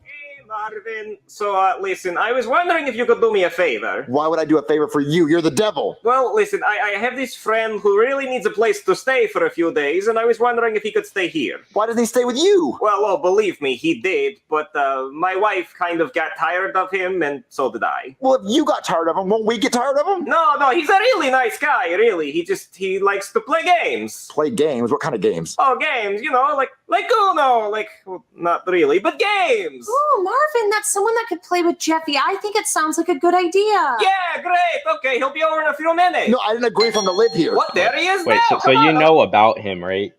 Saw, or whatever his name is. Yeah. So yeah. Like, he just says with these stupid games, and you have to play or else you'll die, and then the games involve you dying. So.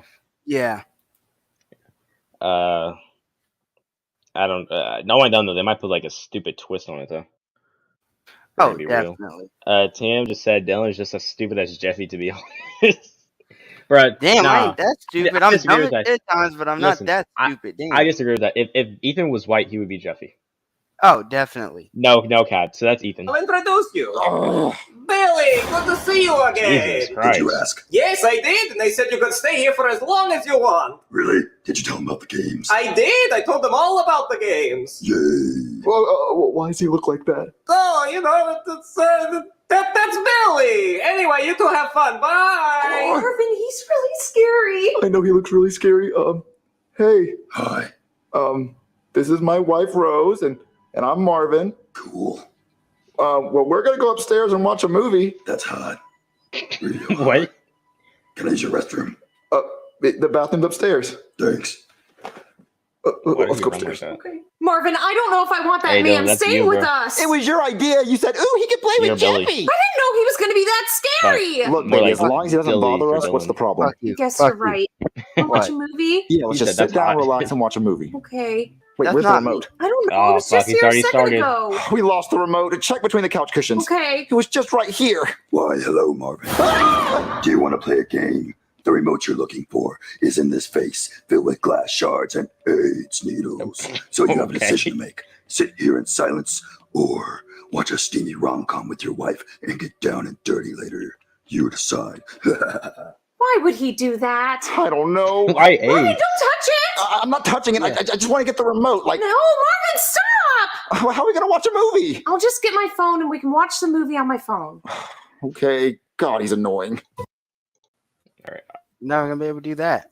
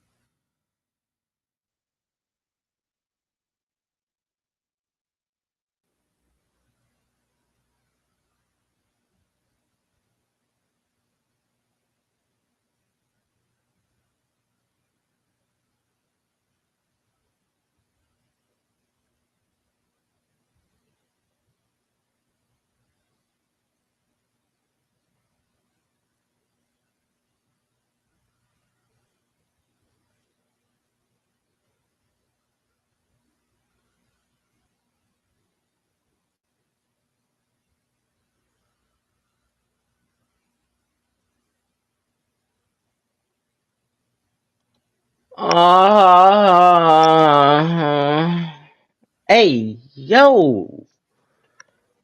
What on earth was that? Y'all hear that shit?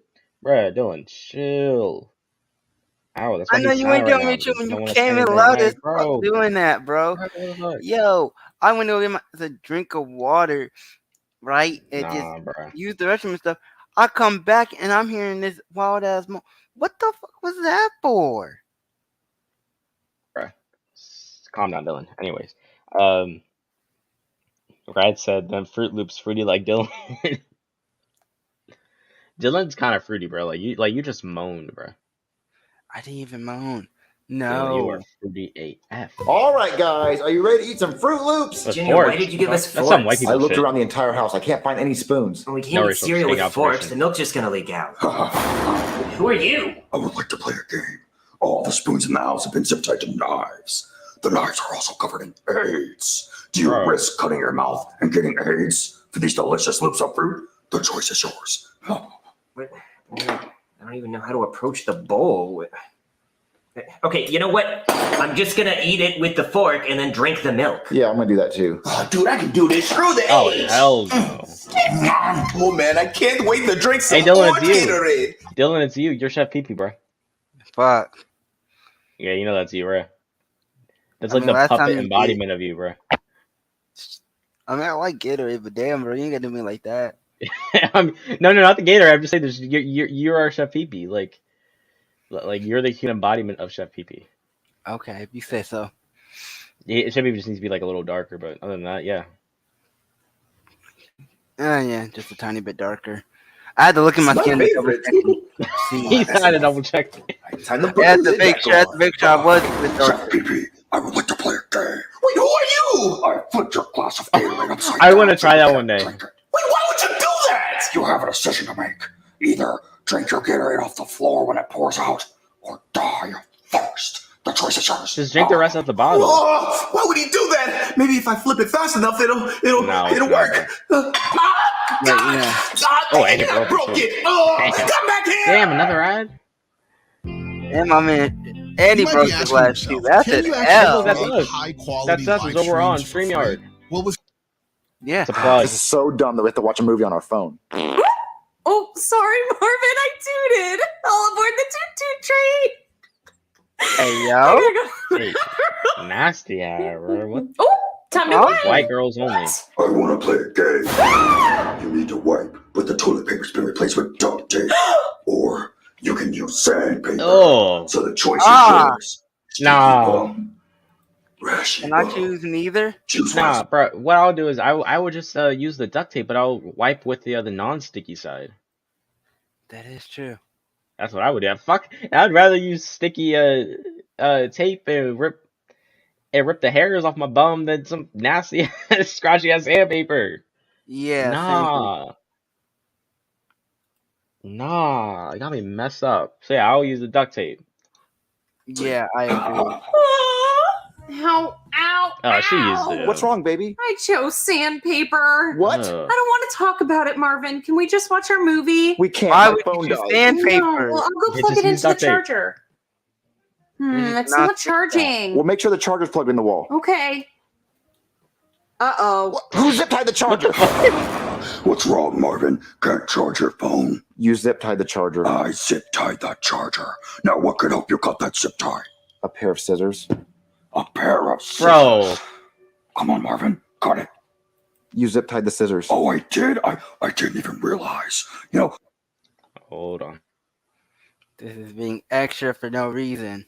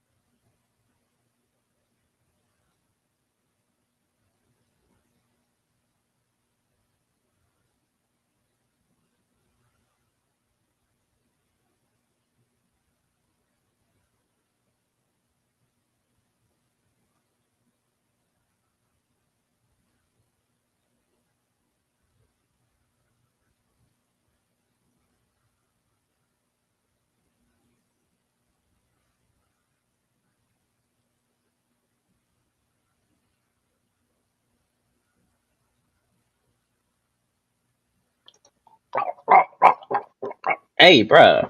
What was that? You good? That, Torian? Bro, you sucking on some D or something? I didn't even do nothing. Yo. That was literally all you. What time do you go to work today? Wait, do you even I go to work at 4. Oh, okay. Yeah, it's Thursday. Yeah, I was just making sure. Okay. Oh yeah, you're right. Yeah, dude was extra. How the fuck are you gonna zip tie the the block and then zip tie the scissors? That's what I'm saying. Like, how are you gonna do all that? Play a game. No, not another game. The only pair of scissors in the house that isn't zip tied is in this vase of broken glass and AIDS needles. You decide, Marvin. Charge your phone. Why AIDS? And you know, okay, that's it. He put it in the same glass with the remote. He was just he was like, you know what? I'm too lazy to do it. To make another glass, I'm just gonna stick it right that bitch right in there. Yep, bruh. We need you back here! Boy! Oh, hey, Marvin. How are things going with Bailey? Bad. Oh, he's playing the broken glass and aid needles game again. He likes that one. He did this to you too? Oh, yeah, this is his favorite. He made me choose between duct tape and sandpaper. Oh, I chose the duct tape, but then I wiped my butt with the non-sticky side, but then the sticky side got stuck to my hand and I made a big poopy mess everywhere. Ew! Well, what are you talking about? I was about to say that'd be the only bad part. Billy's gotta go. Like that. Oh, come on. Billy's a nice guy. He just doesn't have a lot of friends. I can see why. He does this every time. Well, have you thought about playing a normal game with Billy, like Connect 4 or Hungry Hungry Hippos? Yeah, Marvin, maybe he's such a bad guy because he doesn't have a lot of friends. I guess we can try playing normal games with him and try to get him some friends. Okay, great. So just let me know if you need anything else. Billy, can you come in here? Hey, Marvin, did you call because you want to play a game? Yes, me and my wife actually want to play a game. Perfect. This rubber ducky is covered in AIDS needles. The winner is whoever squeezes it the most. The loser dies. The winner also gets AIDS. Well, no, we're not going to play this game. Why not? Because you don't have to hurt people when you play games. You don't? No, you can play a nice, fun, safe game. Like tug of war? Yeah, we can play tug of war. Let me grab some rope. Oh, I got it. Barbed wire. We're not using barbed wire. Covered in AIDS. No, we're not going to use this. Why not? Because it's going to hurt. We need to play games that are nice and fun and safe, like rock, paper, scissors. Oh, and the loser gets a paper cut, beat to death with a rock, or stabbed in the eye with scissors. What? No, you're trying to hurt people again. You don't have to hurt people. Look, why don't we play a nice, fun board game? Where we tie someone to a board and saw them in half if they can't say their ABCs backwards. What? No, look, let me go grab a board game. Okay, Billy, this game is called Connect 4. It's nice and fun and safe. Watch. So does the loser get 4 fingers cut off? No. Do they die? No. Do they get AIDS? No. Then what's the point? It's supposed to be fun. Look, take your red piece and put it in there. Is it gonna electrocute me? No. Bruh, I'm gonna keep it a buck with you. I have never in my entire life known someone who has been more obsessed with AIDS than this guy right here. He's not even like this in the movies. It's about death, not AIDS. He cares more about fucking AIDS than he does about fucking killing people. He cares more about AIDS right now in this than he does actually about the killing of people he does in the fucking movies. Like, bro. Like, true. Like the fact that he put so many freaking AIDS needles in a duck and then the game is to pop it, like, bro. Yeah, like that's too much. It's too much even for me, bro. Dang. Like, bro, why you trying to give me AIDS for, bro? I don't want your AIDS. I know you're supposed to connect. Why 4. do you love AIDS so much? No, like, no one gets AIDS. Look, it's just supposed to be fun. Oh, idea. Nothing happened. I know you're supposed to connect 4. Then the AIDS. No, like, bro. I can't with that. Jesus Christ. I mean, I don't even know what to say to that. I I don't either. No one gets AIDS. Look, it's just supposed to be fun. Oh, idea. Marvin, how are you going to connect 4 when one of your pieces is covered in AIDS glass? Okay, you know what? Let's play a different game. I was thinking the same thing. Be a rubber ducky with AIDS needles. Okay, we're going to play a different game. I'm going to go get it. Okay, Billy, this game is called Pictionary. Ooh, how do I play? Well, you pick a card, you draw what's on the card, and we have to guess what you're drawing. If you don't guess it right, do you get pushed into a meat grinder? No, nothing happens if we don't guess it right. Lame. Ooh, that's a good one. Probably AIDS needles. AIDS God. It looks like a man on fire. Ooh, close. What's another way you could say that? A burning man? She got it right. There's no way the card says Burning Man. You just wanted to draw something bad. Oh, yeah? Read it and weep. Damn, it did say that. Bright Limelight aims to shine light on artists from around the world. I was not expecting that. He has to probably draw AIDS at some point. Marvin, this was kind of fun. Yeah, it's nice and safe, and no one gets hurt. Yeah. Yeah, I kind of like Yes! What? Okay, this is just bad. You're drawing a guy prying his eyes out. You got it right. There's no way the card says prying your eyes out. You just want to say something bad. It says it right there. That says cry your eyes out. Well, I mean, he's crying his eyes out in pain. AIDS. He does not have AIDS. Yes, he does. You just can't see in the picture. He has AIDS. Oh, okay, look. Go again, but draw something that's not bad. Okay. I guess AIDS are good or something because he wants to give him. I wish he would draw something fun, like a puppy dog. This one's gonna take a while. You gotta give me a second. Okay. Kitty cat. Like a little kitty cat, or like a tree. Okay. Yes. Okay, this is just barbed wire. You got it right. See. The card says barbed wire. Yeah. Okay, I'm done playing games with you. Everything's about death and hurting stuff. Oh, come on, Marvin. Just one more game. What more game? Turkey covered in AIDS needles. Okay, that's it. I want you out of my house. You're not allowed to stay here anymore. Oh, come on, Marvin. We were having so much fun playing games. No, we're not having fun. I think it's time for you to go. Oh, that's part of the game, Marvin. I'm never leaving. You're gonna leave right now. No, I'm not. Hey, Daddy. I just woke up from being unconscious after taking my knife nipple down the stairs. Not right now, Jeffy. We're dealing with something. Oh, my God. Is that a tricycle? Yeah, it's a tricycle. What about it? I would do anything for that tricycle. Anything for that tricycle? Oh, yeah. Would you leave and never come back? Oh, you would never see me again. Jeffy, can you please give this guy your tricycle? No way, Daddy. This is my knife nipple. But who's the clown? His name is Billy, Jeffy. Look, I will do anything. I will buy you whatever you want. I'll take you to Disney World. I'll do whatever you want if you give him your tricycle. Buy me whatever I want? Okay. I guess I'll give him my knife nipple. But I just want to do one thing. I would like to play a game. I love playing games. All right, Billy. You ready to go down the stairs? Best day ever. All right, here you go.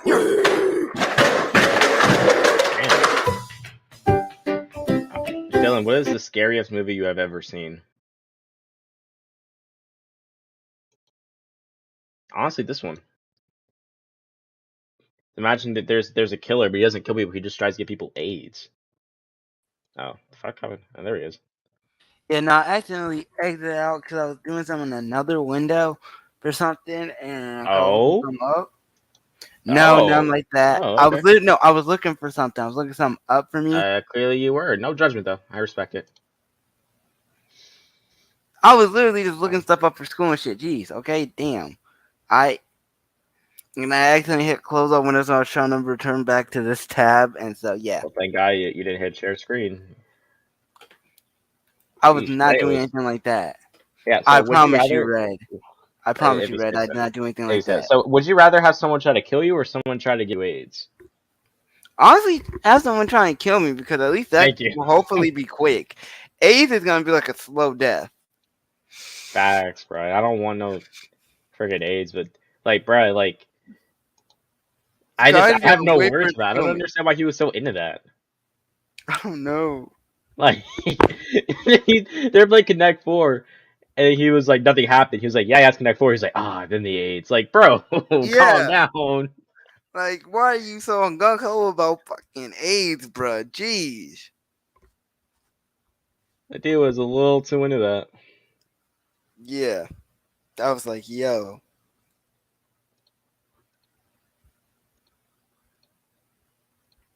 Stay by the horns. Taking care of yourself. Eating. All right, Saw 2. Oh, Jimmy, why? Oh, Jimmy, did you miss the 3? You were wide open. Oh, okay. Now, in terms of that 3, hold up, real quick about that 3. That wasn't even a bad shot because that's a 3 he had made earlier in the game. Now, I agree. He could have waited a few more seconds, like waited for the time to drop down. Like he probably should have theoretically waited for that. That way he could have got last shot. But It was in transition. He had already made a 3 earlier in that on the opposite court in basically the exact same spot, just like a diagonal away from it. So like, it was not a bad shot. It's a shot that he had taken and made multiple times already. Like, it was just a case of, and besides, it was in transition. So if he's gonna take the 3, he was gonna have to take it in, because if you wait any longer, someone was probably gonna be there to contest. He should have taken the 3. I like him taking the shot. Just it was a case of it did not fall. If that shot falls, we're having a completely different conversation. Yeah, but Brooklyn guy, he likes Jimmy from the Heat. That's his favorite player. Jimmy Butler. Yeah. And I like Jimmy Butler too. He's one of my favorite players. So. Jimmy is kind of goated, not gonna lie. Oh yeah, I mean his ability to choose when he's gonna be a fucking superstar or not. It still perplexes me, but hey. Yeah, Jimmy's one of my favorite players too. He came from Chicago, so yeah. Would have made that shot. The whole stadium would have gone bonkers. Literally would have. But still, why didn't you just go for the tie? You were only down by 2. You played to win the game, motherfucker. I'm taking the 3. Go for the win. Man, if that damn rim weren't in the way, he would have gotten it. Just 1 inch short of greatness. Story of my life. He's rewatching. Boy, the Bills are due. He is right. Yo, did not just say. What did he just say? 1 inch. He would have gotten it. Greatness. 1 inch short of greatness. Story of my life. Boy, the Bills are due. Go away, Karen. Boy, you've been on this couch for a week. That's because I'm depressed. I'm drinking away my pain. Because the Heat got beat, and Jimmy buckets is more like Jimmy sucks at shooting. I'm sorry, Jimmy. I didn't mean it. You know I love you. Boy, we gotta pay these bills. I mean, right though. That nigga. The mortgage is $3,000 a month. Jesus, I shouldn't have gotten that below interest. We can't afford that, so just call him with something. Boy, I've been thinking, and I think we need to rent out one of the rooms on Airbnb. What? Let a stranger live in our house? Boy, we gotta pay the mortgage somehow. Okay, I don't even care. Just do whatever you think is smart. I'm just gonna sit here and watch this replay until Jimmy makes it. So never. Karen, the remote's dead. Karen? Oh, Jimmy. Boy, the Airbnb listing is posted. Yeah, that's how great, Karen. You know what the best there was this one video where his daughter got taken and he didn't care, but then there was an Amber Alert and they weren't gonna play the game until she was found, and so he was trying to find her. That the only reason was for the game to come back on so he could see Jimmy. Makes sense. Damn. I mean, this is how it be. No, I swear to God, this is how it be at the fin. You lose these close games, or you lose a game you're supposed to win. First thing you're doing, you crying your eyes out. Then like a day later, you're hopping on the sports game and you're playing that game, putting it on rookie mode, and you're fucking that team up so you can accurately get the win that you deserve. Facts. Because someone literally did. They blew out the Celtics like 200 and some points, like 18. I was like, God. I was like, bro, we really be doing this. We really be doing this whenever our team loses. Holy shit. We really be this butthurt. And I respect it. I respect us being this butthurt as fans. That's that world.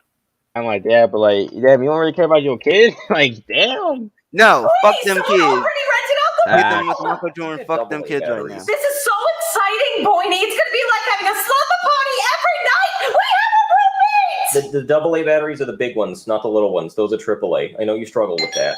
Boyney, the guy is already here. You go answer the door. Some people actually struggle with this apparently. Okay, how about you put batteries in the remote and I will answer the door. Okay, Boyney, hurry. Hello?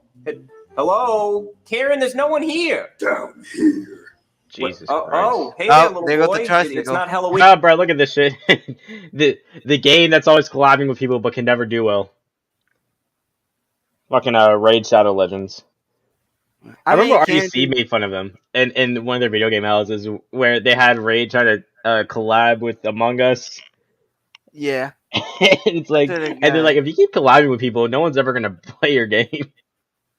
No, they're doing it so that they can get traction to it. But here's the issue that Raid hit. Raid partnered with too many people too early, and so all you would get was you'd be good for at least one Raid Shadow Legends ad in like every 5 videos you watch. You're good for like 1 or 2 at minimum per channel that you watch. So yeah, that was their biggest issue, and it pushes you off because like, bro, all I'm gearing is the Raid Shadow Legends bullshit. I'm not gonna be playing this shit now. That was their issue. They collabed with too many people too soon. They should have waited a bit and then started collabing with people. Yeah, exactly. They didn't really establish their yeah. Their like game the game had just released on mobile and stuff like that when they started doing it. It's like the game had just released and they already doing stuff. I'm like, no. And I'm like, bruh. And then it slowed down. Now it's back up. I'm like, this is what you do. This is when I'm saying, like, this is when you should have been doing the original sponsorships. This is when you should have been pushing yourself out as much as possible. After you build up an ecosystem in the game, and now you put in a roadmap system, now you showcase it. Yeah, but they didn't for some reason. No. Invincible said Dylan is Chef PP, Ethan is Jeffy, Tori is Brooklyn guy.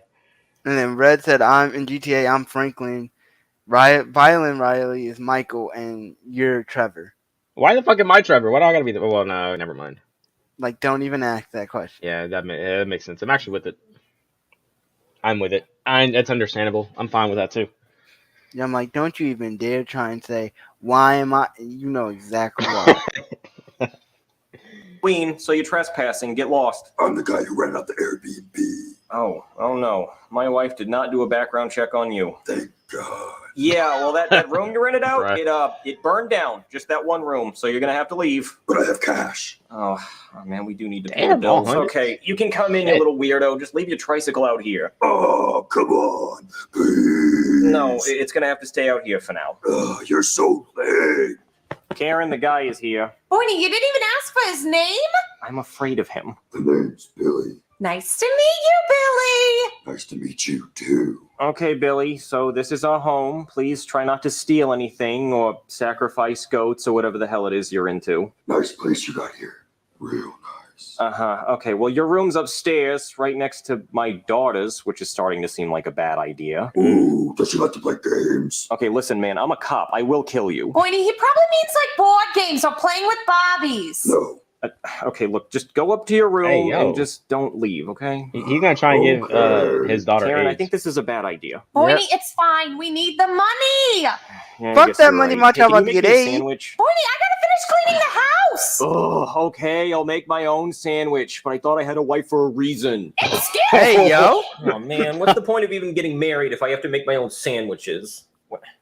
Karen, we're out of mayonnaise. I want to play a game. A game? Yeah, you're out of mayonnaise, so how about instead you try some mayonnaise? Bro! Oh, you got new mayonnaise. No. This is mayonnaise with AIDS in it. It's mayonnaise. So you decide. Eat a dry sandwich and suffer, or have a... Bro. I'm eating a dry sandwich. In the fuck? Mayonnaise? Yeah, no, I'm Bro. gonna be honest. I'm eating a dry ass sandwich. Yeah, I'd eat that dry ass sandwich. I don't even really like mayo on my sandwich, especially not on the turkey and cheese sandwich. I mean, I use Miracle Whip, so. Oh, excuse me. I mean, if what I like with ham sandwiches is mustard or honey mustard. That's what I would eat. I don't mayonnaise sandwich and get AIDS. I think I'll just take the dry sandwich. Okay. How about this?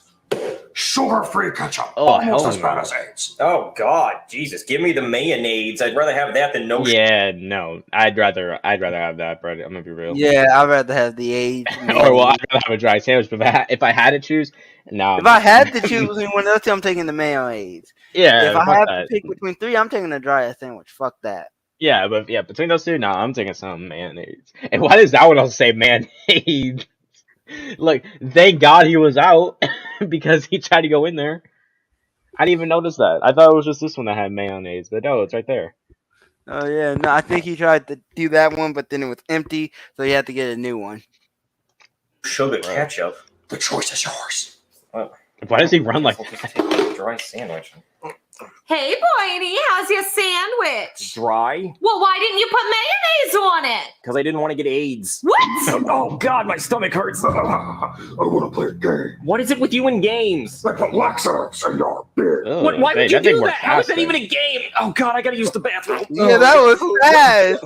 Bro, is that barbed wire on the bathroom door handle right when you have to poop? It's almost like that's the game. So you decide, crap your pants or cut your head going to the bathroom. Did I mention that the barbed wire has AIDS on it? I'm just gonna use the guest bathroom. Oh, that's a good idea. Oh, I'm not gonna make it. Oh, come on! It's almost like I put barbed wire on all the bathrooms. Bro, get out of my house, bro. Oh no! Oh no! Oh no! Oh, damn. No, get out of my house. Okay, that's it. He's gotta go. Bro. Karen, we need to talk. Boiny, why'd you change your outfit? Like, you gotta think about it too. Like, the amount of effort to like do these things and covering everything in AIDS, like it takes some dedication to it. Like the fact that you're that dedicated to give the population some AIDS is crazy. I respect it, but you're gross. Like, Jesus Christ. I respect you. I mean, he? No, Karen, I crap my pants. Boiny, you're too old to be doing that. What are you, a little poo-poo man? I'm not a poo-poo man. Everybody stop calling me a poo-poo man. No, we need to talk about that Billy guy. He has to go. Boiny, no, we need the money. Yeah, well, I don't care. He keeps bullying me and trying to give me AIDS. Well, he hasn't been mean to me yet. Well, you just wait. He will. Boiny, have you seen my phone? I want to play Candy Crush. I would like to play a game. Bro, this shit again. A game? I love games. No, not Karen's the glass. Some kind of game. I found your phone, and I put it in this bowl filled with glass shards covered in AIDS. I knew now it. Your phone is set on airplane mode for the next 30 seconds, and when the timer goes out, a naked picture of you will be sent to Brooklyn Guy's brother, Jonathan. So, you decide. No, you know what's crazy? So you don't know anything, but his brother is actually like trying to get with his wife. In fact, there was a video where they end up switching bodies, and Jonathan fucked Karen and fucking guy's body, bro. Yeah. Oh God, I thought he was gonna say that he was like in a leak, like a naked photo or something on there. Yeah. Risk the sanctity of your marriage, or get AIDS. Wow, that's my line. Look at AIDS. Boiny, get my phone out now! I'm not putting my hand in there. I don't want AIDS. But Boiny, it's gonna send a naked photo of me to Jonathan! Yeah, I'm gonna get over that eventually. You know what I won't get over? AIDS. I respect it, bro. I came over as soon as I got the picture. Bro, he's naked. Your wife is so hot. Karen has me. Put some clothes on, Jonathan. No. If this you came in there horny. With the initials he went out to the middle of the road naked, bro. Formulated with delicate precision. Dude was like, I'm set. I'm going to clap some cheeks. You see, Karen, he's got to go. But Boiny, he already paid. He has to stay for at least one night. No, he doesn't give it back the money. Let's go to bed right now so we can kick him out first thing in the morning. Okay, Boiny. Okay, I'm going to go brush my teeth. I'm just going to brush my teeth and go to bed. Your wife's contaminated with AIDS. What's wrong, man? You're not going to brush your teeth? Bro. Ew, gross. You put a razor blade on my toothbrush. Oh, let me see. Oh, I did do that because I wanted to play a game. So, what's it gonna be? Risk cutting your gums or get gingivitis? Is there AIDS on the razor blade? Oh, really? There's no AIDS on this one. Psych, I lied. It's covered in AIDS. Of course it is. How silly of me to think that it wouldn't be covered in AIDS. So, what's it gonna be? Gingivitis or AIDS? Gingivitis. The choice is pretty obvious. Gingivitis. Yeah, it is pretty obvious. I'm picking gingivitis. Gingivitis. I'm not getting AIDS. Okay, listen, man. Me and my wife are about to go to bed, so could you just like chill out? Yeah, I respect that. I'll give you and your wife some alone time. Okay. Hey, You're being weird again. Okay, just leave.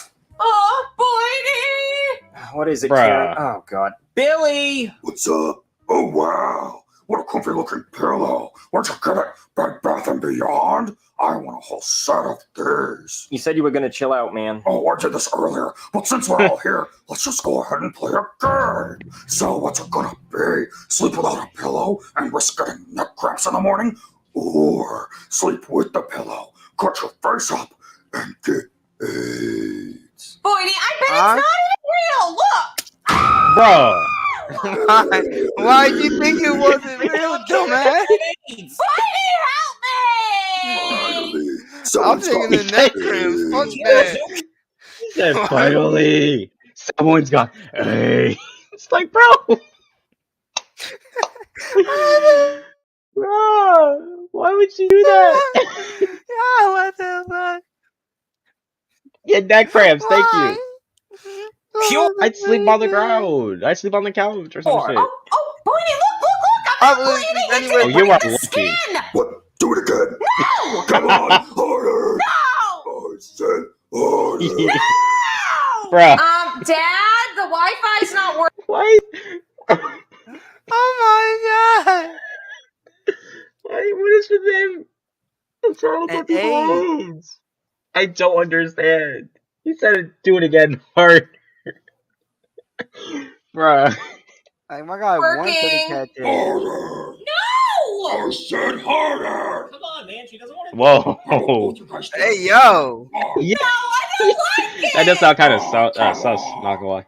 Oh my god, they're so gross! Oh, come on, guys. What's wrong with a little AIDS? Okay, look, Billy, we don't like you. What? It's true. Nobody likes you. Nobody wants your AIDS. Come on, Boydie, that was mean. You know what else is mean? Trying to give us AIDS multiple times. Boydie, he's just trying to play a game. I don't want to. Oh. Jesus. I better not get AIDS. I'm going to be so pissed if I get AIDS. Boydie, why don't you go upstairs and sleep in Penelope's room? Yeah, maybe you're right. Then I can at least protect her. Ew, what are you doing in my room? Your parents suck. I know, tell me about it. All I wanted to do was play some games. Oh, well, we can play with my Legos.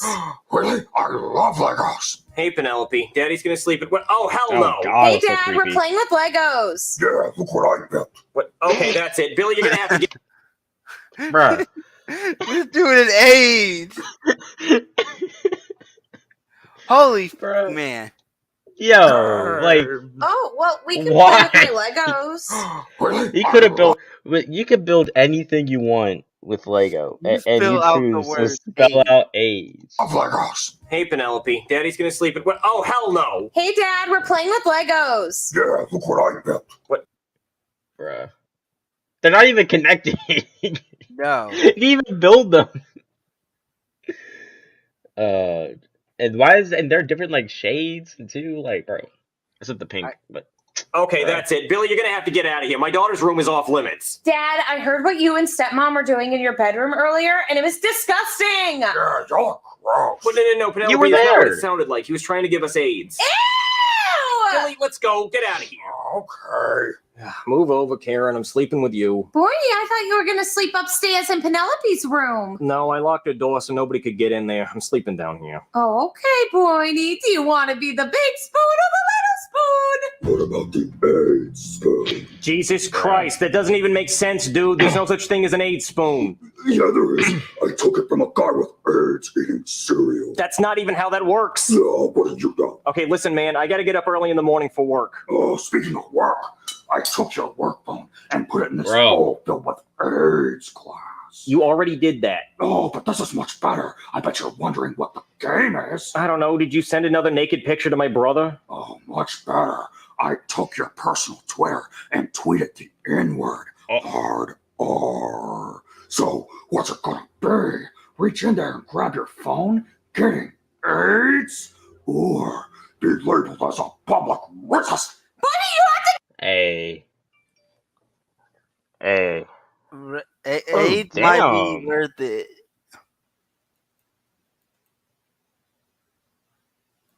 yeah, I don't know, man. That one's a little tough. Do I want to be known as a public racist or do I want AIDS? Yeah, The AIDS might be worth it. I don't know, man. I might not. I mean, I could also just move to the South then and just, move in the rural South and be considered racist. Yeah, I guess. And I fit right. You'd fit right in there. I mean, or you could just say that, well, he's not going to write in because he's from Brooklyn. But, I mean, you could also just say that you just got hacked, or, I mean, you could just say that some psycho just took your phone. Because the psycho did take his phone. Yeah, exactly. It's the question is what people believe him. I mean, yeah, you can go to court and get some, or go to the cops and they can get some They probably, well, I mean, they probably found more AIDS and fingerprints, but I mean, a print has to be on there somewhere. True. They will probably find some AIDS before they find anything else. This is true. Yeah. Dang, bro. Get your phone. You can't lose your job. We gotta pay our bills. I am not putting my hand in that bowl. Oh, what's wrong, racist? Okay, look, I'm just gonna call my boss and tell him that I got hacked. Oh, great idea. Go ahead, grab your phone. Call your boss. No, I'm just gonna do it on Jonathan's phone. Oh, wow. You deceived me. Real cool. Okay, it's ringing. Hello, who is this? It's me, boss. It's Officer Guy. Guy, what the hell is wrong with you? Why did you post that racist tweet? I didn't mean to, boss, honest. It was a clown that's obsessed with AIDS. He stole my phone and he posted that. Will you come in first thing in the morning to talk about this? I will try, boss. Come on, Boydie. Let's get some sleep. How, Karen? Billy won't leave us the hell alone. Boydie, you just need to relax. We'll go to sleep and we'll feel better in the morning. Nah, bro, I would not fall asleep with him. Try. Nah, he might actually give us AIDS. Like, bro. Bro. What? Karen, wake up! What's wrong, Boydie? Y'all didn't feel that? Our arms are chained together. Oh, and how does little ass pick him up? Kinky on me? No, Karen, where the hell are we? I don't know, Boydie, but it's scary in here. Look, the TV's coming on. Oh God, just like a thing. Hello. Yeah. I would like to play a game. Billy, I do not have time for this shit. I gotta go to work in a few hours. I know. Just a quick game. So, the game is you have to go to work in a few hours, but you're chained to your wife in this room. Only one of you can escape. The first person to cut their arm off gets to leave. So, what's it gonna be? Your wife or you? You decide. Okay, when does the AIDS come in? I know there's AIDS in here somewhere. Good question. The saw is covered in AIDS. And there it is. So come on. Who's gonna cut the arm off? Who's gonna get AIDS? Boydie, I don't want Why does he get off on that? What are we gonna do? Well, the only thing we're chained to is each other, so we could just get up and leave. Oh, really? Yeah, come on. Wait. Come on, guys. Sure. That's not fair. Someone has to get AIDS. Damn it. Bro. This dude with fucking AIDS and something different. What the hell? Bruh, this could not be. I don't think I've ever met someone so enraged with AIDS like him. He's up there like shaking every time he mentions AIDS too. Like he's like, "Who's gonna get AIDS?" Like, bro, literally. Jesus Christ, bro, not be me. I ain't getting no AIDS, bro. Nope. No sir. You pull that shit, you getting the fuck out of my house. Yeah. When is the event? It starts at 2. So Dylan, I think they said it's like an hour and a half to 2 hours. So Dylan might miss like some of it, but yeah, I'll probably end up missing like 45 minutes of it. Honestly. Yeah, just because I gotta go to work. We gotta be at work at 5. I start work at 4, but I gotta start getting ready by like 2:30, 2:45. So I'll probably be there for like the first like 45 minutes, 45 to 50 minutes. Then I gotta get in the shower, and then we're leaving at about like 3:30. So yeah. Do you think GTA will be at the Summer Game Fest? It's honestly pretty likely because they do have yeah, they're gonna make a summer DLC. Yeah, I think we'll probably get the trailer for the summer DLC, but that'll be the extent of it.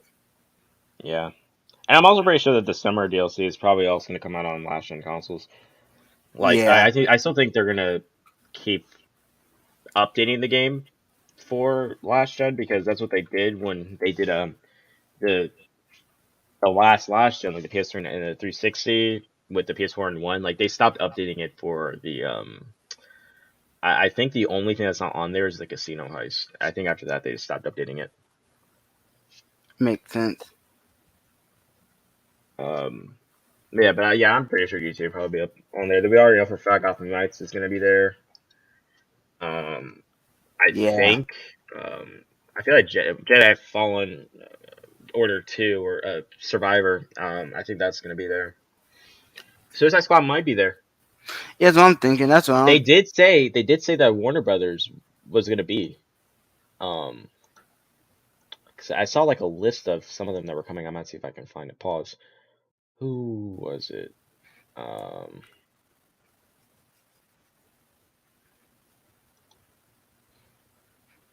Let's see.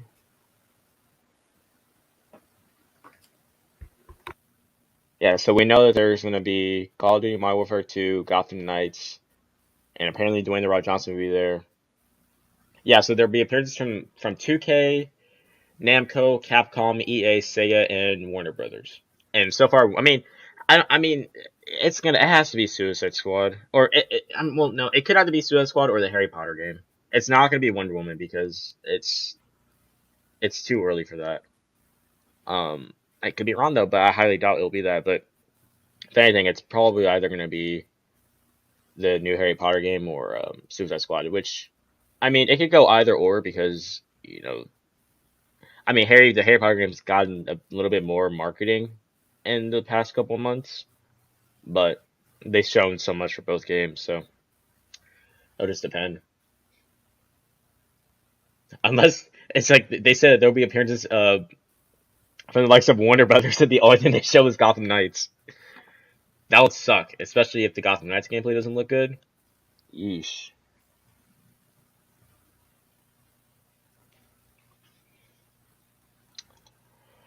But yeah, it was the next. Yeah, it's called Dragon Age for Dreadwolf. That's from EA.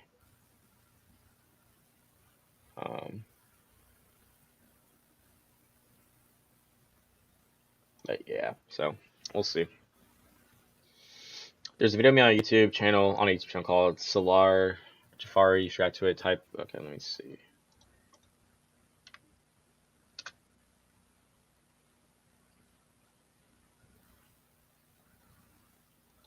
Yeah, so we got about like 50 minutes until the event starts.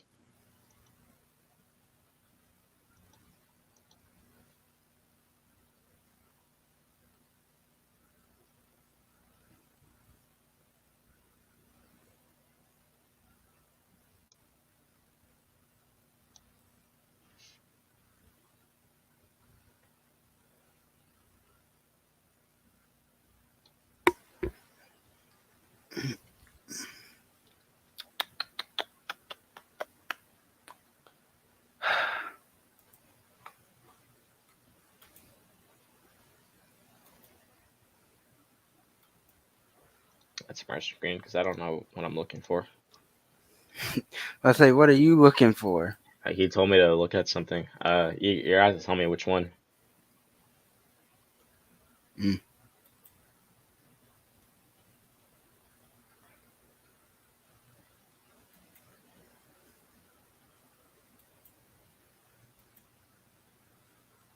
So just wait for that. But yeah, we're also starting to get like a bunch of games that no one's gonna care for. Most likely. Yeah. Yeah. As far as anything Sony wise, I don't know. I'm not really expecting anything.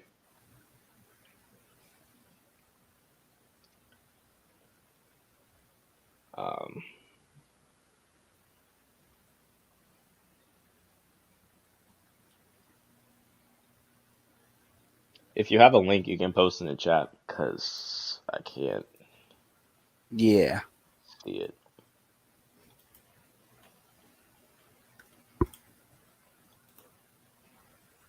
Oh, he spelled it wrong. Okay, gotcha. Hold on. For a second, because I just copied and pasted his message. And that still didn't help, actually. It's the same thing.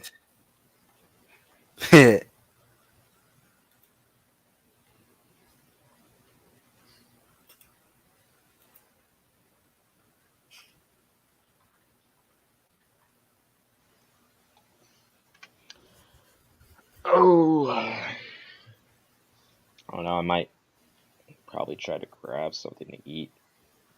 Yeah, that's what I'm thinking. I'm about to go grab myself something to eat too. Yeah.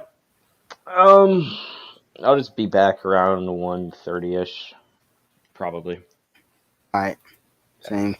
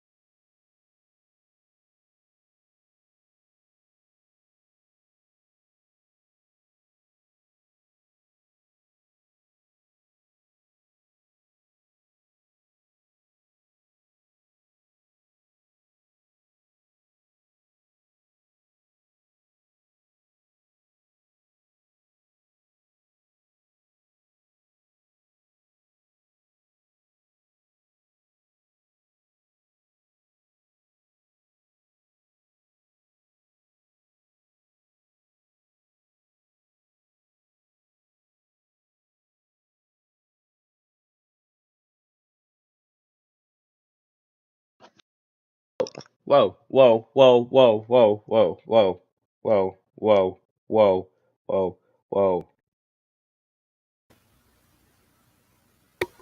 What? Okay, I was about to text you to come back, bruh. You fucking yo. Yeah. Whoa. What's going on? Something happening on with the... Something just dropped. What just dropped? Oh fuck.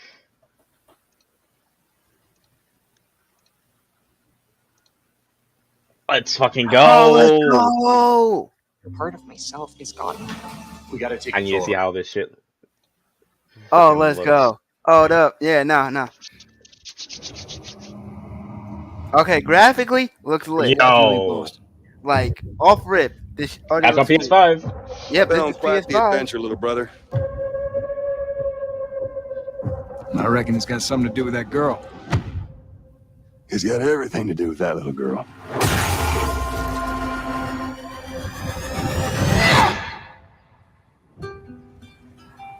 Whoa, this year. September. Yep, September 2nd. I've never been this close. This is got to be that was Can't be any worse out there. Yeah, like graph. Oh, good. God. Can it? Once upon a time, I had somebody that I cared about, and in this world, that's good for one thing: get you killed. I can take care of myself. How many close calls have we had? I get in trouble down there. You make every shot count. I got this.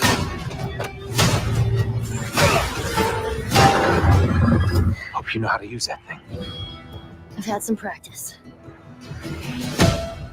Yes, sir. If they would make the second one, I don't care, but yes. Also in development for PC. There you go. Oh, let's go. Yeah, I just said at the end. Hold on. Yeah, but yeah, so no, bro, pause. Yeah, so it doesn't like we're getting a release date for PC though. Okay, so we know it's gonna be September 2nd for y'all. We just gotta know when it's gonna be released on PC. Yeah. Okay. Yeah, like I said, I mean, if they just do I don't really care if they remake the second one. I don't care much for the second one. Yeah, but the first one, I mean, yeah, I'm not gonna lie. Like, I mean, even as like, I love the game. Don't get me wrong, it's a great game. I do think it's a tad bit overrated. Because the story is beautiful, but just like there's like the gameplay mechanics are like a little iffy, but other than that, it's a golden game. But that is fire. Yeah. Okay. Yes, sir. I'm definitely buying that for sure. I know. Like hands down. All right. Yeah, I'm surprised you're actually right there because I was about to text you telling you to come back. Yeah, no, I hadn't left yet to go get me something to eat. So I was like, and I was about to leave, and then you came back saying, hold up. I was like, oh, shit. I heard you talking. I was like, oh, shit. Yeah, fuck? I just saw it. I'm like, fuck. Like, I saw that it had just released. Because I had completely forgotten all about it. And I didn't even know it was like a confirmed thing. Like, I always thought it was a rumor. Yeah. But, shit, I'm down for that. Me too. Oh, yeah. All right. Well, now we're going to go eat for real. Yeah.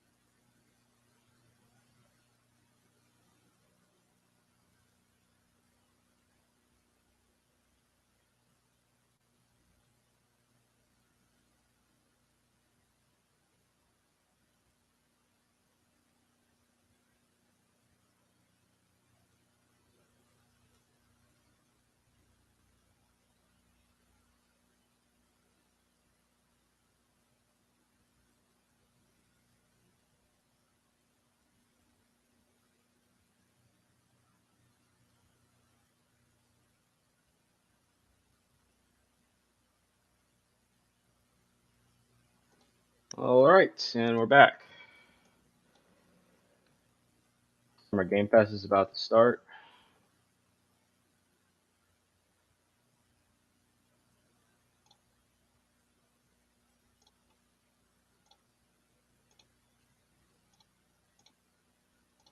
No money down.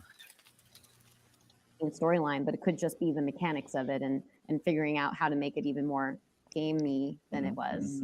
If Soulsborne can become a genre, so I said Dylan a text. It's got to start somewhere. Exactly. Speak it into existence. Yeah. Okay, well, we're less than 5 minutes away from Summer Game Fest. Make sure you stick around after the show. I'm not even really sure to see IGN.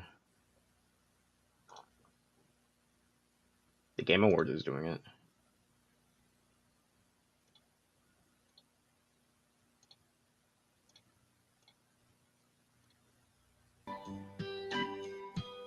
All right. Dylan's got like 4 minutes.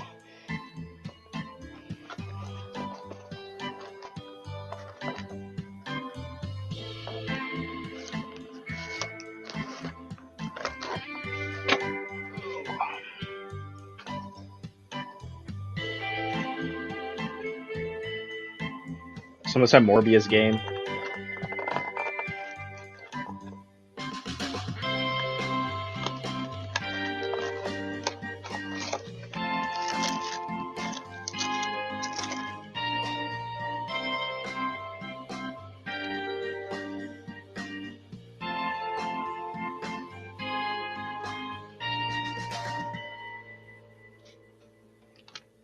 Oh.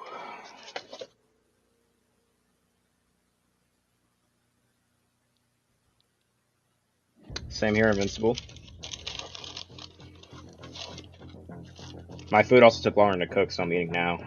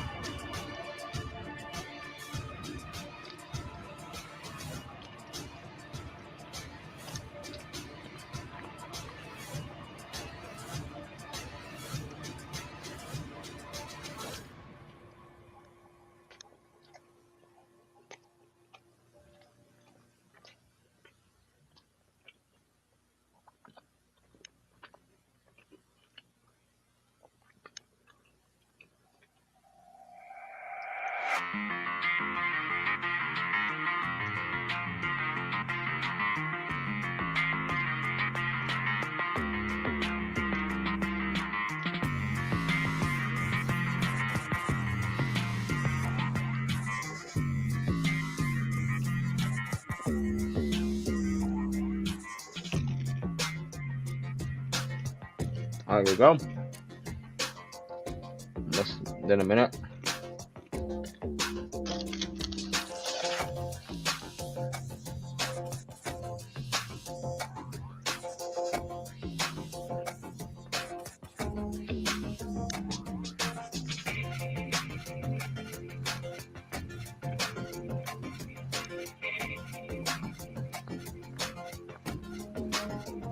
I literally starved myself last night and all day today just to have a humongous lunch and binge the Game Awards. Game Awards, Summer Game Fest.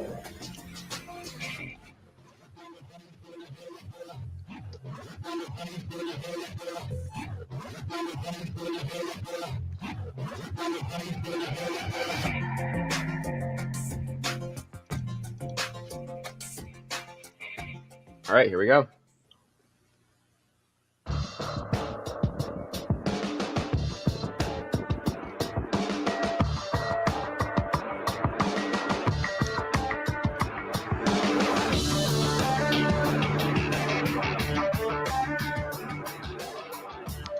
And here we go.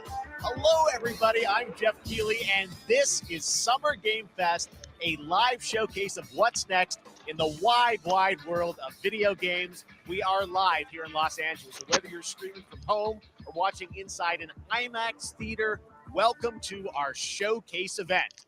Over the next few hours, we'll give you updates on the games you love, be joined by special developer guests, and yes, have a few surprises along the way too. Now, what I love about this show is that it's a true cross-industry showcase. Whether you play on Xbox, PC, PlayStation, Switch, or mobile, we'll have games for you. It doesn't matter your platform of choice. We're all here to come together as one community that simply loves the art of amazing video games. The biggest franchises in the industry are here, like Call of Duty. You'll get introduced to exciting new worlds and new teams, and we'll make room for small independent developers who we think deserve the spotlight too. If we do this right, hopefully you'll discover a few new games to put on your wish list. And even if you don't get every announcement that you desire, and let's face it, you're not going to get everything today, but we've got a lot of great stuff. So let's get started. Over 30 years ago, Capcom Street Fighter hit arcades, and ever since, this legendary Japanese fighting game series has continued to evolve. Street Fighter 6 is coming in 2023, and right now, we're excited to officially confirm a character coming to the game and show you the exclusive first gameplay footage. Enjoy.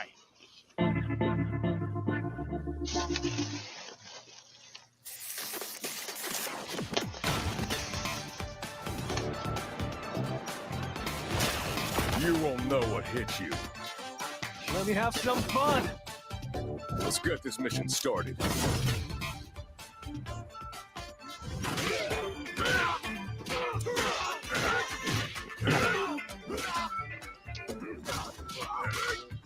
God damn, these guys are bulked up. Holy shit. This will be a good fight. Got you in my sights. Is that Travis Willingham?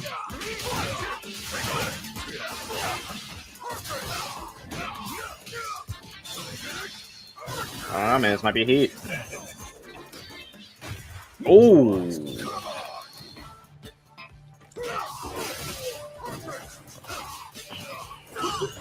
Sabretooth looking ass.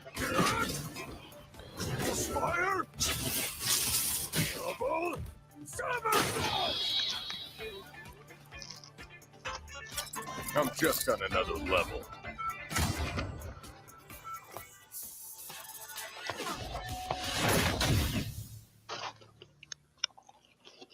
Okay.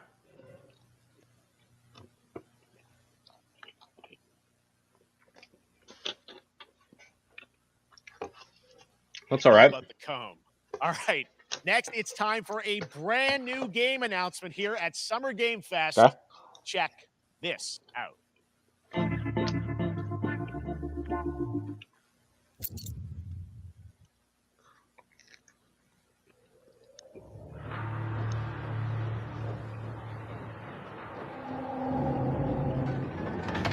Sergeant Leo Alvarez of the CM Leth Recon Squad. Why do you need Our to mission that is more to enter music? the Tantalus base, locate the ComSat relay, and bring it back online. We found the relay, but there was a problem. Get that What door is closed this? now, Private. Close that gate. Nothing gets in here. Ray didn't make it. Releases of one piece. Willis, take the lead.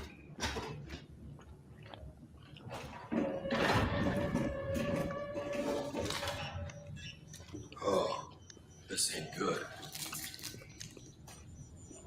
we found was Is this Alien a new Isolation? kind of evil, and it found us first.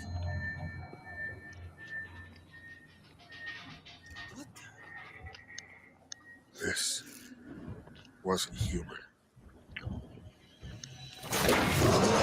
Retreat! Retreat! Willis! Open fire! Go! Go! Go! Just looked like Dead Space. It's like Aliens, bro. Yeah. The first game they showed was Street Fighter. It looks alright. Oh, Street Fighter 6? Yeah. Oh, yeah. I might get that. Because I've always loved the Street I know Fighting what I saw, franchise. It just has always been a difficult game. but I know when I close my eyes, Yeah. Yeah, I think this is Alien too. I still see it. Now everyone's dead.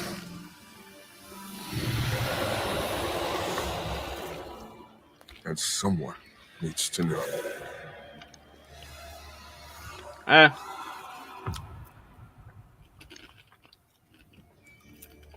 Yeah. Dark Descent. I don't know. I never I'm played not the a first big- one. Yeah, I'm not big. Oh. It's an RPG game. Oh. Yeah. Never mind. I'm not new with them. I'm about to say because like the CGI, It's coming in 2023 to it was console like a live and action. I was like, PC. shit, that actually looks kind of clean. Next, 2 years ago at Yeah. the Game Awards, we revealed the Callisto Protocol from the creative forces behind the Dead Space franchise. Today, I am thrilled to get to show you the first raw gameplay alongside its creator, Glenn Schofield. But first, here's the quote-unquote Schofield cut of the brand new trailer with a little more gore. Ow.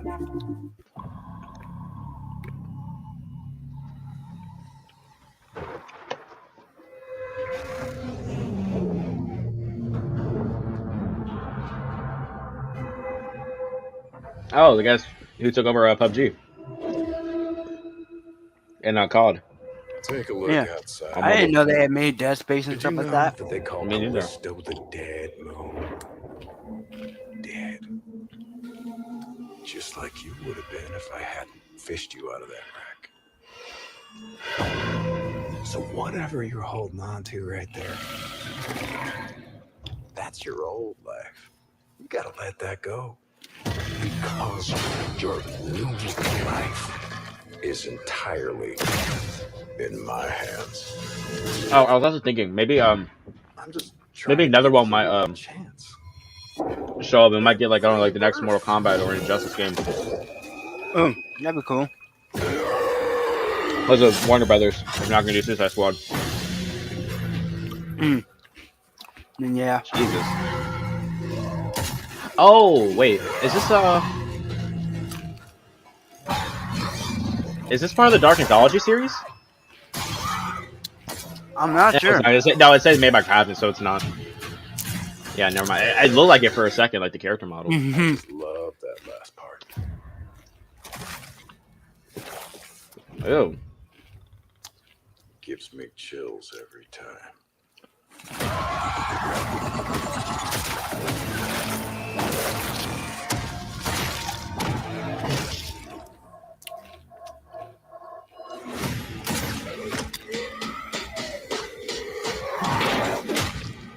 Yeah, you can definitely tell.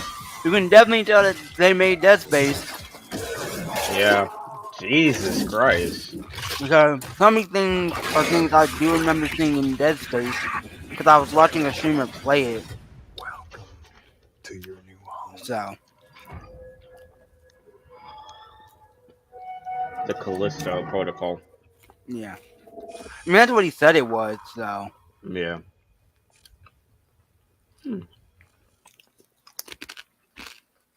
Looks alright. That's right. We know what you Yeah. wanted to see. And if I was a joining big, now, if Glenn I was a big Schofield, sci-fi Michael nerd, I might Glenn. actually fuck with it. First but- of all, congratulations. This game looks absolutely incredible. And I got to say, Looks the fact cool. that you have built this team, this Oh, studio, December 2nd. new IP, shipping this December, Oh. all in COVID, blows me away. So congratulations. Yeah, thanks, man. thanks for having us. I really do appreciate it, Jeff. And for a second, just give me a second. I want to thank you for all you've done for the game industry all these years, man. So Striking I think I've Distance known you made for it. 16, Crafton 17 just years now, published it. and Yeah. you've been an ambassador.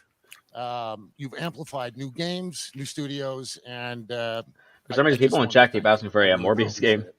I know, Not right? about me, it's What up, about you bro? guys. Yeah, I know, I but appreciate that. I'm Thank you so actually getting much. And, annoyed looking it's at so fun chat. to do these shows and to Yeah, fact. show this game. So people saw the trailer, but what I'm so excited today is that you just brought a raw gameplay sequence. This game is in development, and people are going to be blown away, I think, when they see it. But tell us a bit about what are we going to see today? yeah, we got a couple minutes. Oh, it's in like you development? said, like raw Oh, gameplay. it looks really good for it to be It's just in two development. segments in the first half of the game. Mad props. One is a med bay, another one is a power station, and you're going to see some new enemies, some If brutality. we're just still being development, that, like just about W. everything. Yeah, that shit we're looks pretty good. releasing a new This still looks really weapon good. called the Grip. It's like a gravity gun, but it picks up the enemies and it shoves them into giant fans. It rips them apart. It's great. And Someone said and Medbay then from check Among out Us. the nice ending we have, where Right. we usually will kill our main character Jacob, and in a very unique way. And just for a second, I want to thank the team, man. Like you said, through COVID, through everything else, the dedication, the hard work. You guys are amazing. Thank you very much. Well, Glenn, I got to say, again, what you guys are shipping this year, this looks like a world-class next-gen game. It's rare that teams are bringing something out like this year, and let's let the footage speak Yeah. for itself. Thank you. Glenn Schofield, Striking Distance. Here it is, the first gameplay of the Callisto Protocol. Oh, that was just the trailer from last year. Okay. Or Alright. 2 years ago. Hey, this game's still in development. It still looks cool to Yeah. me. Doesn't look half bad. And mind, this is supposed to be on the PS4 and PS5. Yeah. Well, it's got some next-gen hardware, so there we go. Okay. But I'm thinking here, like, the graphics still look great for some game that's gonna be on last gen too. Yeah. So it's called next gen. That explains it. Damn. Yeah. Open his house.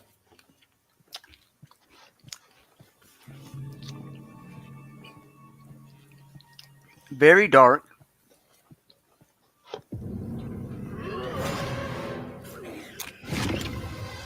Wow. Oh, what the?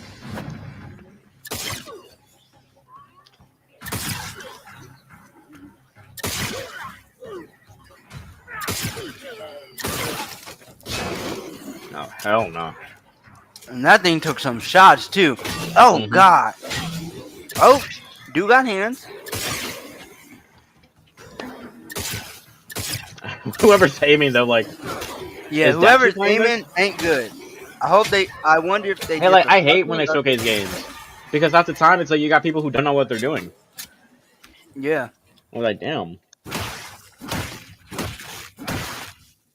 I wonder if sometimes they tell the developers, Damn, he's stopping developers out. tell the testers that, hey, suck at playing the game so we can just look at everything and just see how it goes. I just wonder. One time, at when we did the first Spider-Man game, they showed like the web slinging. That dude was trash. But then when they started doing stuff for Miles Morales, everything looked pretty good. Yeah, hey. Look at that. I wonder if they tell them to Gotham suck. Knights. That way. Whoever played Nightwing and Gotham Knights was fantastic, and whoever played Red Hood was trash. They didn't know what they were doing. Oh! What was that? I don't know. Here's what I'm like. I wonder if they tell them to suck off rip. That way they can truly see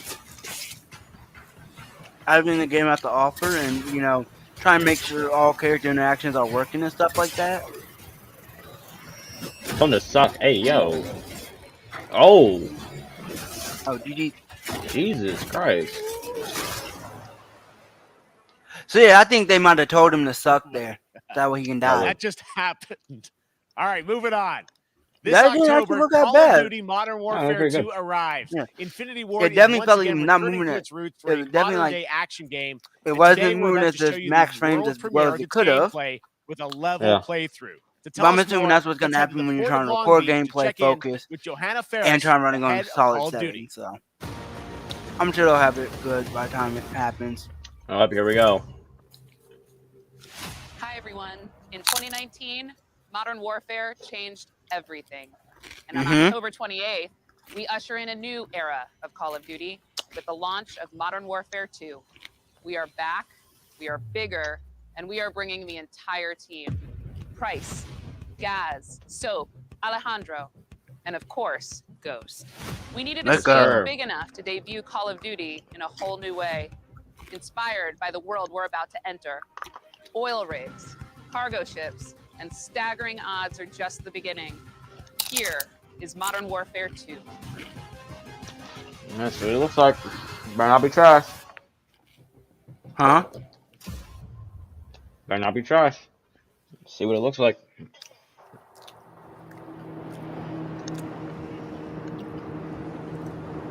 It shouldn't. Oh, this is a campaign. Okay. Yeah. And they wouldn't drop anything multiplayer wise because Yeah, no, what for are you sure. gonna do? Like, how are you gonna be able to find 8 players to hop in against? We forward, clear, disarm that missile. Be ready for anything. This could be a trap. Actual, we're set. Copy, get to work.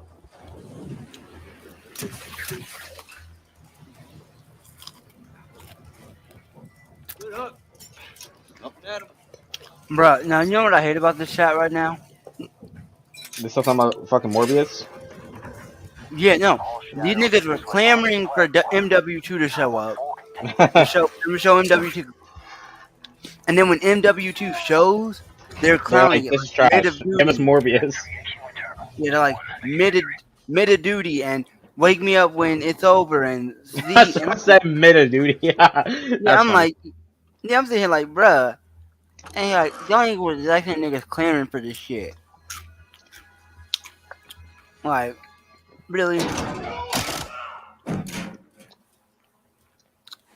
He got pieced up real quick. Rim clear. Coming out. Shadow 1 moving to the southeast stairwell. Scorers, right side.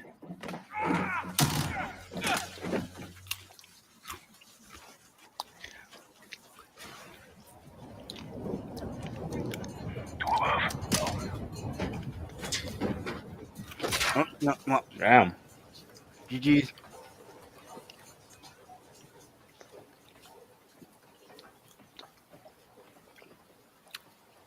And graphics wise, it looks pretty alright.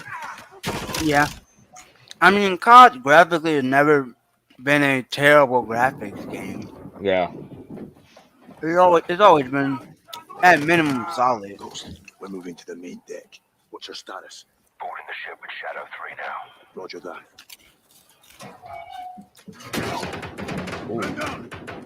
Damn, they Is this also pre-find the door. Damn. Is this also on last gen? I think so. We need to move fast. All shadows, force out. I want eyes on that container now. 2 copies, moving. We gotta roll.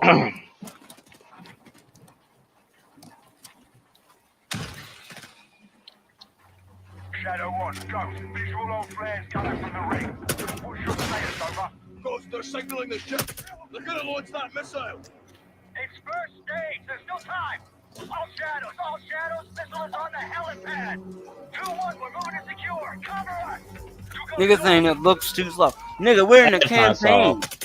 That's it. We're on the campaign, so but Campaign's the frame always rate, gonna I be think the slow. frame rate also needs a boost. It looks like. Yeah. Yeah, of course the slide. Since we're doing boots on the ground here.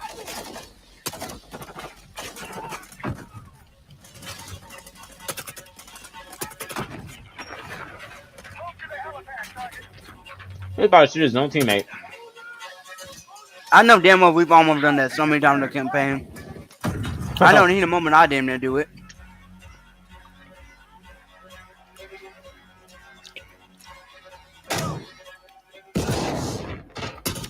That was a weak grenade toss. Clear.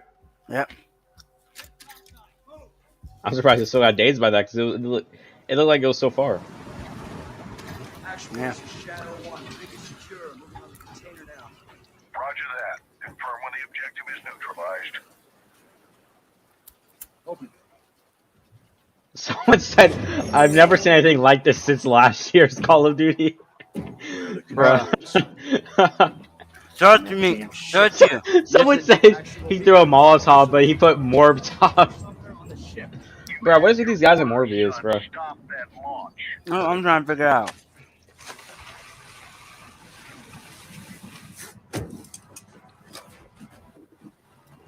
Let's go, let's move out. Go, this is 0-1, back in the water, inbound, to your position. Solid copy, we're taking effective fire. The LZ will be hot. Roger that. Once we're on deck, we push to the bridge. Fast. Secure those controls to stop this missile, yep. How do we board? Take the ramp. Hold tight. Whoops, sorry about that. Side in. Oh. Nope. Yeah.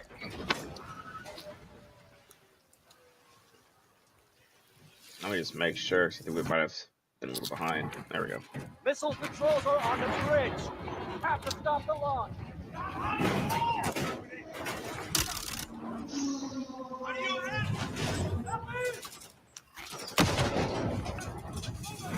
Alejandro, maintain overwatch from the rig. We're forcing up. Copy that.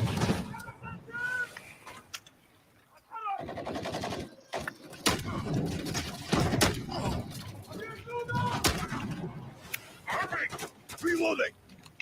Bro, Arc 2 is gonna suck, bro. I don't know why they're making Arc 2. Is like just update, because they don't do anything with the first one. It's like they did not need to make a sequel to that one. They could have just kept updating that one because millions of players still play it. Yeah. I mean, they're basically doing what Overwatch is doing with Overwatch 2. Yeah, and I know Ethan earlier he was playing it. What the fuck is going on with my mouse? Playing what, Ark? Yeah, he was playing that a couple weeks ago. I just know that like I know console-wise a lot of people don't really play it. It's mostly on PC because it was really made for PC. Yeah.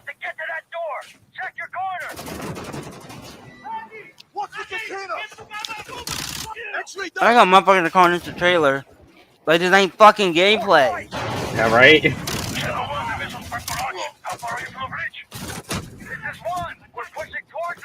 That's alright. I mean, I would be lying if I said it was fantastic. I would also be lying if I said it's trash, but yeah, it was alright. Ooh. It was alright. that was funny. Yeah. It was pretty alright for the most part. Yeah. Visual bridge entry. I just wish we got a little bit more in depth of the story. Yeah. Again, I think they didn't want to really put too much on the story and stuff like that. Just yet, because it's like, it's what? It's June. Yeah. Like, it's June. The game releases in October. So you still got a shit ton of time. Get early access to the open beta. What the hell? Yeah, I'm not going to pre-order that. I don't trust it enough. That's what we're talking about. And joining us now, up from Long Beach, Johanna, great to see you. How's everything? It's great. Thanks. Great to have you with us. And also Jeff from Infinity. It's not a Ward. repeat of Vanguard, please. You saw the first gameplay. Thanks for that extended sequence. Looks incredible. Oh, yeah, I Jeff, forgot. tell This us a one's bit going to about cost that 70. mission. Where is that set in the game? What are we seeing there? Absolutely. So, first of all, we're really excited to welcome back that I didn't know. John Price and Gaz Garrick. Infinity Ward. They're not actually. Shit, Joanna looks kind of good right now. But, they're returning members. Trying to think of every single company that were gonna be on this game. From the older I think Infinity Ward, Sledgehammer, Track. I think all of them are literally going to be working with this game. And of course, Soap John McTavish. And then a couple other new. So someone in chat said, "What kind of name is Soap?" I'm like, right? First. Oh God, no, you're wrong for that. Oh man, Mexican Special Forces. Colonel Price and Ghost. Alejandro, I guess those are my it's a top character two. we're really excited about. He's a guy who's super capable and a guy who's just as important as Task Force 141. But as far as the level's concerned, this I got a shout out to IW. This was a tremendous collaboration across all of the different disciplines. As you saw, everybody coming together. Some really make Infinity Ward motivated campaign. And make Warzone Sledgehammer and make Treyarch the multiplayer team. Please and thank you. Sound design and of and course, then you might have a solid cost from all three combined. Directions. Bro, all they're gonna do is since they're bringing back Ghost, allowing for the cover you were seeing in They should certain put Templar cases in this to be game. behind cover, and then suddenly that cover would shift and leave you I'd be down exposed, for that. but it also leaves the enemy exposed, creating this emergent gameplay. Maybe a So DLC. again, I'm very I mean, excited. yo, a Just Templar can't DLC wait would be that- I'm so fire. excited that we get to show it off today. And That's just why a Man and hint COD of where Mobile. things are going to go. Both Johanna, skins tell in us a Battle bit Royale about and Call of Duty It's overall. weird. Modern Warfare 2, obviously, we're so excited that it's back this year, but you got lots going on across Call of Duty. What can we expect from you guys this year? Yeah, we first of all, thanks for having us here. We're just so excited for October 28th. It's such a big moment, not just for Modern Warfare 2 and everything that Jeff and the team at Infinity Ward have built, but it really marks the step change, what we're calling a transformational moment for the entire franchise. You're going to see Hopefully it is. incredible rendering, incredible graphics, all the things just within the game itself, built all on one shared engine now across Warzone and Modern Warfare 2 going forward.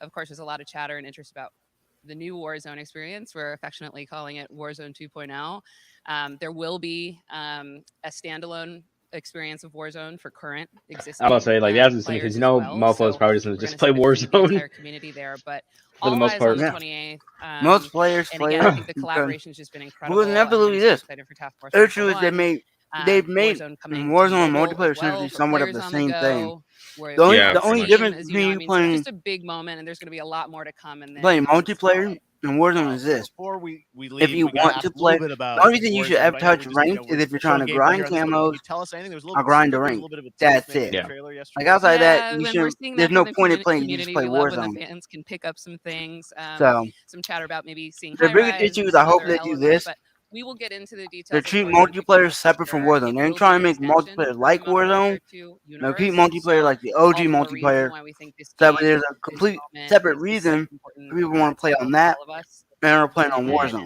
like we said, we're having Yeah. a Because you bold make them vision around Is separate, Elden Ring getting a install the DLC? campaign. we're in Hmm? position. We're really excited. Is Elden All Ring right, getting well, a we're DC? looking Because people forward keep to talking October. about it. Thanks so much for giving us a first look at the I didn't gameplay know of what's Call of supposed Duty to. Modern Warfare 2. Thanks, Johanna and Elden. Jeff. All right, well, we've got lots more summer I Game haven't Fest even still to started go, playing and Elden now Ring it's time because I've to been doing a announce bunch I of haven't other the stuff. either. I classic haven't even gaming downloaded it. I franchise haven't is even got coming it Yeah, yet. back I with a have it. sequel over 30 years after its first release. I I love mean, this yeah, game apparently when we I are was getting a growing up, DLC. so I'm honored to Good. share this very first. Yeah, I gotta save up. I want to save up a little bit more real quick before I even buy the Okay, bro, game. I'm kind of tired of all like these world premieres. Like, I want to see something that we already have. What I is mean, this? I could have told you we were gonna get a crap ton of world premieres because a lot of games were gonna probably be dropping their trailers around this time. Yeah. Like, again, we're no longer doing E3 because each console is now basically doing their own showcase of stuff. Yeah, very true. So at that point, But they did say that we will be getting more of a stuff that we've already seen. This actually looks interesting though. What the? yeah, no, I think we will. But I think we'll be getting them a little later on the day or later on this week. But probably the day we're probably gonna Flashback lot. 2? Oh shit. From I'm surprised, PS5 I'm down to surprised it's not on Steam. Epic. It's not on Epic Games. It's on Steam. Yeah, it's on Steam. Winter 2022. All right, let's turn back time. Back in 2017, we announced Witchfire at the Game Said Awards. Flashback 2 was Almost morbid 5 years time. later, I am so Fucking excited. hell, what what it was is so he- morbid. Put together an in-depth Bro. gameplay of Dude. this dark fantasy first-person shooter. Which Oh, will enter should we get early access soon. Resident I Evil am 9? so excited to play this, Hmm. and I bet you will be too after you see this. I'm only excited for that just to see how they continue it because it's supposed to be the they're doing like a trilogy based from 7 and 8. And supposedly Ethan died, and they were playing as his daughter.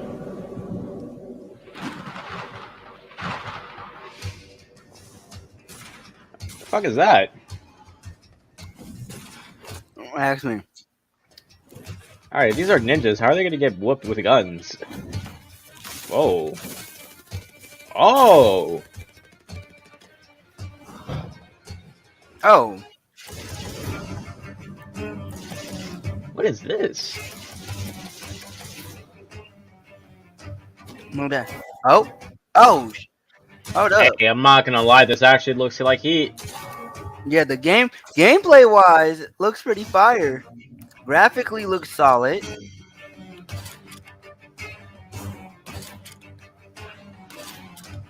Oh hell no, that's Satan shit? Nah.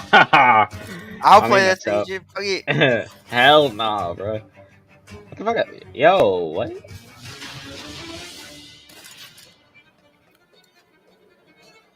Oh, a crossbow. Yep. Is this like? Could it maybe be Destiny 3? Maybe no, it was Witchfire. I forgot he had said it was gonna be Witchfire. Oh, I didn't hear that. Early access soon. Oh, it's not gonna be on Epic Games. Oh, so it's gonna be a PC game. PC exclusive. Okay, next up comes an Looks pretty ambitious solid. new game from a new independent studio in Europe, starring some very familiar names. Enjoy this world premiere new game announcement.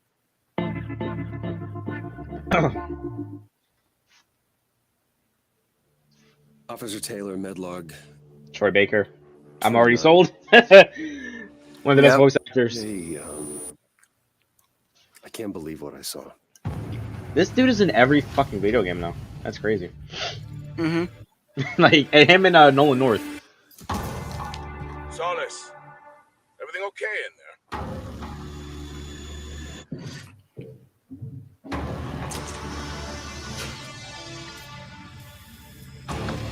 Troy Baker did kind of shoot himself in the foot because he got into NFTs. Yeah. And yeah, there were scams and he didn't know. And yeah, he kind of caused some heat. Whoa. Someone said Elden Ring, Man to Mars.